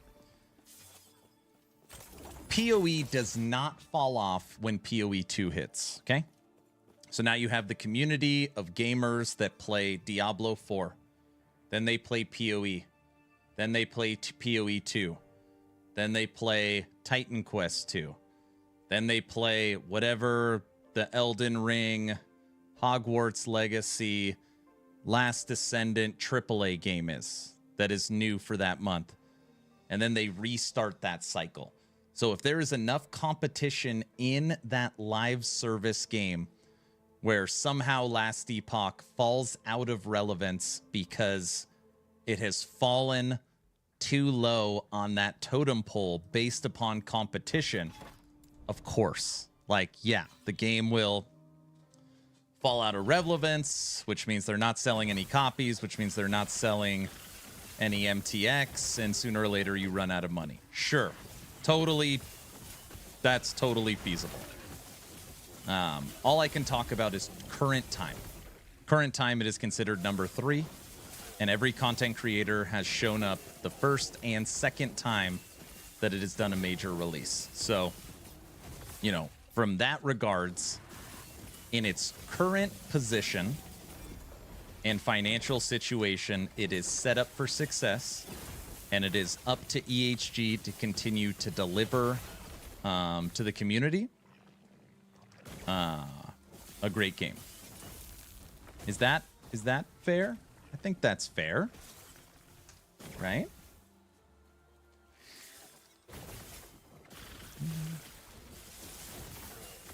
I just hit 64 and have 4 raptors, and now I chew through everything. That is what I like to hear. That is what I like to hear. Those raptors are hungry, so you got to be careful. Those are hungry raptors. All right, I can't catch up in chat. You should check PoE's first bunch of MTX. They are the same as last Epoch, so give them a few years, and then you could talk about them, right?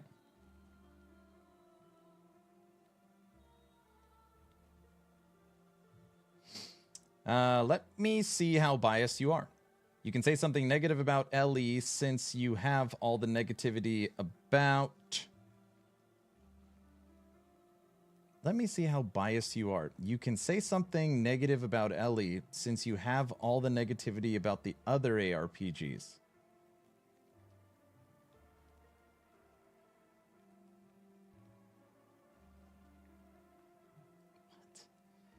Do you know that D4 and PoE content creators on their channels, they don't talk about LE when they are playing those games?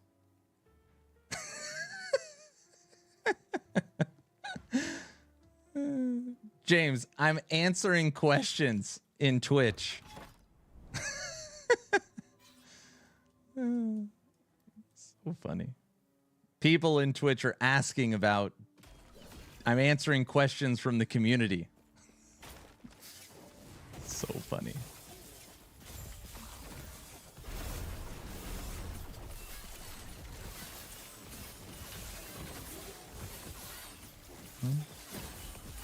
Hey.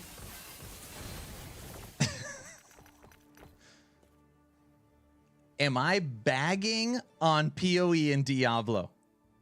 Just hit me. Hey, you, tell me the truth. To the people watching. This stream, I've been live for 4 hours and 21 minutes. Have I been bagging on Diablo and PoE?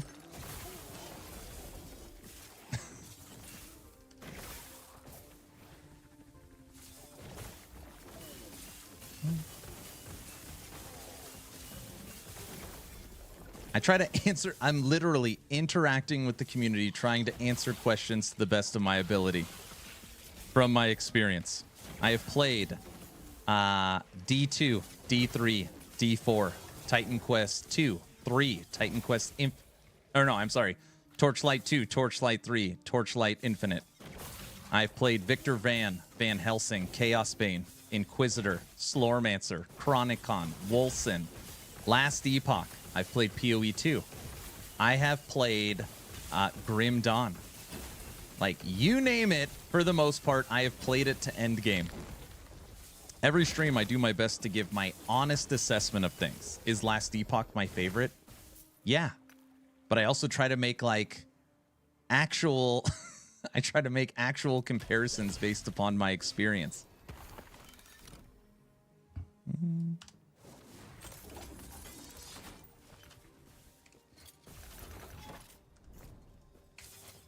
Look, a 2LP. I might keep this one.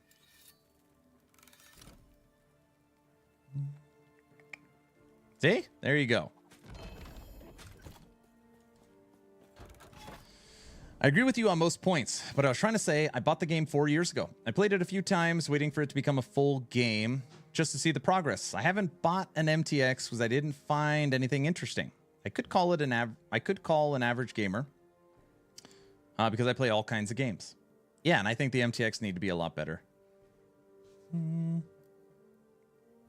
Oh my gosh, there's so much chat. I can't even read it. Aaron, I think that person was trying to say, I would like to see if you're seeing LE through rose-colored glasses since you have criticism for PoE and Diablo. But what is your criticism? Wait. What are your criticisms and where do you think LE falls short?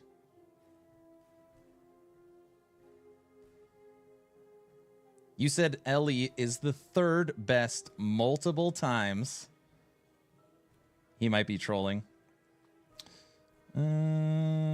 Just a little by comparing it to LE and what kind of things those games are missing.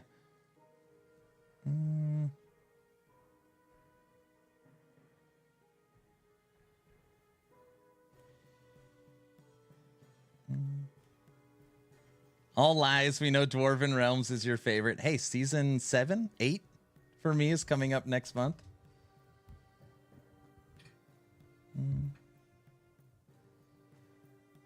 Stumbles, this 1000%. Even Grim Dawn, you can home run enemies off the screen with the two-handed melee D4 LE Grim Dawn all have similar weight, in my opinion. My argument is why LE is successful and promising is that people vastly underestimate the importance of visceral feedback for combat in LE is number 2. In that regard to Diablo, yeah, you're talking about impact feel, right? Yeah, Diablo owns that. They, however, give exponentially more build creativity, and the main drawback to LE is the fundamental design issue, but a combat issue that will be resolved in time. I watched Asmongold's reaction about the new PoE League, and he was blown away. He also said that Blizzard is now in a really bad position, similar to science schoolwork, where you create a functional volcano, but your smart classmate revives a dinosaur. Now, there's an analogy I understand. Pretty excited about to see the hat you come up with. I know, no, it's not ready yet. It'll be great.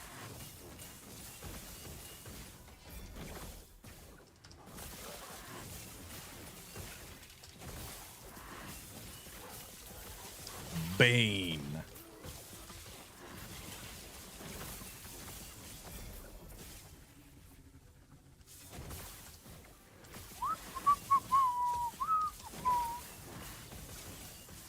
I really like these conversations.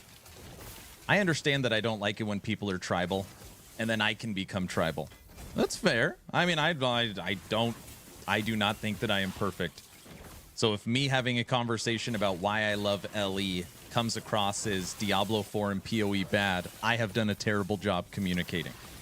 So I don't ever want that to be the case. I don't ever want that to be the case. You guys got to remember that I've played a ton of Diablo. I mean, the reason why I made my YouTube channel Action RPG is because of my love for Diablo 2. And I was the writer on Icy Veins for Barbarian and Werewolf content. I played a ton of every season of D4. That does not mean that I don't have feedback for the game, but yeah, that's not my intention. That's not my intention.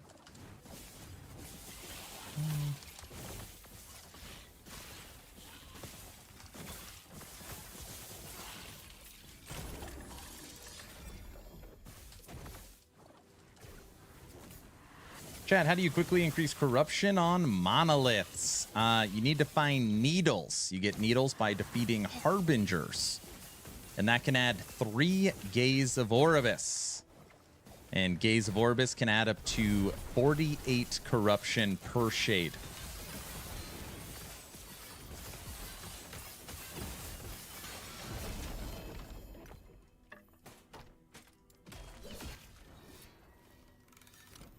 After you find a Harbinger, you deploy Crowd Strike on them. That's exactly. And then they all go Gonzo. No. Minion health. Minion health. What is it? Tier 5. Not exactly what we were looking for. But it is something. Nope.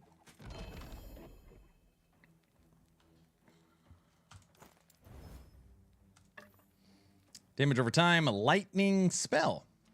Shock.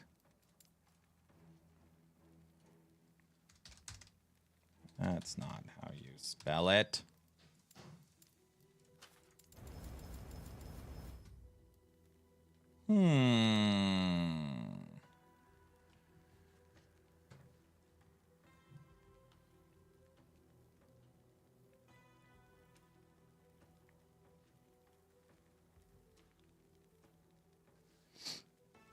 That is an interesting wand. T6 perfectly rolled lightning damage. T7 shock chance. T5 lightning penetration with a sealed tier 3 spell. And this is on the new best base you can get for wand. Spell damage, negative mana, and Harbinger upgrade. Damage over time does not work though. Over time. I mean, I guess you could make it work. You could chaos it. You can't seal it. Good for a slam on Electra. That is an interesting one. I don't need another 2 LP cage. Back in a sec. All right.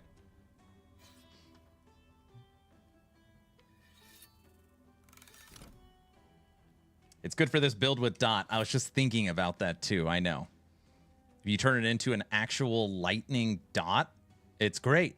It makes me think I should leave it Dot. But if somehow you got lucky and slammed it and turned it into crit multiplier, I think that's actually all. Well, you can get spell crit, crit multiplier.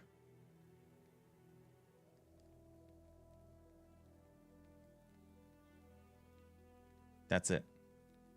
Can't get spell, it's on it. Can't get lightning, it's on it. It would just be a crit stat is what you want. Oh, cast speed. You can get cast speed. I know Fire Ore is Dot, but I mean everything we're spec'd into is crit.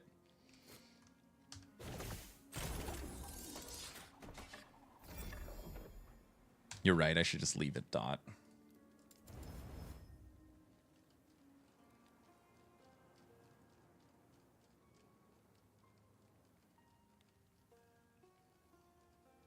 Spell damage is almost perfect. Lightning is almost perfect. Low roll on shock, low roll on penetration, low roll on damage over time. I think the ones we want to hit, we hit. And then what I can do is I could re-roll the implicit, try and get 63 and -5. What you want is normally the -5. That's what makes this special.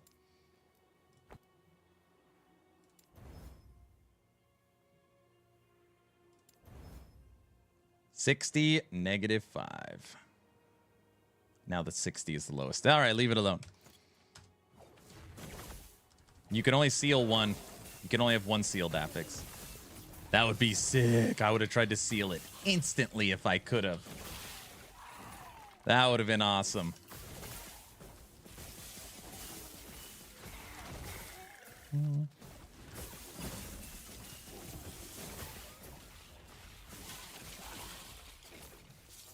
I think PoE has underwhelming complexity, but a lot of freedom to make interesting builds. D4 has high fidelity and functions smoothly, but I feel like the game made primarily for console mind. Ellie is a really good progression into the end game and a lot of fun builds.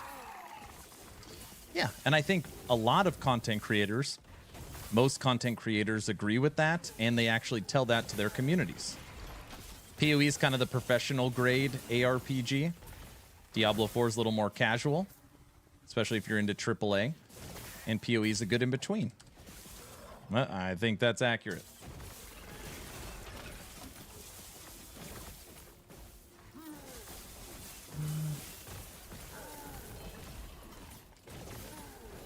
If I missed anybody's comment or chat you really want me to read, go ahead and put it at the bottom of chat.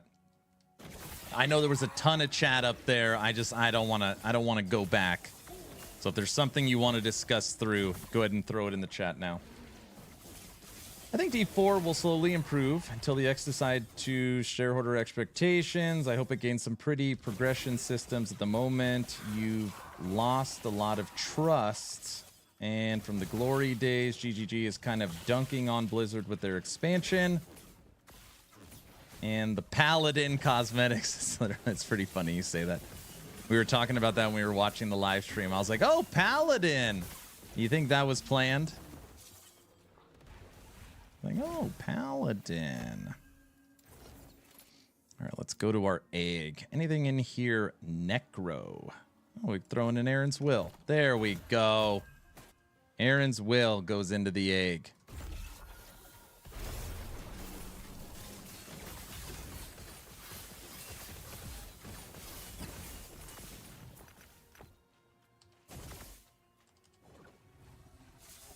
Aaron turns into Mike and get an hour behind chat. These conversations are great. Again, I don't, I hope I'm coming across the way I want to come across. Just genuine and honest. I'm not trying to bag on anyone. It's normally a pretty positive stream. But no, these are great conversations. Very engaging. And the more that people are chatting, you know, I think they're having fun, which is good. I feel like debate doesn't happen enough now. It's like, you've got a point, I've got a point, and there's no listening. And I thought that that's not what happened in this conversation, which is good.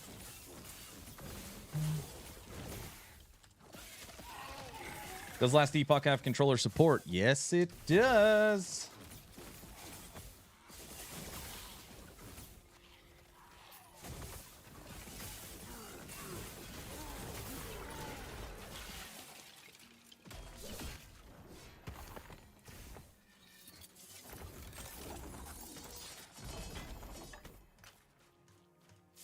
Yes, it does. Dunking on Blizzard with their expansion with the Paladin cosmetic in the face of the Spiritborn reveal. I don't know how much Blizzard cares because I think Blizzard's target audience falls outside that of Path of Exile. This is a Spellblade. I'm currently playing a Spellblade. I love PoE and Last Epoch, but I also love brand skills in PoE. Brand skills. Is there anything like that in an LE? Brand skills. Can anybody think of an example of a brand skill in LE? I want a Void Shatter Strike. You want a Void conversion of everything. Come on, be honest.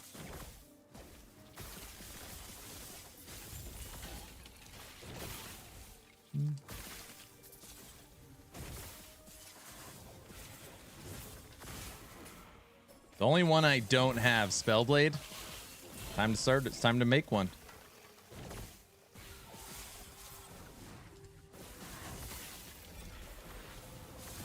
But yes, the game has full controller support. It does.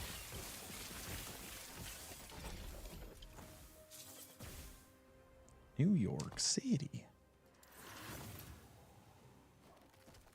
Ooh, close. Stop shooting me.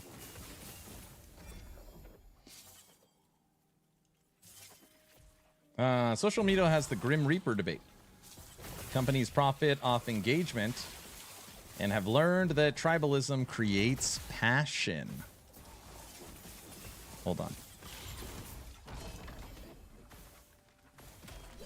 I was always told that tribalism creates division, and if you create tribalism and get people fighting over here, it takes their gaze off over here. That's how I think about it. Companies profit off engagement and have learned that tribalism creates passion, which creates engagement. It is the most profitable to feed into what people already believe or give something completely contradictory for them to hate. This is the entertainment as well as politics. People like to be negative more than they like to be positive, unfortunately. What's up, Flenser? How you doing, brother? Has there been any word about a monk class? Would love a spear staff spinner. That'd be great. No, I am pushing very, very hard. If you ever see a Last Epoch Barbarian, which I am fairly certain is going to happen, just know who was the voice for the LE Barbarian, okay?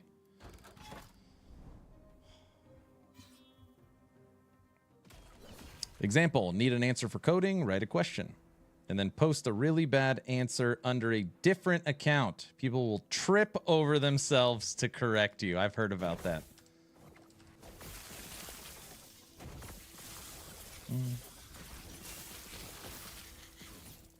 It's because people... You tie somebody's ideas to their identity, then disagree with them. They feel like an attack on their character. Okay, I can see that. I totally can see that. Aaron, Last Epoch has terrible skill system. Maybe they just want to know how the skill system works. A terrible skill system, that's it. They all have their own tree. You could customize them. Yeah, I totally get it. What?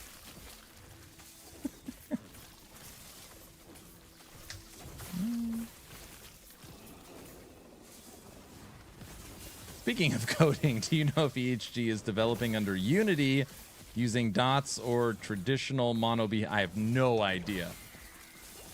I have no idea.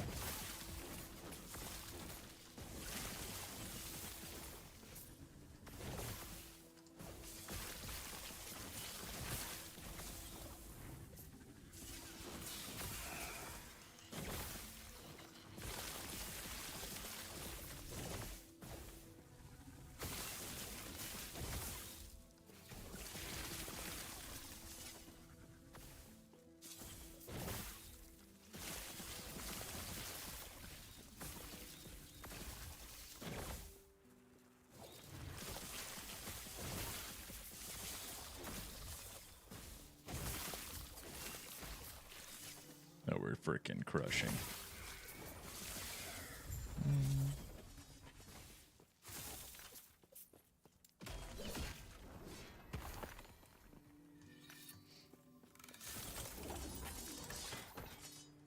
Hey, since we're talking about PoE, I haven't shown this picture in a while.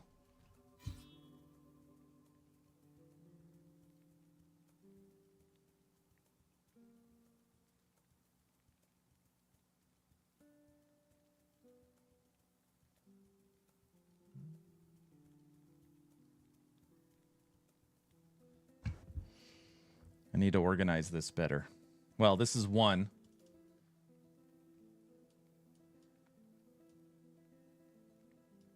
So when we were in Germany, we were invited to the PoE event, and we showed up to the PoE event in all of our Last Epoch stuff, which because we think we're funny. Aaron, this proves how biased you are. Blah blah blah. It was fun. It was fun. By the way, this is Carve. Carve heads up game design and skills for Last Epoch, EHG. And he's a professional PoE player. Why does the guy in the white seem uncomfortable? No, he's not. He's just taking a million pictures. But then I got to spend some time with Chris, which was really cool. Guess who got to break down Last Epoch to Mr. Chris Wilson?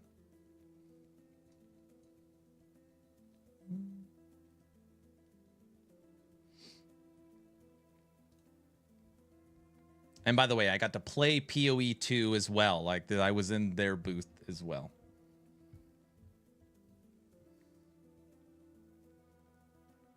Look at Aaron sucking in his stomach. Oh.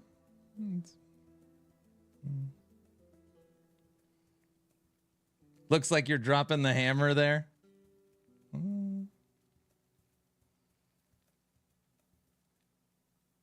So I tell this story a lot is that, I got to spend some time with Chris at the PoE event, and I got to spend time with Chris at the PoE booth. And I saw Chris in Gamescom prior to the show starting on like the third day. And I convinced him to come over and play the Rune Master, because this is the Runes of Power update 092. And it was funny. Chris Wilson, fine, Aaron, fine, I'll play it. Like, you bug me so much, fine. So he sits down and he plays it. And once he sits down and plays, it's like a switch kicks on. Okay, if I'm going to play it, I want to really play it. Break it down for me. He's changing his skills. He's going in the menus, looking at the game settings. He gets it set how he wants, and he like truly plays it Tell me about the affixes. Tell me about how they work together. Is this additive? Is this multiplicative? I'm like, oh, like he's really playing it. It was a lot of fun. It was a lot of fun. Anyways. See?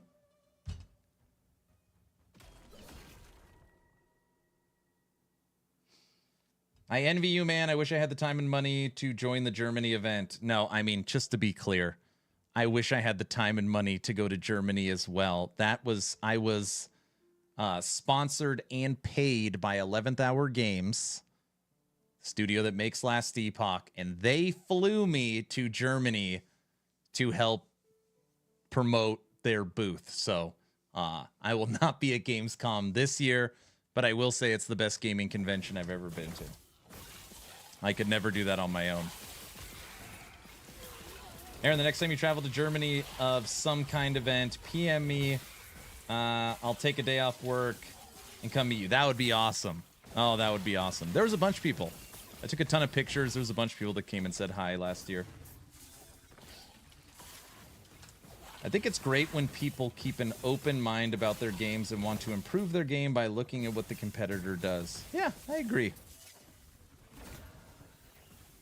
Aaron's will got a, hey, health % increase.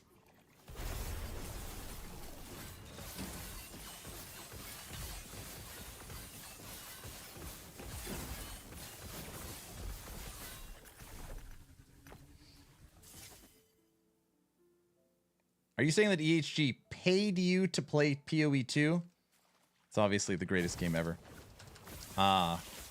Yes. Yes, they did.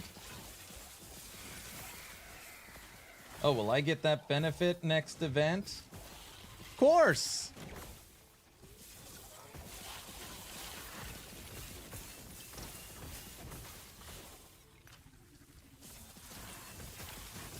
And again, just in case you don't know or you are newer to this channel,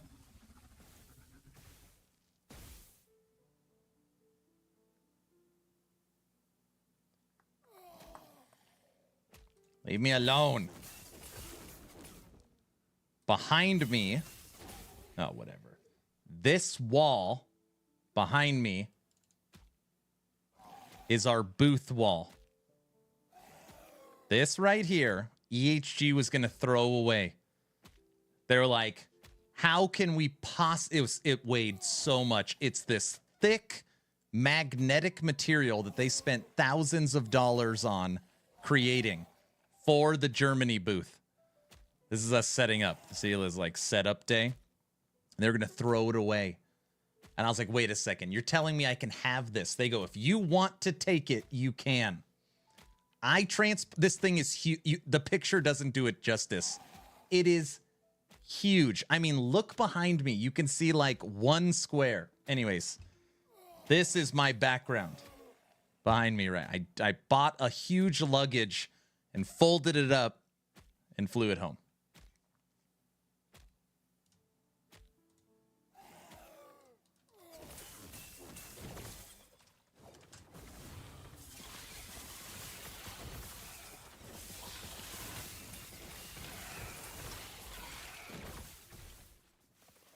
You will not have a green screen soon then, right? I know. What I need to do is actually, I've been meaning to do it. Just like so much work. I need to reposition the desk so it's farther away from the wall so you could see more of the background. Is actually what I need to do. How are you, Aaron? What's up, Uncle John? I'm doing great, sir. How are you? You preparing for PoE League? Preparing for Season 5 of D4? What are you up to?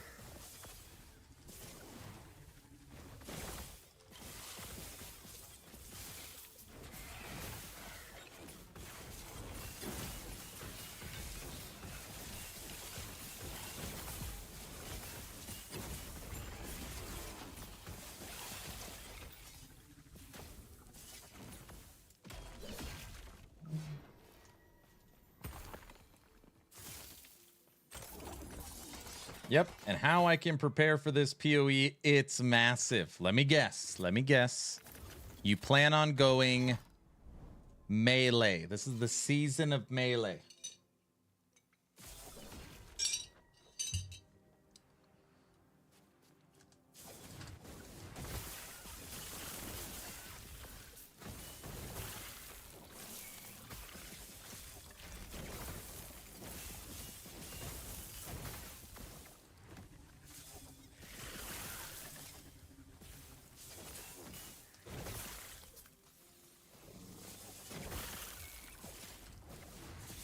It is, yes, but I still love Necro. Hey, John, are you gonna go Witch for PoE 2? That's my plan.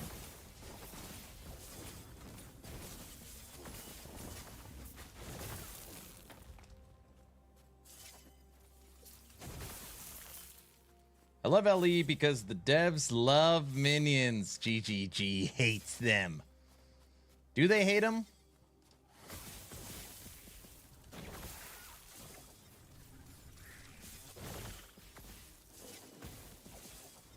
Oh my gosh. I love them as well. Actually, we're starting our last Epoch Necro tomorrow. I had 6 very specific builds I wanted to work on for Cycle 2. This is my RF Lightning build, and this is the last one of the 6. The second that, I love minions. People love minions.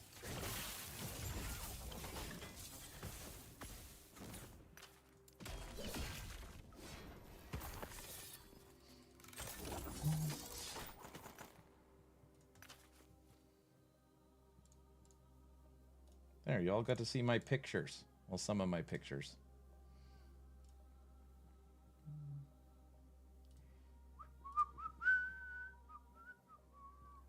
You just Sanjay? Oh. Clicked on Asman accidentally.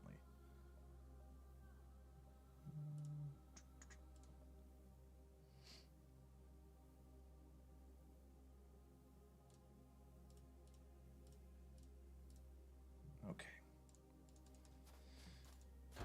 What other minions are going to be available in PoE 2? For example, like companions, wolves, that kind of stuff.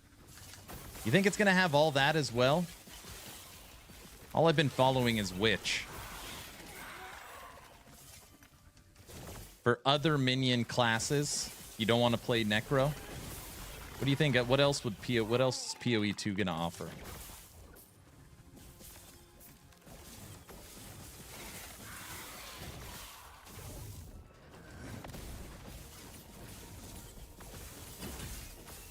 The Druid might? I played the Druid. I played a big old werebear and just stomped on everyone.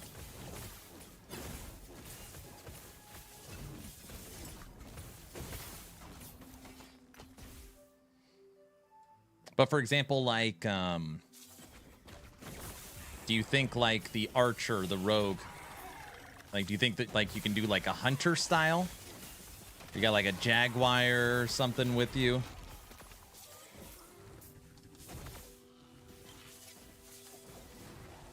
PoE 2 looks good so far for minions. Real special combined so far. It's good.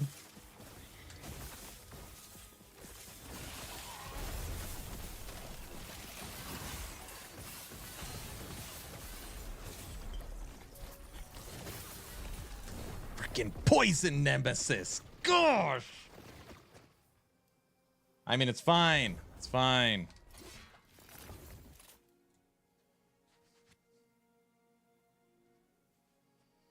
Raccoon minions? The raccoons?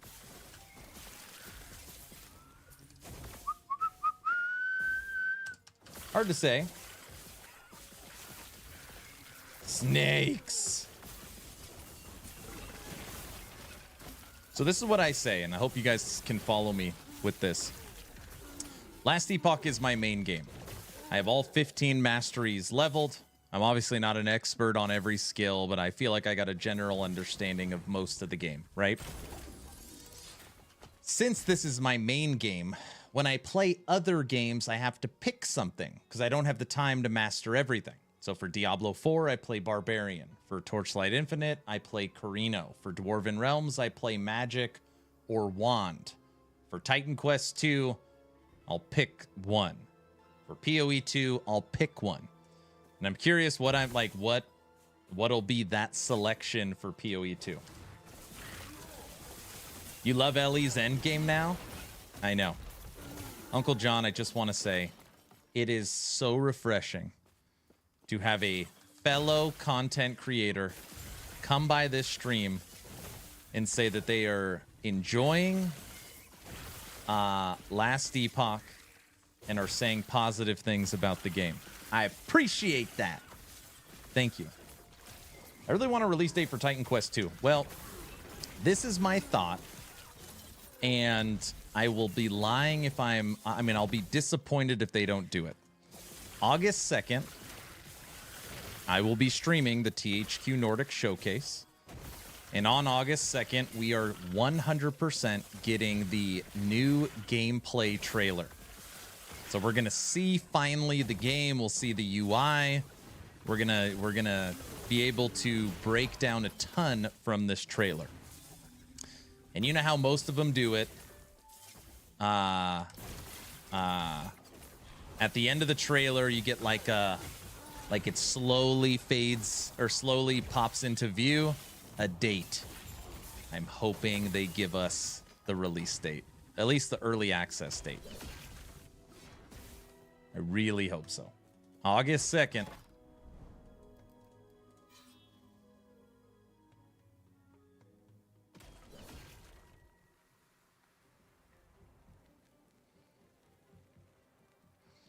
I want a Necromancer version of Herald of the Scurry that turns your skeletons into plague rats.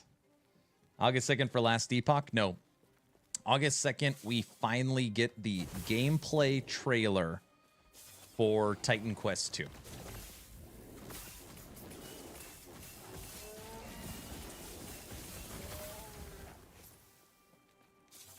A game that will potentially be my new number 2. Who does number 2 work for? I'm hoping I fall in love with Titan Quest 2, and we will have Ellie as our main, and Titan Quest 2 is our number 2. Austin Powers. That was easy one, too. That was easy.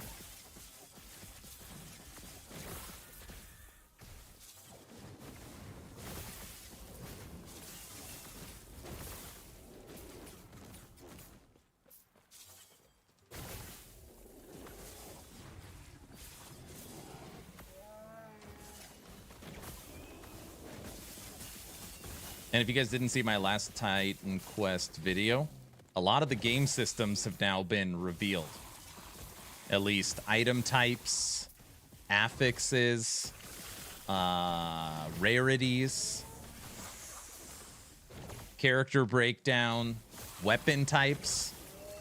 So we actually have, again, I haven't seen the game, but I have now a much better understanding of the game system.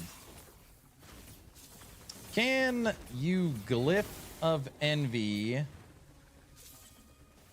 prophecies? What? Glyph of Envy adds stability. Stability gets you to the boss, and if you have a boss, you can get there quicker. Is that your question?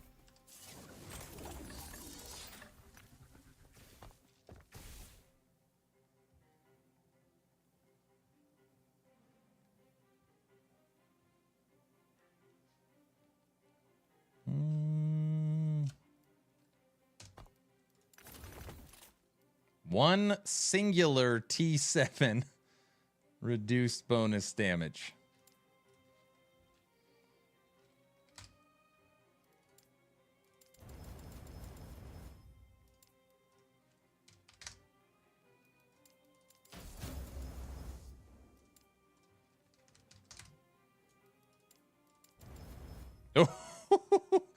Oh, it almost got there. It almost got there. But it didn't. We tried. We gave it our all. We gave it our all. Can you do COF prophecies to get more glyphs of envy? Oh, I got it. I got it. Can anybody answer that? You can farm glyphs of envy from prophecies. So there is a prophecy for glyph of envy. That's what you're saying? I just always look for glyphs of despair.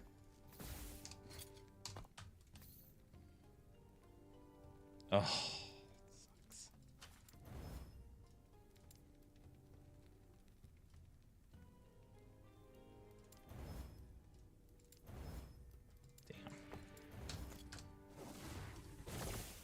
Is the new faction worth rolling? The new faction is an addition. So you still get to pick COF or Merchant's Guild, and you get a secondary faction now. So yes, you absolutely want it. It's an addition, it does not take away.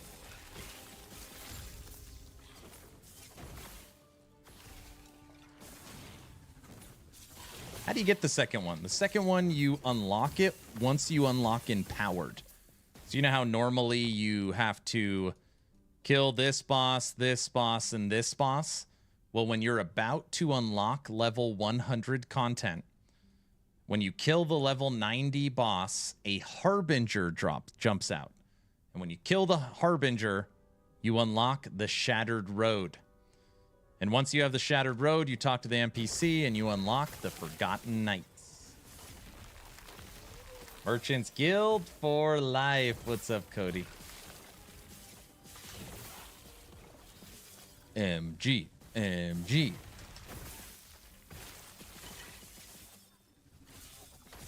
What we should do at the first ever Last Epoch con, gotta go get MG tats, you know?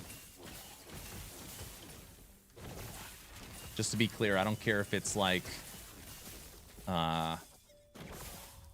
in Antarctica or something.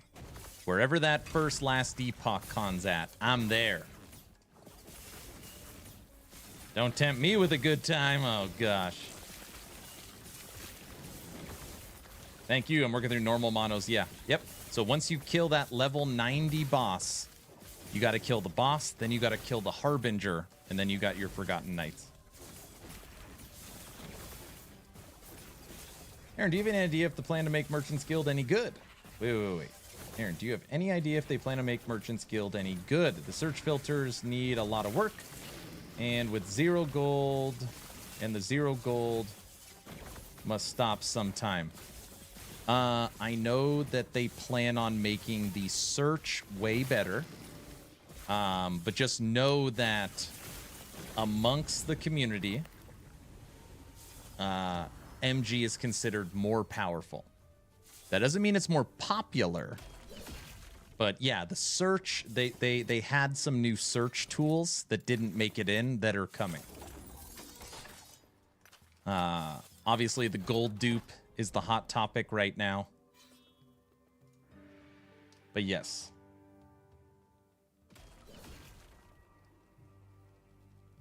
The 0 gold are just bad items. So, Uncle John, I don't know if you know, the fastest way to level up Merchant's Guild, your actual ranking, is through buying and selling. The more you buy, the more you sell. Look, we sold an item. The faster you level up. So people just put stuff for free because you get credit for selling and credit for somebody buying. That's the idea.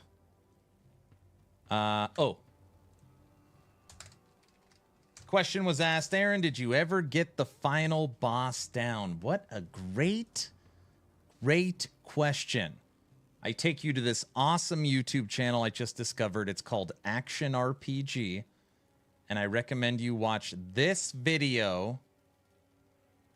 And I'll link right here. Aberoth versus Raptors. I highly recommend you check out that very cinematic spectacle.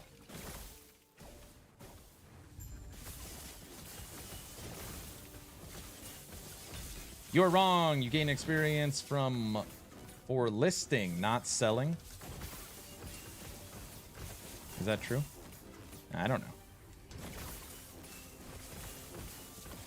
No, yeah, you're right. That's because, no, it's buying, right? It's buying and listing. Because when you list it, it costs the favors. Or it costs favor. Right? It's listing and purchasing. You buying stuff. Yeah.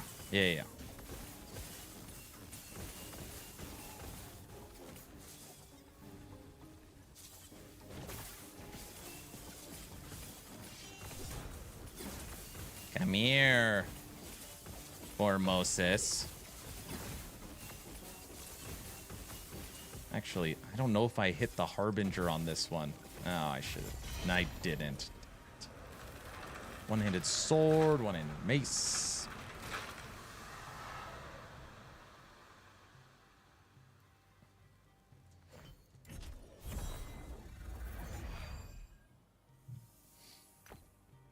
Nope. Yep. Yeah, the item doesn't have to sell, but when you buy stuff, it gives you experience. Let's see what we sold. Oh. You can't sell without listing, because listing has a favor fee.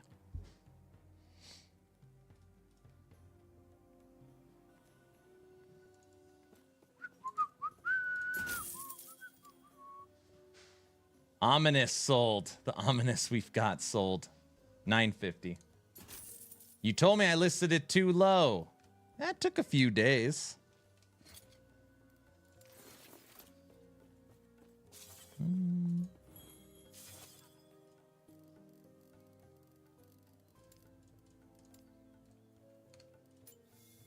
Three LP Aaron's Will. Nope. 1.5 million for a 2 LP Aaron's Will.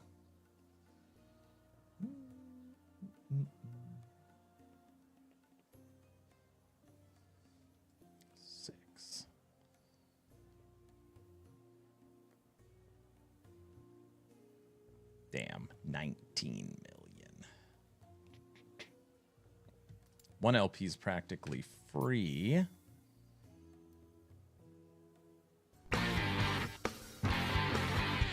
Another Nexus purchase. Thank you guys so much for supporting the Nexus store. Thank you, thank you.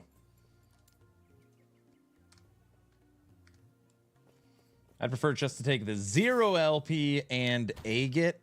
What do I have right now? I've got T7 base health on an Aaron's Will. Is that the only... Oh, I've got T5 skeleton mage damage. And then I've got health percent on the one in the egg right now.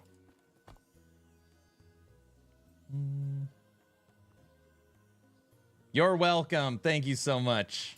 Thank you, thank you. If anybody plans on buying Last Epoch supporter packs, if you go through my Nexus, it really means a lot. Thank you.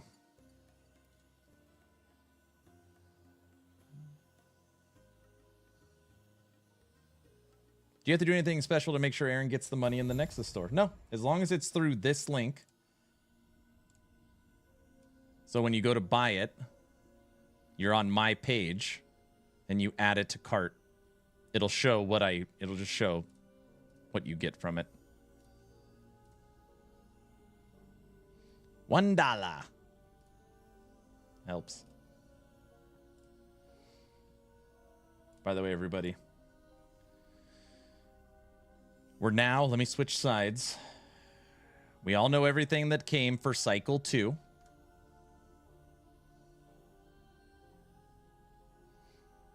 Looking at the future, I think I'm actually... I said I was most excited for Cycle 5 because of skill sigils. I love it whenever they do something with skills, because if they update every skill, that means they upgrade every single build in the game. But I think I'm actually most excited now for Cycle 4. This is early next year. Monolith of Fate expansion and new procedural side zones. And unique false echoes. What the heck is that? This feels like the end game. And on top of that, they don't even mention the Weaver. So there's something with Weavers as well. I think this is going to be the one that hits.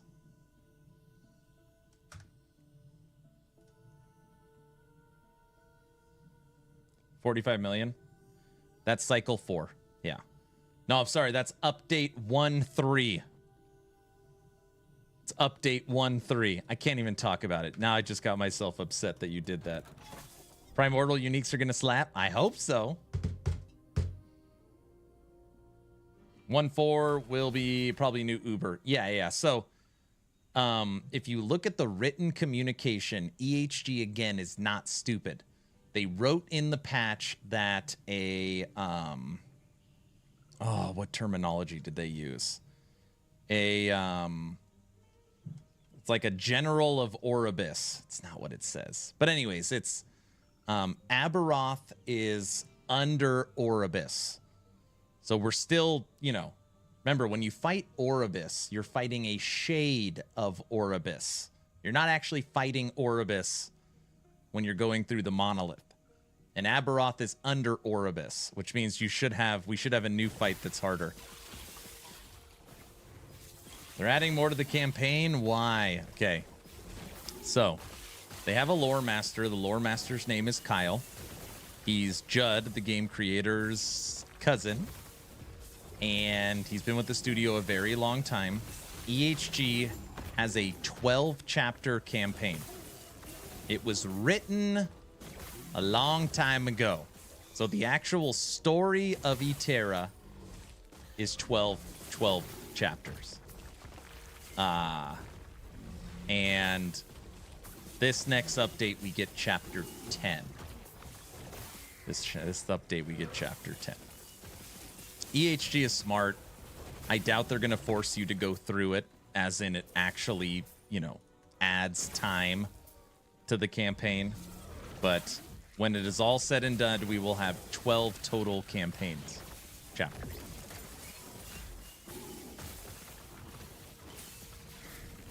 So it would make sense to get a possible Oribus fight after the Monolith expansion. Ooh, see what I'm saying? And then we still don't know how Eterra is going to play a role. So that's the kind of stuff where Eterra's in some of the cinematics and talked about in the story, but Eterra has not shown up yet. So again, hidden in plain sight. This is Oribus. Oribus is all chained up right here. Or no, I'm sorry, this isn't Oribus. This is the Observer. This is the Observer. And this is Eterra, who's like, the good, like the top dog, the good witch, the good, who you're rooting for, the good guy. So Observer and Eterra, not yet seen.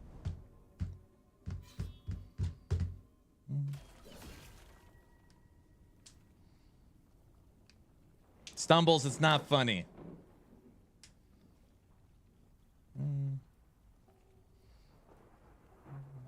Campaign is fine. They could possibly add another dungeon or something to add another skip.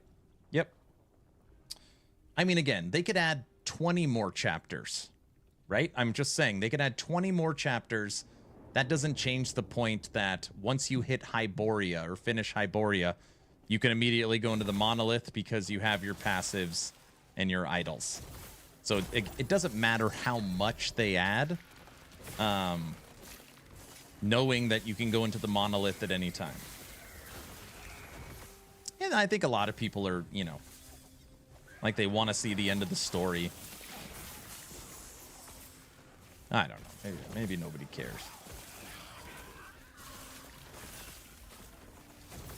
We haven't even resolved the whole split timeline thing. How do you think we're going to be making more campaigns? I don't know. Mr. Action, how do you obtain my prize from the giveaway a couple days ago? Yeah, I'm sorry. You might not have heard me earlier. I'll take care of you tonight. I'm sorry. I just haven't had time. My person that does all the giveaways, Autobot Topper, is currently on leave. So I'm taking care of it. So, of course, it's not as good since I'm in charge of dealing with it. But I got you. Don't worry.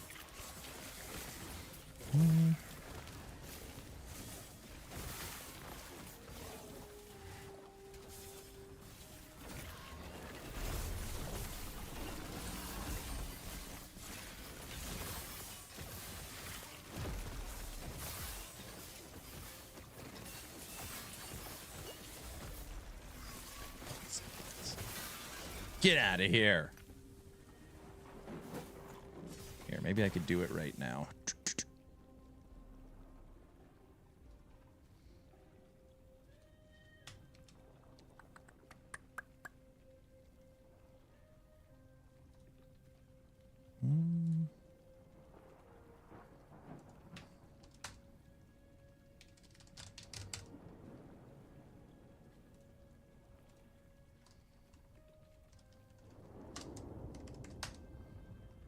There. Check your DMs. I'm just really excited about season 11. That means cycle 2. Just okay. You're getting under my skin now. Stop it. And by the way, did you hear Mike on Friday? He's like, technically it's a decimal system. So just because we get to 1.9 doesn't mean we go to 2. We can go to 1.50. I was like, what? What are you talking about? So stupid. Oh, that is one of the ones where like I am openly not very positive about, because I feel like it is such an in-your-face, egregious, like that one I might get in trouble. No, that's not how decimals work. Yeah, 1.5 and 1.50 are different. Oh.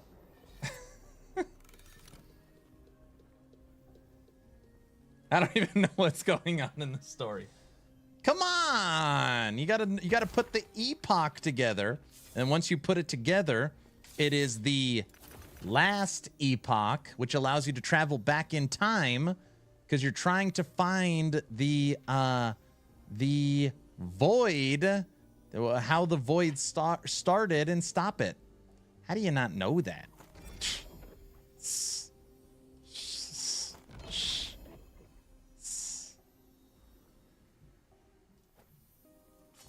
Duh. It's easy. Ooh, okay, so this is, so first off, when you talk about potential, all right? Obviously, this is the best two-handed spear base, all right? It rolled with 3 affixes that are good. Physical tier 7, physical penetration tier 5, and armor shred. Those are 3 synergized affixes. So we need to chaos these 2 to turn them into something.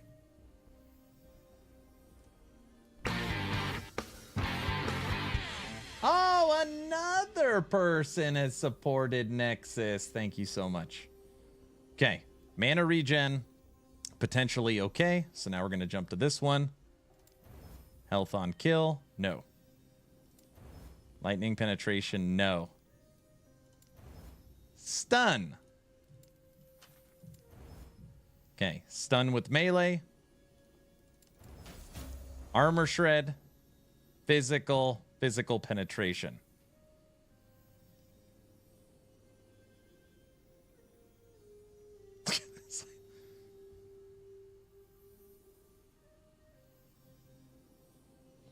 Mana and regen isn't that bad. I know.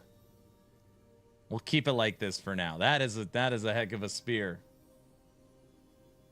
We aren't. People can figure out LE lore, but we will flip over. Oh, to figure out Elden Ring. We aren't mana stacking. We do not do that here. Might sell for something. And a perfectly rolled T5, 18% health. You want to know why this item, I don't like it? Because Aaron's Will has a very nice affix in the prefix. Or I'm sorry, in the implicit.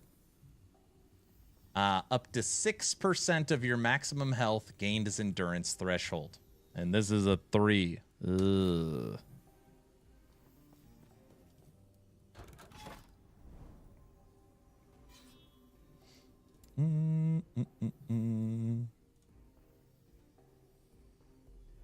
We can be void yourself, right? Exactly. But why we want to stop the void? So when you're playing the campaign, once you get to the void area and you're in that center town and you're talking to Gaspar, that is like the last remaining enclave for humans. That's where you put together the epoch and you travel back in time to stop what happened to everyone. You try and find the source of the void. and you think it's in the Imperial era with the Immortal King, which we don't know who the Immortal King is yet. People have their guess. Why do some builds say to use Bleeding Heart Neck for leveling? It seems so bad to me. Well, it just depends what you're using. If you're using like melee attacks, it gives you a ton of leech. Also, Bleeding Heart, it's really easy to get 3 LP on, so it's a great leveling item. Remember that normally you're using legendary items to level. So this makes it way easier.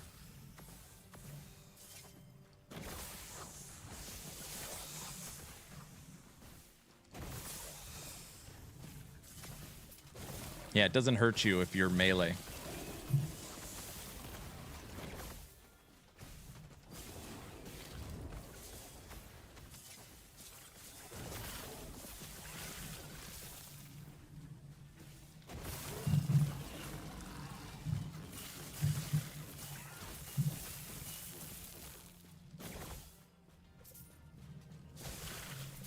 I want to know how Zarek gets turned into a worm and Admiral Harton too.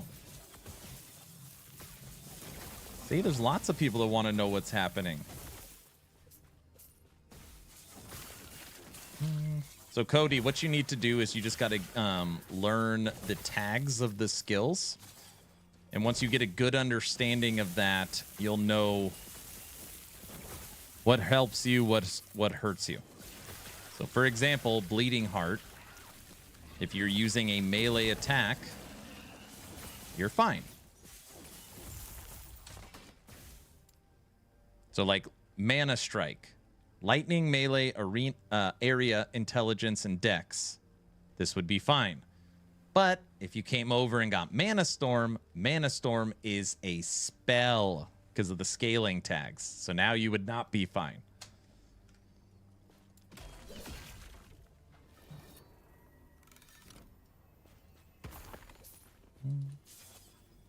So my Aaron's Will has a 5% endurance implicit, 95% rip blood damage, 97% increased rip blood splatter damage. I feel like rip blood is rarely used for damage. I mostly used it on my own golem.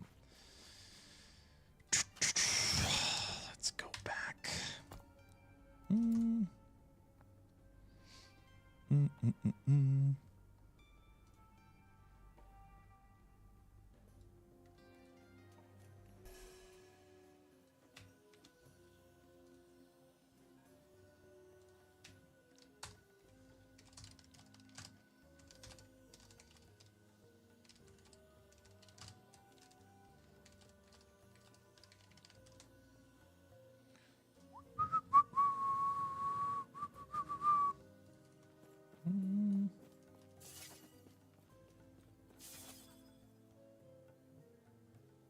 This layout is so bad, I feel bad for everyone using the Bazaar. You get used to it pretty quick. I'm going to have it memorized.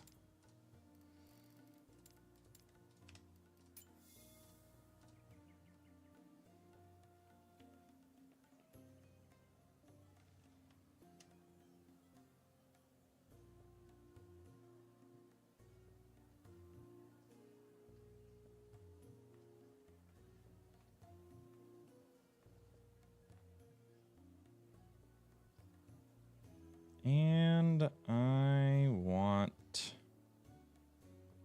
that the best one?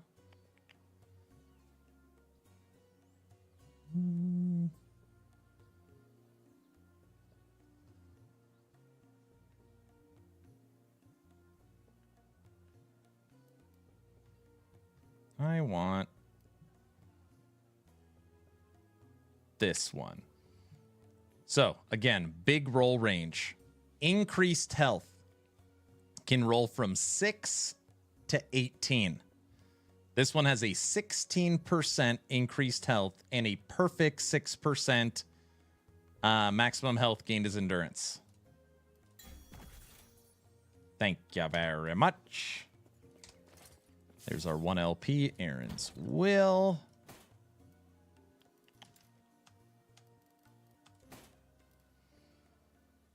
$140,000. That's practically free. See, now you don't feel bad for the people that have to engage with the Merchants Guild. So now we've got a 1 LP. And the question is, what do we want to slam in it?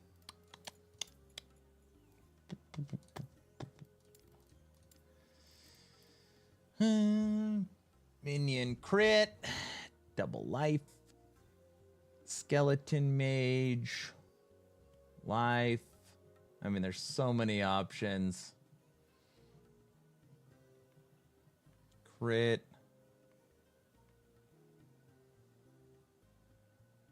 No, I do. The layout is still terrible. You're right. You are right. T4 summon Wraith. T4 summon Wraith. That's interesting. T7 health? Dude, what if I slammed a T7 health into it?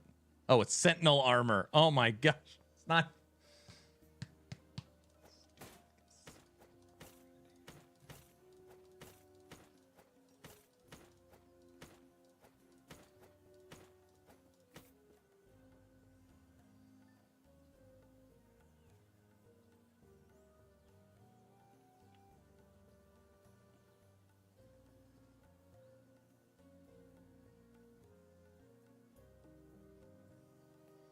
Did I tell you got a TA with +2 to summon skeletons? Only 17 million, almost 18 million. I mean, I can go sell. I wonder what I can get for all of my double health idols. Bruh. What can I get for them?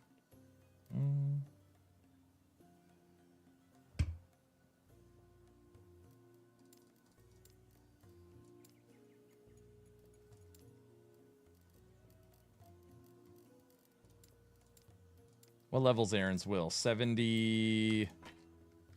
65? 75. That means tier 3 Julra? Double health idols start at 1 million. That makes sense. I just don't know. Until I get the build going, I don't know what I would slam. If we wanted 4 golems, you have to slam the skeleton. You gotta slam the skelly.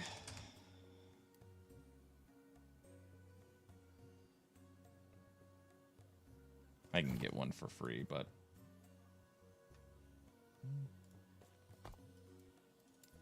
All right. I think we're going to wrap up the stream right here. We're at 5.5 hours. I've got church in 50 minutes. And I still need to get ready. So let's draw today's giveaway, shall we? Let's draw today's giveaway. As long as you are following this channel on Twitch, type in !giveaway. Man, I'm sad Orbis killed me 2 times. Back to grinding. It happens. It happens. If you are watching on X or YouTube, give you a minute to jump over. In the Twitch chat, type in !giveaway. Let me get it all set up.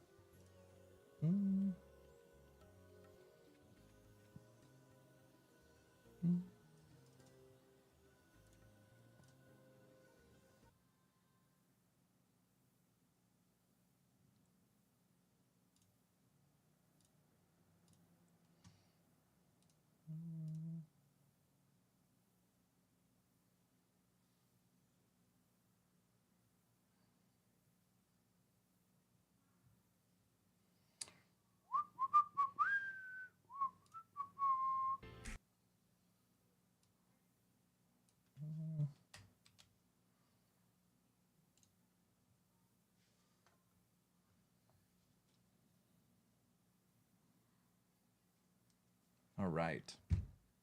In case anybody's curious, today's build was RF Lightning. I'm going to rebuild the build planner, see if there's anything I'm missing. That will likely be a build guide later this week. And tomorrow morning, my Echo Rive Shield Bash will be out. So that's tomorrow morning's video before stream. And tomorrow we start on Necro. And it's going to sadden me because we're over 400 corruption on our fire necro. So we're going to spec out of that and into poison skeletal mages. Poison skeleton rogues.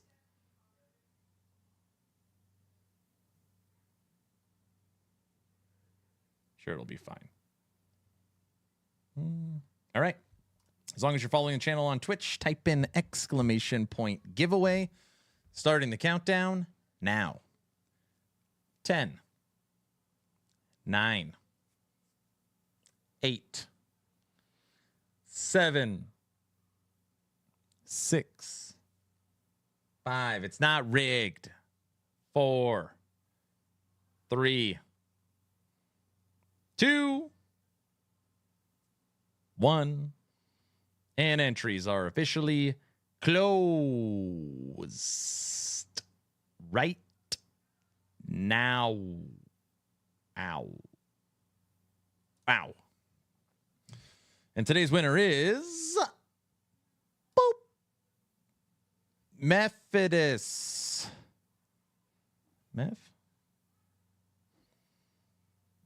If I don't win, it's rigged. It's not rigged. Mephisto won. Congratulations. Are you out there? Dun, dun, dun. It's big time rigged. It's not rigged to lose. It's not rigged. Is it? I don't think it's rigged.